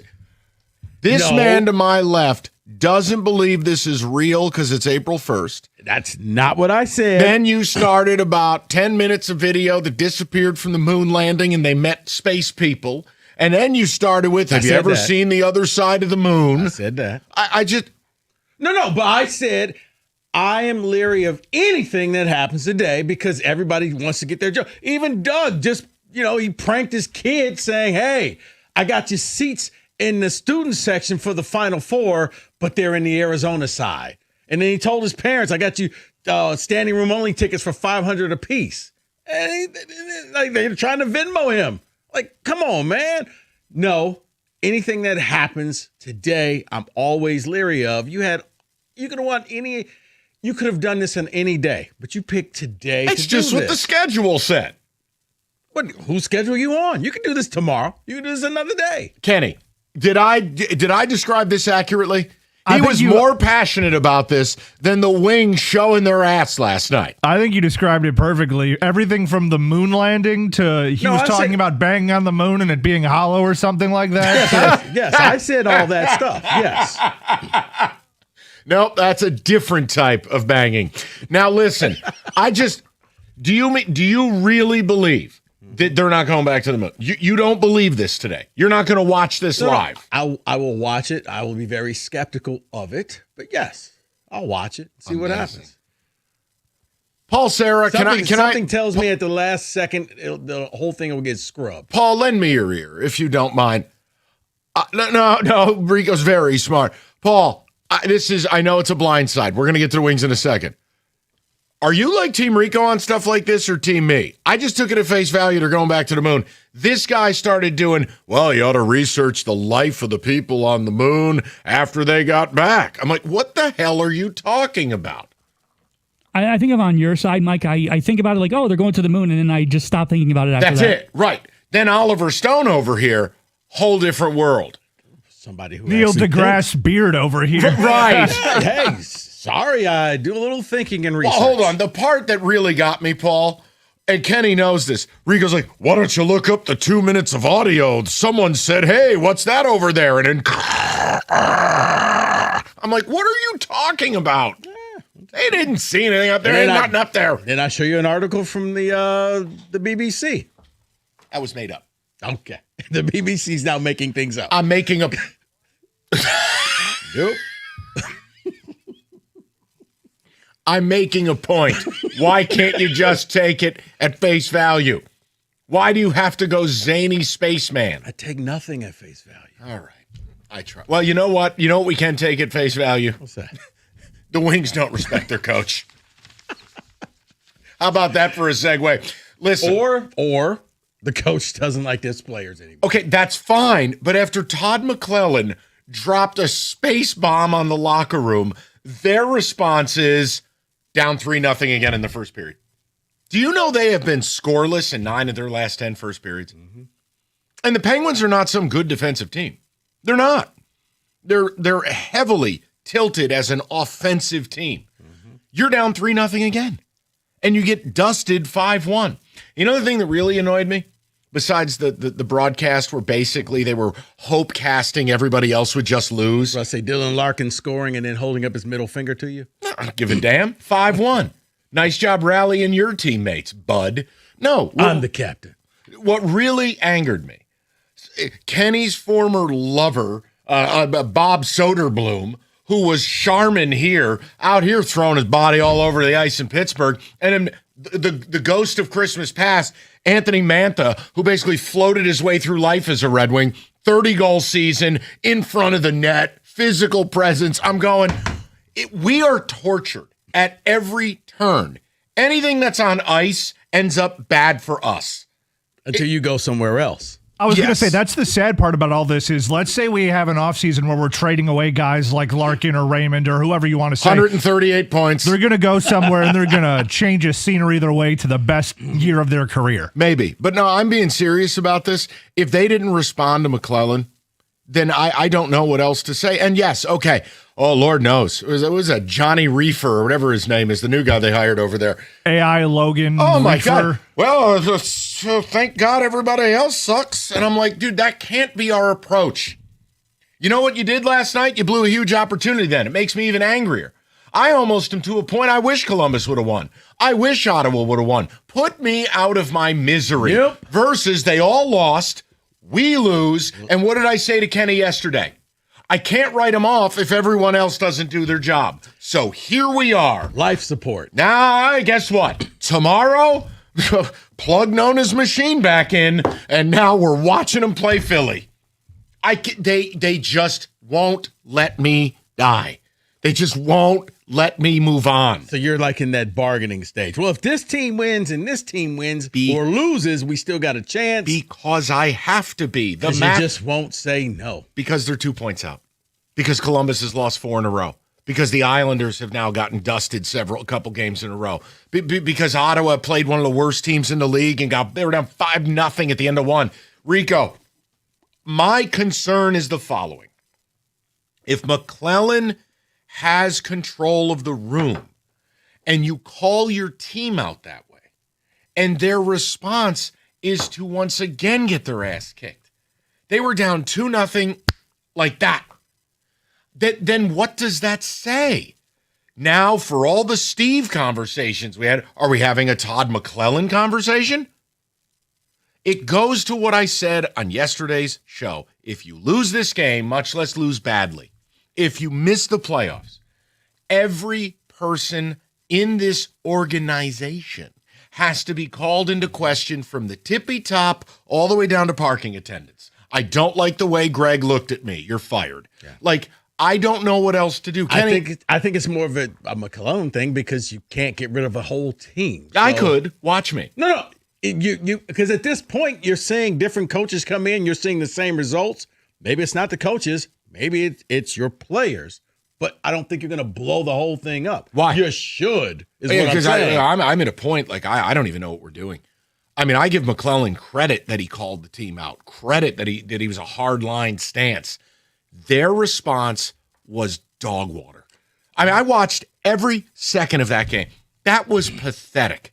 That's what that was. It was pathetic. Pittsburgh played the night before. They got into 17 fights, overcame 2 goal deficits, and ended up bombing the Islanders. Well, see, I thought maybe they would come back when Larkin scored in the second. Like, okay, you still got enough time. And then a few minutes later, it was 4-1. Nope, it's over.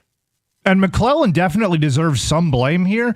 But, I mean, you've looked at the coaching tactics of look at a guy like McClellan who will call and bomb this team in the media. And then you look at a guy like Lalonde who we had before who would defend to a fault this team and be like, no. The numbers are different than what you guys are seeing. Don't worry about that. You could have either approach. I think it's in the locker room. I think it's a leadership issue, and I think that starts with Dylan Larkin. Yeah, you've literally had good cop and bad cop. Exactly right. Hey, did Lucas Raymond play last night? Lucas Raymond was about as active as our phone lines were yesterday for half the show. Well, that's because they were broken. That's correct. Well, in all fairness, talk about the space argument that Kenny and that Lucas Raymond, him and Shabath. That's a cider thing.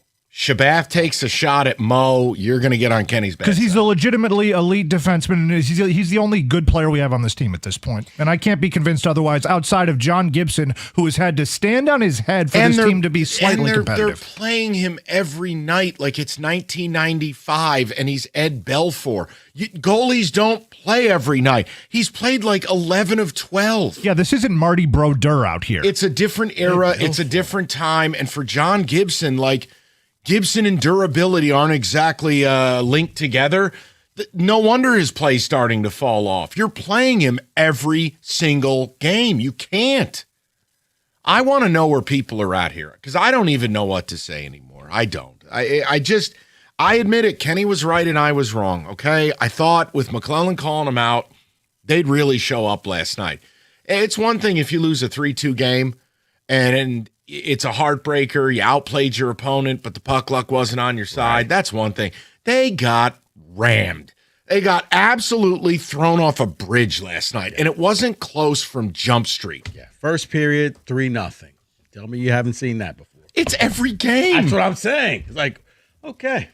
But how can you convince me that this isn't a leadership problem with a Larkin thing when you're starting off slow in the most timely games of the year? This has to be at least a little bit directed at him. I'm tired of talking about Steve. I'm tired of talking about Dylan Larkin. I'm tired of talking about the Red Wings at large. I'm tired of all of it. Put it on the power rank. It firmly is.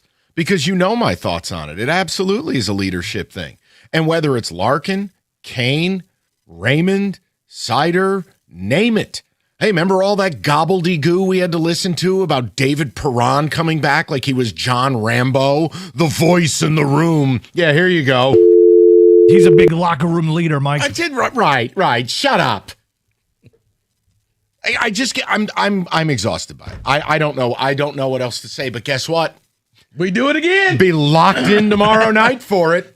Because nobody won. Right, and that was the thing. It's almost like you just want to be put out of your misery? Yes. Or no. I have arrived. Keep the hope going. I have arrived minus the shacket at Kennyland. I actually want teams to start winning so I can just euthanize my fandom and be done and move on. Kenny's been consistent. He's been right. But here's the thing, and Kenny, I don't mean to speak for you. You're right there. I don't think he wants to be right. I just think he's seen enough of this team. He's followed the Wings for so long. He knew this is terminal. This ain't going to happen. I forecasted the last 3 games perfectly. This would be an excellent time for me to say I told you so or do a victory lap, but I'm too mature for that as a married man, so I won't. I just want to say Kenny was right. Everything I know about sports is thrown out the window with this Red Wings team. I'll give you go Dogs. Woo! You think Kenny's ever worn a tie in his life like that commercial? Get out of here. My God. He didn't need to take that straight. Well, he just shook his ass for 12 minutes. Mike was very upset complimenting me too much, so he had to throw an insult in there. It just levels it out, okay? 248-539-9797. Let's talk about the Wings. Not because we want to, but because, damn it, we need to. And it's somehow less depressing than the Tiger pen imploding last night because it's only game 5. I don't care. It happens. Panic in baseball. No. No. Here's Rico, 97.1.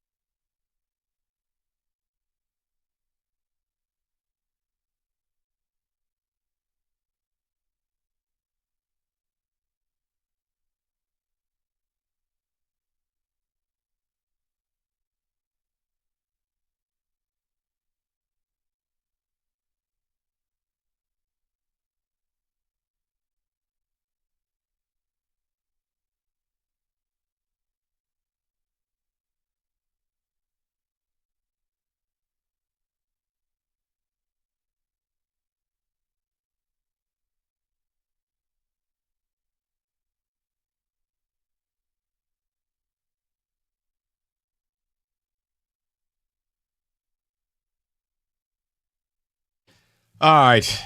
We'll get you to Tiger baseball. And again, there's no yelling. I don't even know what to do anymore. I want to be checked out of the Wings. I know I can't be.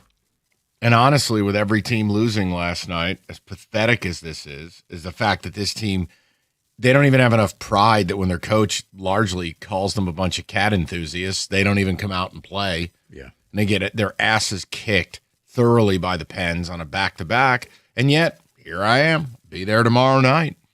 Kenny, Let me ask you a quick question before we Sure. get to the if this is about aliens and the text. moon, I'm not listening to you. No.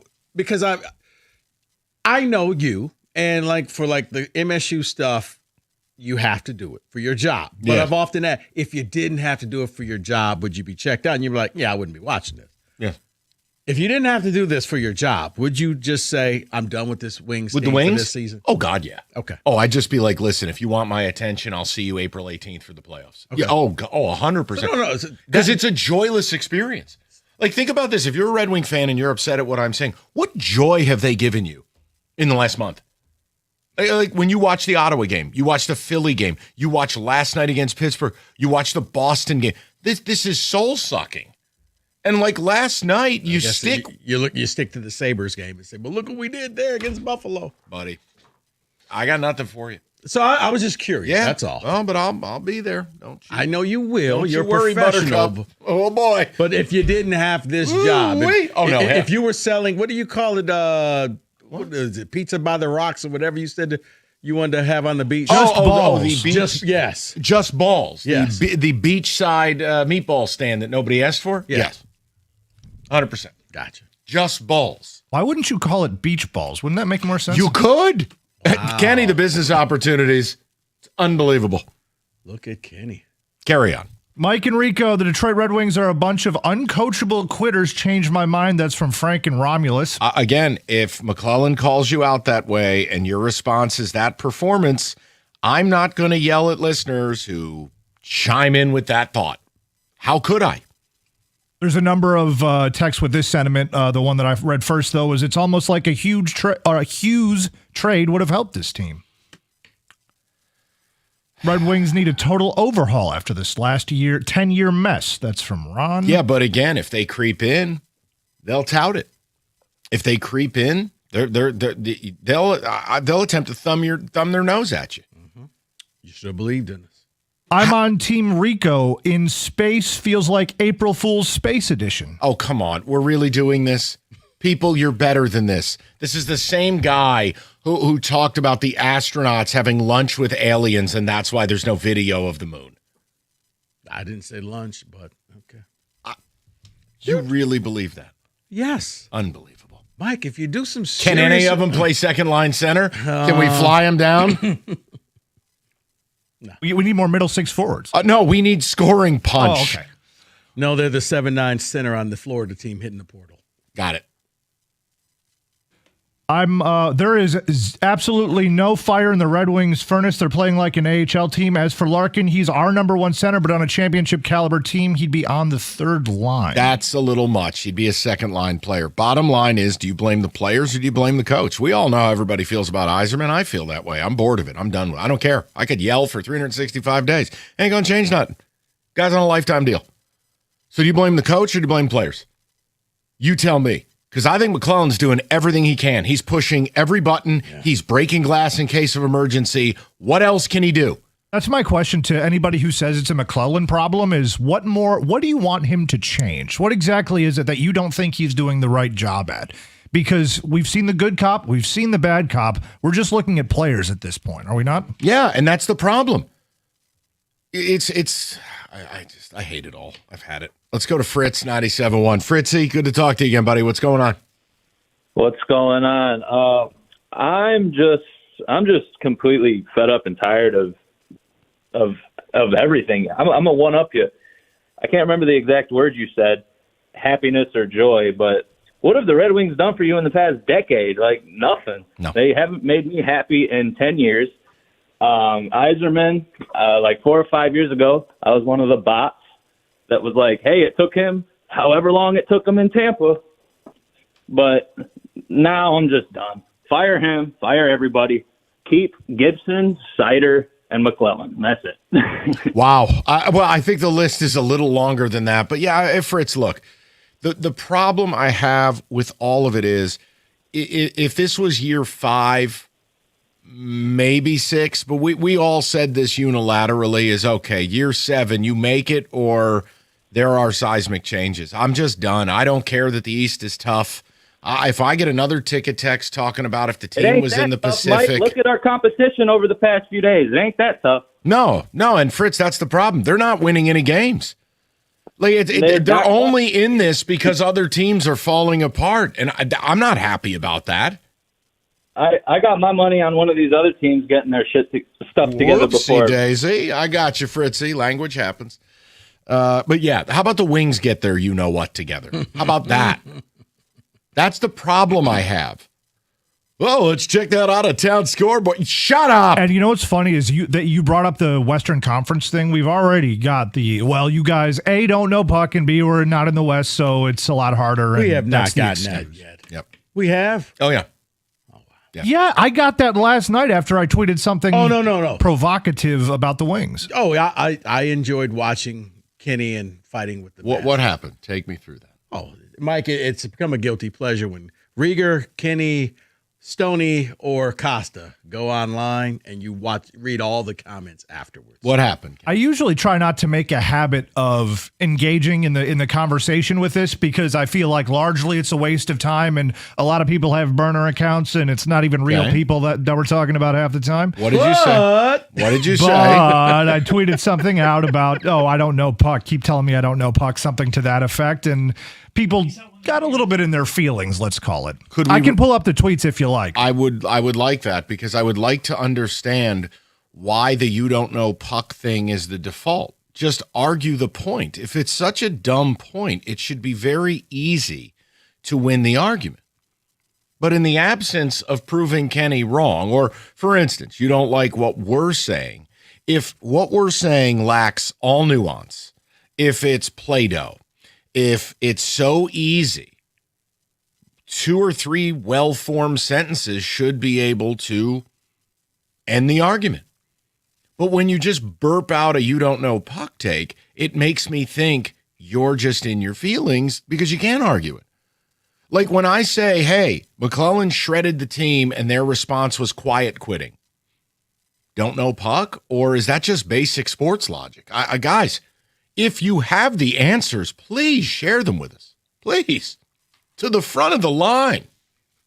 Yeah, there was a number of you don't know puck tweets that were given to me. Also, somebody said in their infinite wisdom, nobody cares, bro.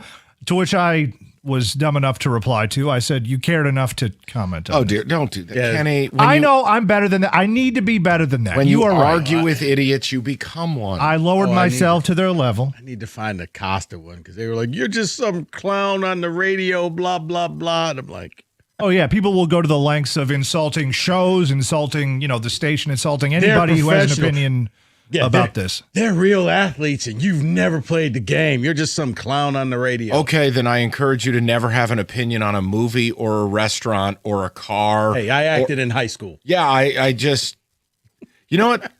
2013, leaving social media, haven't been proven wrong yet.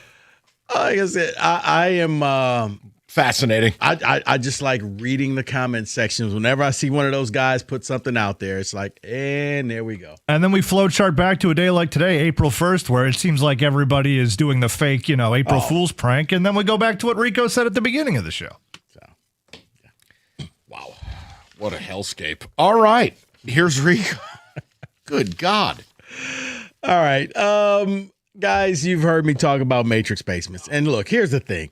You've been saying that you want to get a basement and maybe I should do this. I don't know. What about, is it really a good investment? Let me answer that question for you. Yes, it absolutely is a great investment. You get a strong ROI when it comes to that, about 15% average, that it'll boost the cost of your house. Now, what I'll say is this, go to matrixbasements.com right now, because the other thing you're wondering, well, can I afford this? How about this? 2 years, no payments, no interest. That's it. You'll get your basement and you'll have 2 years before you have to make your first payment. Go to matrixbasements.com right now and you'll find out. You'll get the free consultation. They'll come up with a design for you. And the next thing you know, if you act right now, you'll be watching baseball in your new man cave. Go to matrixbasements.com. Matrix Basements, design that pays off.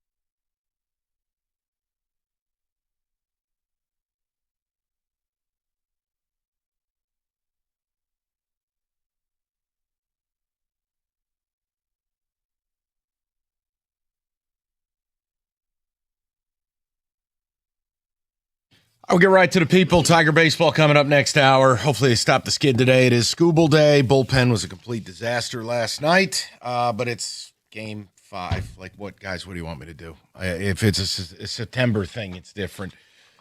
It was just a rough night. You watch the Wings start to finish. You check in. Tigers get out to a great start, really stringing it all together, big inning, and a 6-run bottom of the 8th. I'm like, okay, this just isn't my day. Let's start a new day. This is something. We'll go to John, 97.1. Johnny, what's going on, buddy? Not much, man. Just got a migraine.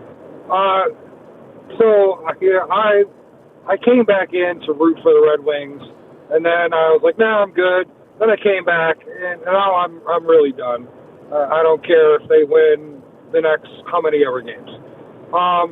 Rico, you said they're going back to the moon. Is it possible if we can send Yzerman up there since he sucks? The Artemis 2 mission. Yeah, send Yzerman up there. Get him out of here. He's overstayed him welcome. It's time for him to go. And I know you think that he has a life still, but yeah, I've just given up on it. I got to be honest. I mean, John, you guys call up, keep saying it. I have no problem with it, and you know I agree with you. But I just. It doesn't matter anymore. It's like yelling about the Lions getting another edge rusher. It's just not going to happen. Yeah. I mean, there's nothing I can do. Yeah, you're right. And John, I'm not breaking your balls either. Like I sincerely, I understand the frustration and I agree with you. But like, nothing we say is going to matter. If they miss the playoffs, it's got to be a wild summer for the Wings because you can't keep running it back. This core of players, there's something wrong. The reason I think nothing will ever happen is because the Illiches, all they care about is making money. They don't care about going to the playoffs. That's just my point of view. Now, I don't know that to be true. The problem is, if you want to make real money, you got to make the playoffs. Right. Like, yes, your tickets matter, but that playoff gate matters. John, the best recipe to make money is winning. Ain't nobody maximizing profits missing the playoffs for a decade. No. So I gotta push back on that a little bit now. This is also the Red Wings. Like this has become quite embarrassing to go a decade without the playoffs. Yeah.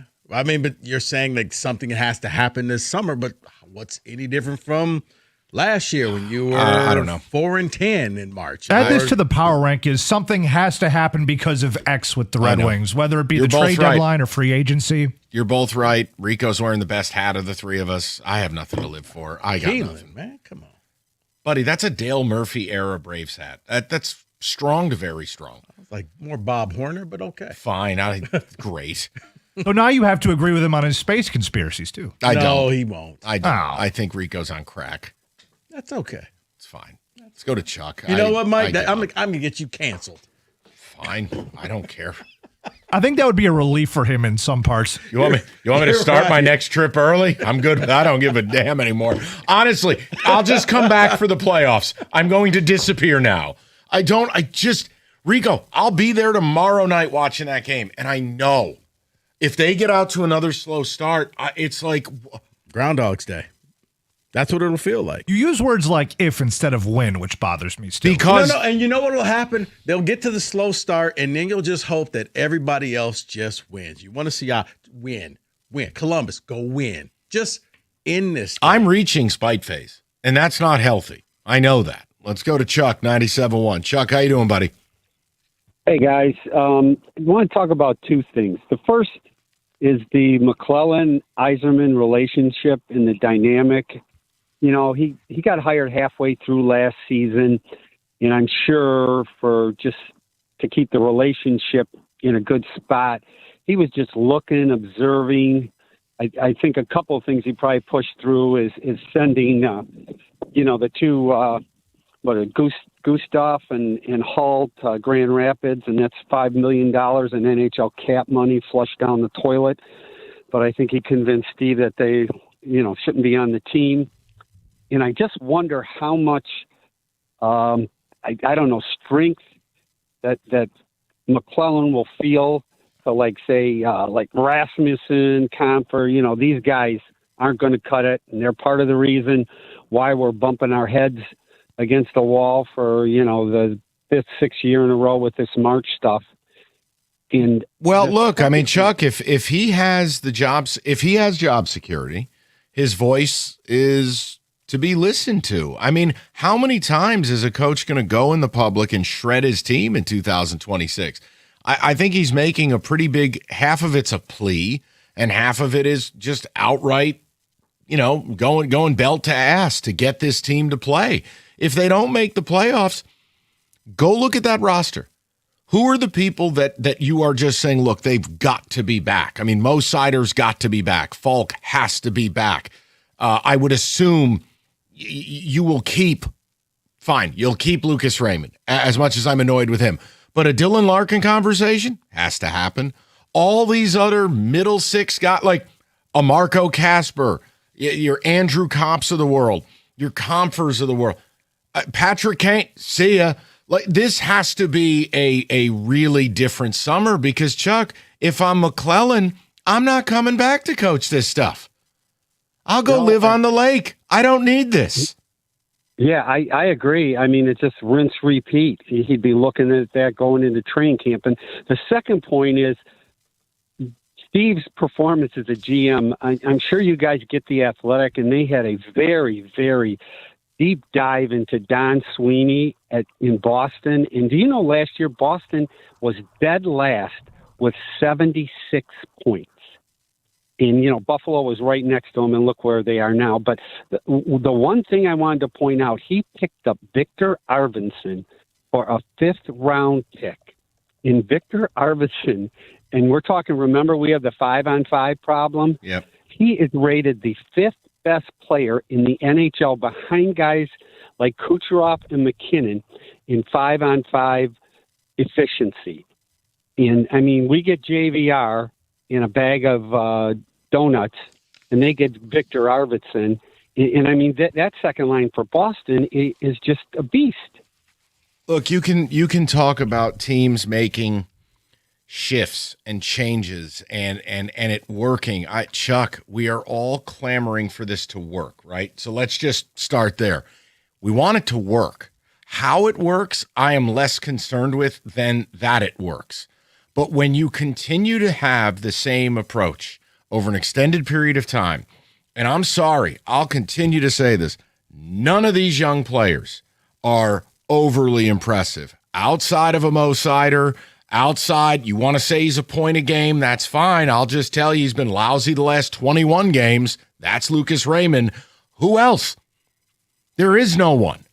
There's no one that is elevated to become a first-line player or a guy I've got to have or a ball of energy, a guy that every shift he's taking, you're noticing him. Who?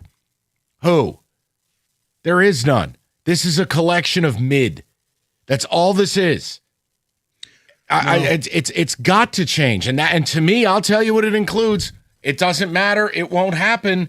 I think you begin cashing in your prospect chips, cashing in on, we're going to take Larkin, we're going to take some I need to get a real first-line center.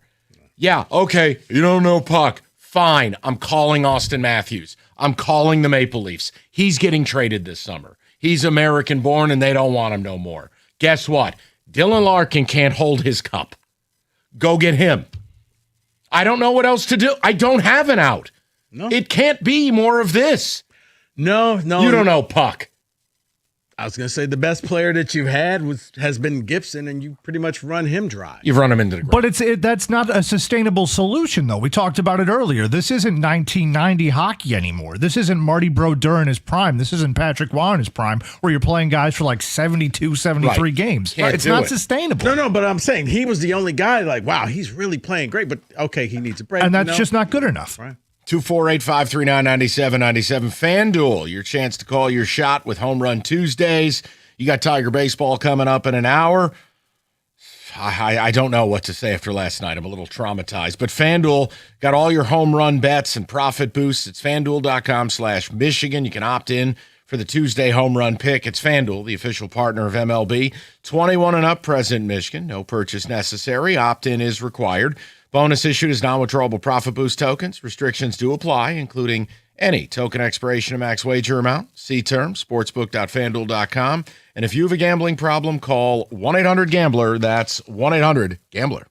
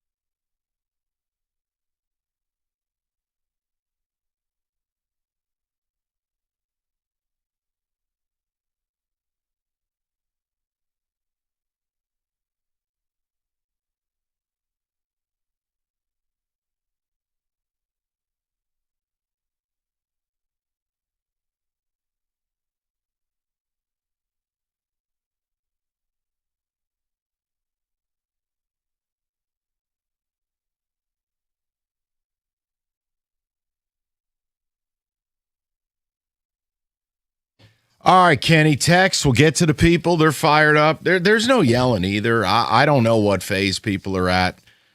I'm in stunned disbelief. McClellan calls him out. You're rested. You're playing a team on a back-to-back, and I'm watching last night, and you know, you're making a little bit of a joke, but I mean, the first ice cube in your drink doesn't even begin to melt, and they're down 2-0. You're going, is this really happening again? Yes, indeed it is. And it just, yet, everyone else lost. So we saddle up, and we'll see you Thursday night in Philly, because I am just so disappointed. I'm so disappointed because I didn't want to be right about yesterday. I didn't want to think we have a real player, leadership, captain issue here. But you do. You do. Because if it's the other side, guys, right? You don't know, Puck. If it's the other side and the players don't respect Todd McClellan, what are we going to do? We're going to pay respect to a group of players who can't punch their way out of a paper bag in March, who don't make the playoffs, and then we're going to fire a good man and a good coach because of them? No. And the other side of it is, if the coach can't draw it out of the players, I can't trade all the players. It's a mess. The whole thing is a mess. Because you can't do what Wojo did last night. They just don't have enough talent. That Charmin-ass garbage opinion, you're letting them off the hook because you're acting as if they're doing their very best, which they are assuredly not. When you are down 3-0 in the first period of every game, that's not talent. No. I give you that if you've just had a rash of injuries and this team is limping to the finish line. Then you could say they don't have enough talent, but it wasn't because they're not out there trying. It's just because your better players just aren't on the ice. And this is why yesterday I hearkened, as we like to do on the show, back to the days of this team used to be at the top of the Atlantic, which is a very difficult division to be in this sport. This is a very difficult conference to be at the top of in this sport. And you hearken back to those days. So clearly they have enough talent to at least be somewhere in the general range of this, and they are not. Text communications coming in. I don't think the Wings players can win. Losing is contagious, and this roster has done nothing but lose. Time to rebuild the rebuild. Then here's what you do. You take out the scalpel and you cut out the cancer. Then that's going to be a painful process. Once again, not my problem. And would I want the same person who built this mess to then rebuild the rebuild? Obviously, file that topic under topics I'm done with. There's nothing else to say. I'm exhausted. Well, that's a good word to use because I feel like last year I said we had this conversation the year before that. I'm exhausted by this conversation. Another text communication. I put the Wings game on, but they are pretty much background noise at this point. When they were at 16 games left, I figured they'd go 500 would be good enough. That theory is gone. That's from Ron. LOL, Mike can't even give a straight compliment to Kenny. Possum stew, he was right this whole time. That's rotten. Larkin is not a good enough leader to lead this team, not just to the promised land, but to the playoffs. It's time to cut ties and trade for a real 1 seed. That's what it feels like. You take Larkin, you take a couple prospects, you take a pick or two, you go out and land a 60-goal scorer. You go and land a guy who needs a change of scenery like we need oxygen. You go get Austin Matthews. I don't know. Don't worry, though. You'll be called very stupid and not a knower of puck if you suggest that they make a change of some sort. I know, but I don't care anymore because those people sit there and yell at clouds. How's it going, guys? You enjoying this? Is this fun? Like, okay, get mad at people who are just trying to find solutions. That's sensible. I quit. Don't quit. Glad you guys are talking Wings, but my passion level is gone. I gave up on this team a week ago. That's from Steve. Seems like we're getting a lot of that on the text communications. Is people I think are at their wits' end with I'm bored. What this team has done to them. I'm bored with it. Let's go to Pete, 97.1. Petey, what's good, buddy? Gentlemen, good afternoon. Hey, Pete. Hey, so first things first, Rico, I'm with you. The Apollo missions were shot in a Spielberg studio. I'm with you. Okay. God. I can't believe this. No, to get into it, you guys were talking about it yesterday, and Mike, you and Kenny just alluded to it right now. The only constant throughout this entire frustrating 7 years has been Dylan Larkin. Yes, Yzerman hasn't done the things that we want him to do. Yes, they haven't spent money on big free agents. He's fired 2 coaches already. We're on coach number 3, and the product is still the same. So I'm in North Carolina, so I get to actually watch good hockey with the Canes, even though the Red Wings are my team. But, like, all my buddies down here are like, oh, the Red Wings are going to make it no problem. And I just told them, I'm like, just watch. If you look at our marches the last few years, it's more likely than not that we don't make the playoffs. And I'm just so frustrated with it. And I think we got to get Dylan Larkin out of town. Yep. Put the C on Mo Sider's chest, and let's keep it moving, man. Because That's what it feels like. So frustrating. And Pete, I mean, all jokes aside, but like Kane's not going to be back next year. Lucas Raymond, you got to juxtapose the two things. All right, just about a point a game, except over the last 21 games, he's fallen off a cliff again. And I wanted more from him. I needed him to help carry this team. He was, again, a ghost again last night. But Larkin, like, out. Okay, there's your big 3. We know the cat's back. That's fine. But what do you have? Right. And if Toronto can admit that their core 4 is not going to work and they need to rebuild, like, why do the Red Wings have so much pride to where they can't do that? Because Casper hasn't played well. He's been all right, but he wasn't what he's been promised. No. I haven't paid attention to ASP as close as you guys have. Well, he's down in Grand Rapids, so that should tell you something. Exactly. And that's my point. But appreciate the time, gentlemen. Thank you. No problem, Petey. You got it. And Pete's exactly right, by the way. When he's talking about Toronto, that's a team that actually won playoff rounds, multiple. And they still said, this isn't good enough. We're not going anywhere with this. Let's get rid of Mitch Marner. Let's try something new. They're in a gap year this year. That's fine. Vegas has won multiple cups. And, yeah, I understand the West is bad, but they're still in the playoffs. They just fired their coach. They won a cup and then immediately said goodbye to half of their roster. I mean, what are we talking about here? Because I don't think the Red Wings have a standard anymore. That's not hyperbole. How can you claim to have a standard when you've allowed this? I mean, what do you look? This summer would be, I don't know. It doesn't matter. We've said it the last 2 summers. I don't. You know what? Whatever. This is why it's on the power rank. This is why it lands firmly near the top for me on my power rank of things I'm tired of discussing, because we seem to be discussing it every single March. Year. Yeah. I mean, all they got to do is win a couple of games and it can change. I mean, it won't make me happy. Happiness left the building. I mean, the fact we've endured another March like this, the fact that we're scoreboard watching, like the fact that this team can't get up off the mat, like if they resurrect to win a couple of games, like I'm not throwing a ticker tape for that. I'm sorry. No, the fact that how is this any different from last year or the year before? We talked or about the year before. We talked about rolling our eyes at the Lions yesterday. This is my eye roll moment. Is well, here we go again. Yeah. And the problem, too, is Todd McClellan talked about writing their own story, and I don't want to talk about March, and it's like, cool, you just had the very same March as last year and then as your predecessors. It's the same thing. That's why I say it's a captain issue, not a coaching issue. What's the constant that's been here this whole time, Dylan Larkin? Well, but he's not the only one. Yeah. He's not the only one, but the pie chart has him as the biggest slice. Yeah. And look, he can still be a good player, but maybe a change of scenery benefits both parties because he's about to be 30 years old. How many runs at this do I give you before I go, you know what? You're going to be the centerpiece of me getting an upgrade from you.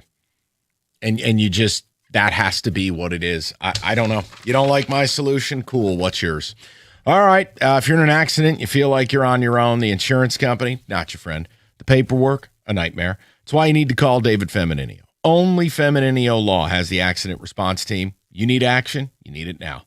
Counselors are going to keep life moving. Medical and forensic experts going to lock down that case before evidence disappears. It's smart, it's fast. Most importantly, it's built to win. Get David, get paid. That's not just a tagline. It's your playbook. Call them right now at 855-65-CRASH, or you can go to getdavidgetpaid.com.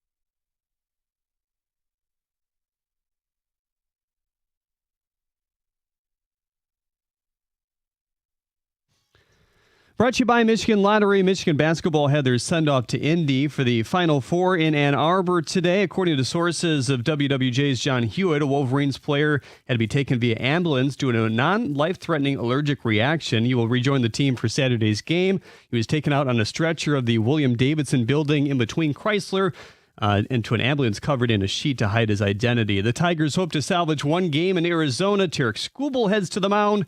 Colt Keith, Kevin McGonigal, Gleyber Torres lead it off here today. Riley Green, Dylan Dingler, and Kerry Carpenter in the middle. Matt Vierling, Parker Meadows, and Javi Baez rounded out. Hear the game right here on 97.1 The Ticket. First pitch just after 3:40. Arizona is taking the first two games of the series there. The Pistons have just put playoff tickets on sale to the general public for the first and second round. Game 1, round 1 face value is $91.80 at its cheapest right now. Tom Izzo told Dan Patrick today he had serious talks about taking the Phoenix Suns head coaching gig last year. Point guard Jeremy Fears was also named a Wooden All-American here today. Oakland basketball star Brody Robinson announced he would enter the transfer portal. He filed a lawsuit last week against the NCAA in hopes of a restraining order and gaining an additional year of eligibility as well. His camp says he could earn up to $500,000, and if not granted that eligibility, he could lose out on it ultimately. At the Corwell Health Sports Desk, I'm Jeremy Otto. For more, go to 97.1 The Ticket or Odyssey.com.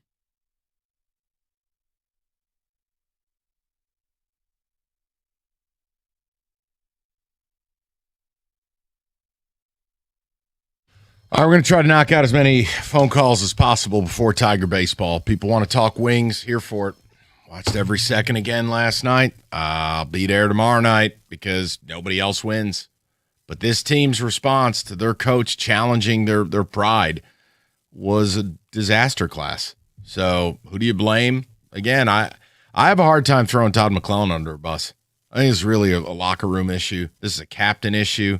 It's a talent issue. But the reason I can't do what Wojo did last night, when you just say the Wings don't have enough talent, you're letting them off the hook for bleeping down their leg. Don't tell me talent's why you're down 3-0 to Ottawa when they're missing 5 defensemen. Don't tell me talent's a problem when you're down 3-0 to Philly on national television, 4-0 to Philly. And it's the same damn thing last night. Pittsburgh played the night before. Mm-hmm. You can't be down 2-0 in a blink and 3-0 at the end of one. You can't. That's not talent. No.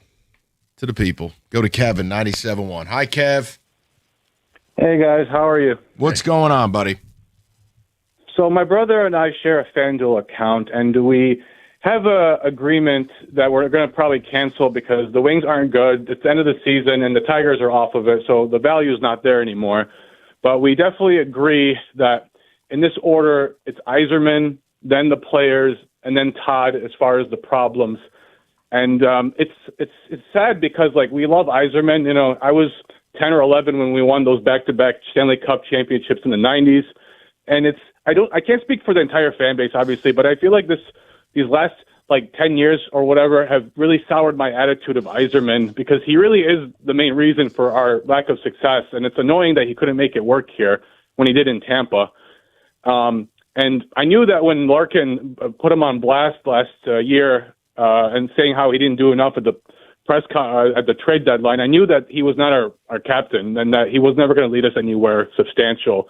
So that was kind of like the writing on the wall for me. So we definitely got to get rid of Larkin. I'm kind of fed up with him at this point.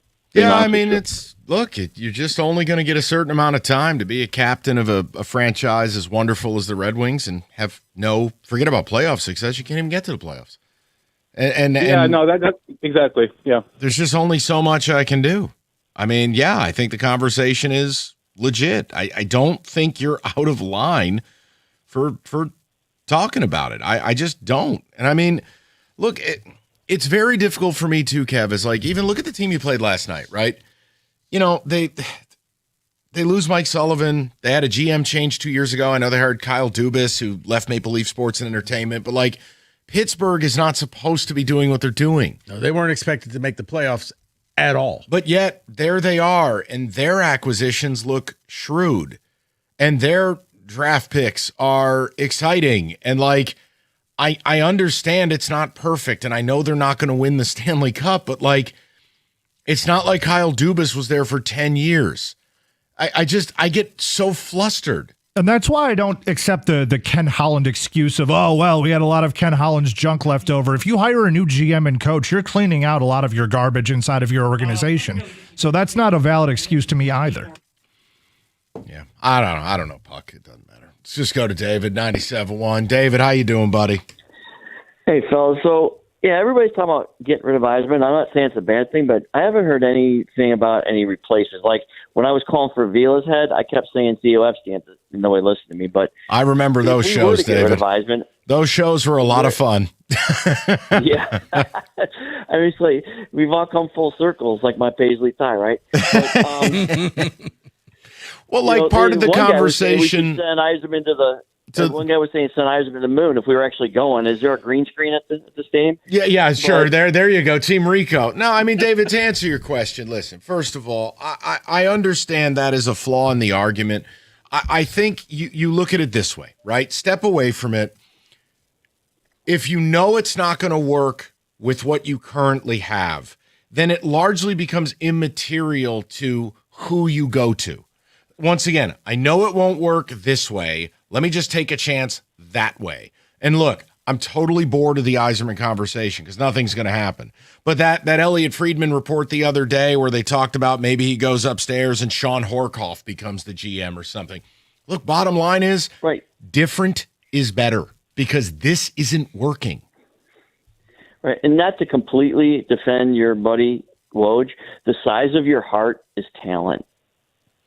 I agree to a point, and I'll meet you in the middle, but don't let them off the hook by saying, well, they don't have another gear. They're not good enough. That doesn't mean you're down 3-0 on the regular in crunch time games against non-Stanley Cup caliber teams. Ottawa's not going to win the Cup. Pittsburgh's not going to win the Cup. Philly's probably not making the playoffs. There's 3 in a week. David, it's not like I'm making fun of them for losing 3-1 at Colorado or something. Come on.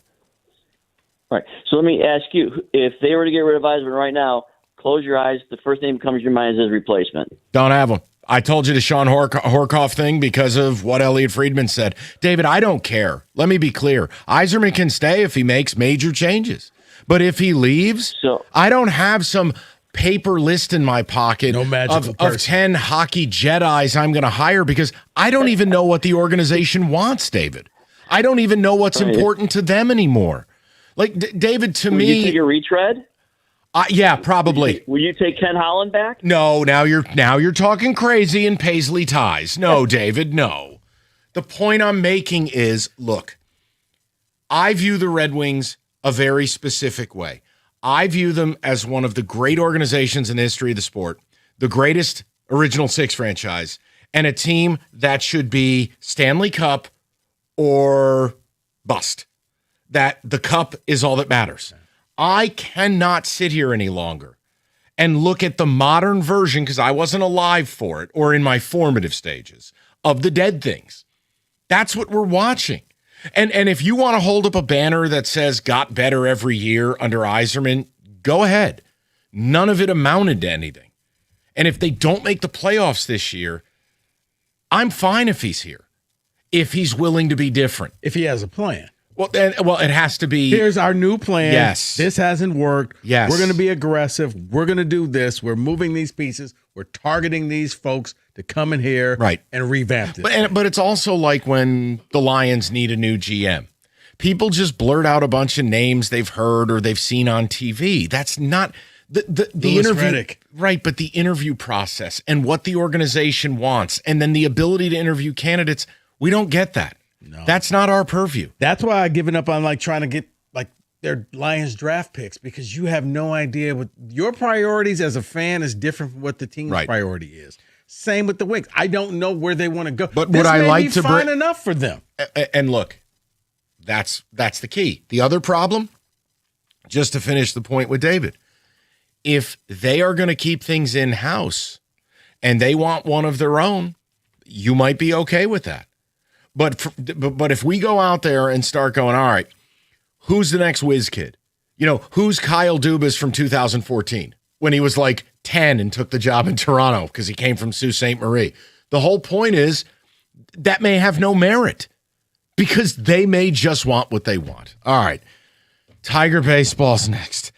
Scuba Day. It has to go better. It'll go better. It will. This will be positive today. Best 5 innings you'll see. I always worry about Skubal starts because I'm like, are they going to give this guy some runs here? Probably not. Oh, No, they'll don't be say- fine. don't They'll say be that. fine. They'll be fine.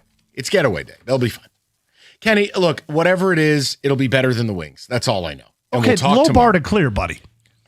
I have nothing left to Maybe offer. it'll be a Dan Campbell spotting at the game since he's still down there too. All right, let me take care of some business. You guys are killing me. Northville Lumber, largest Trex decking outlet in the country, and Northville is Michigan's Trex superstore. They stock all colors, Trex decking,